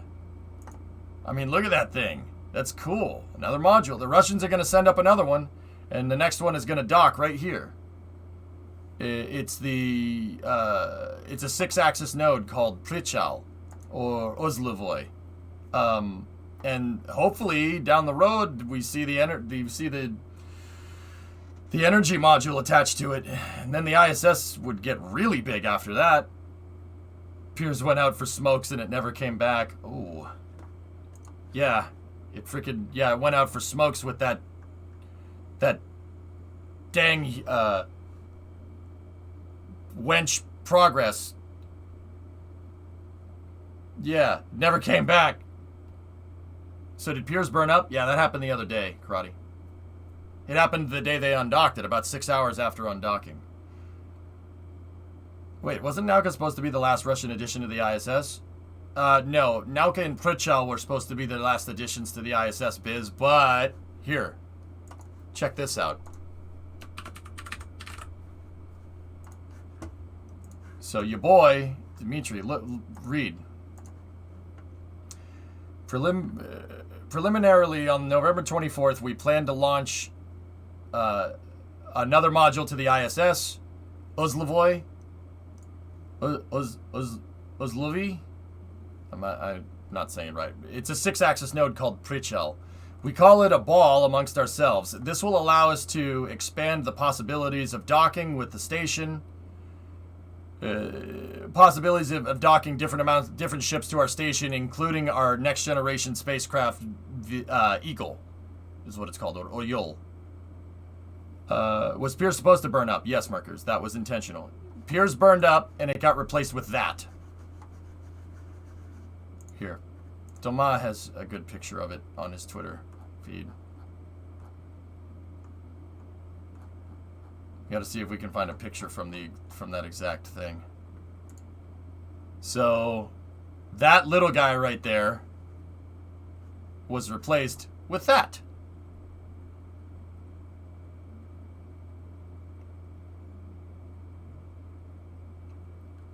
Yeah, but Kem, check this out. Ian, a viewer in chat, said, will NEM go to the ISS or has it not been decided yet?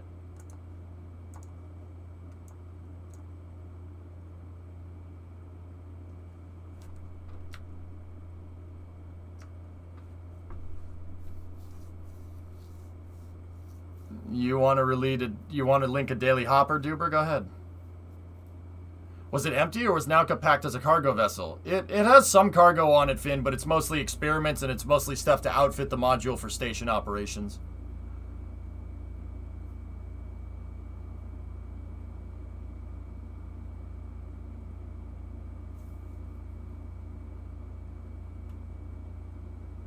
Is that only Russian ships? What only Russian ships, Gully?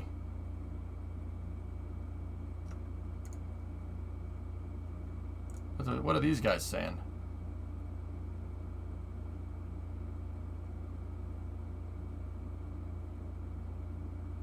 Okay. There's Mac.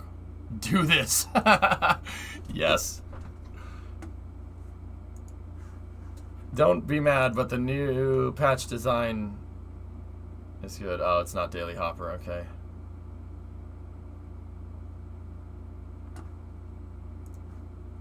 Don't be mad, but the patch design is too good.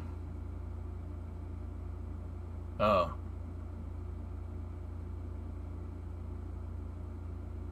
Yeah, I don't find that funny, Duber. I'm not gonna lie to you. It's pretty.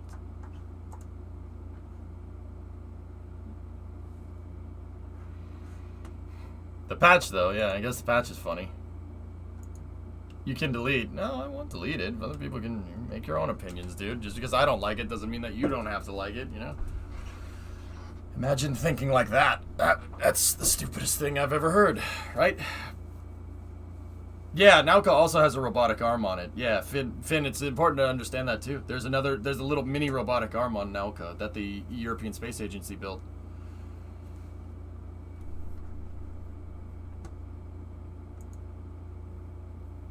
Hot tub on the ISS when? I'm still not over the chips. Okay. Well, I think that's a good time for me to take a small break here. That was the early hours segment. When I get back, we will,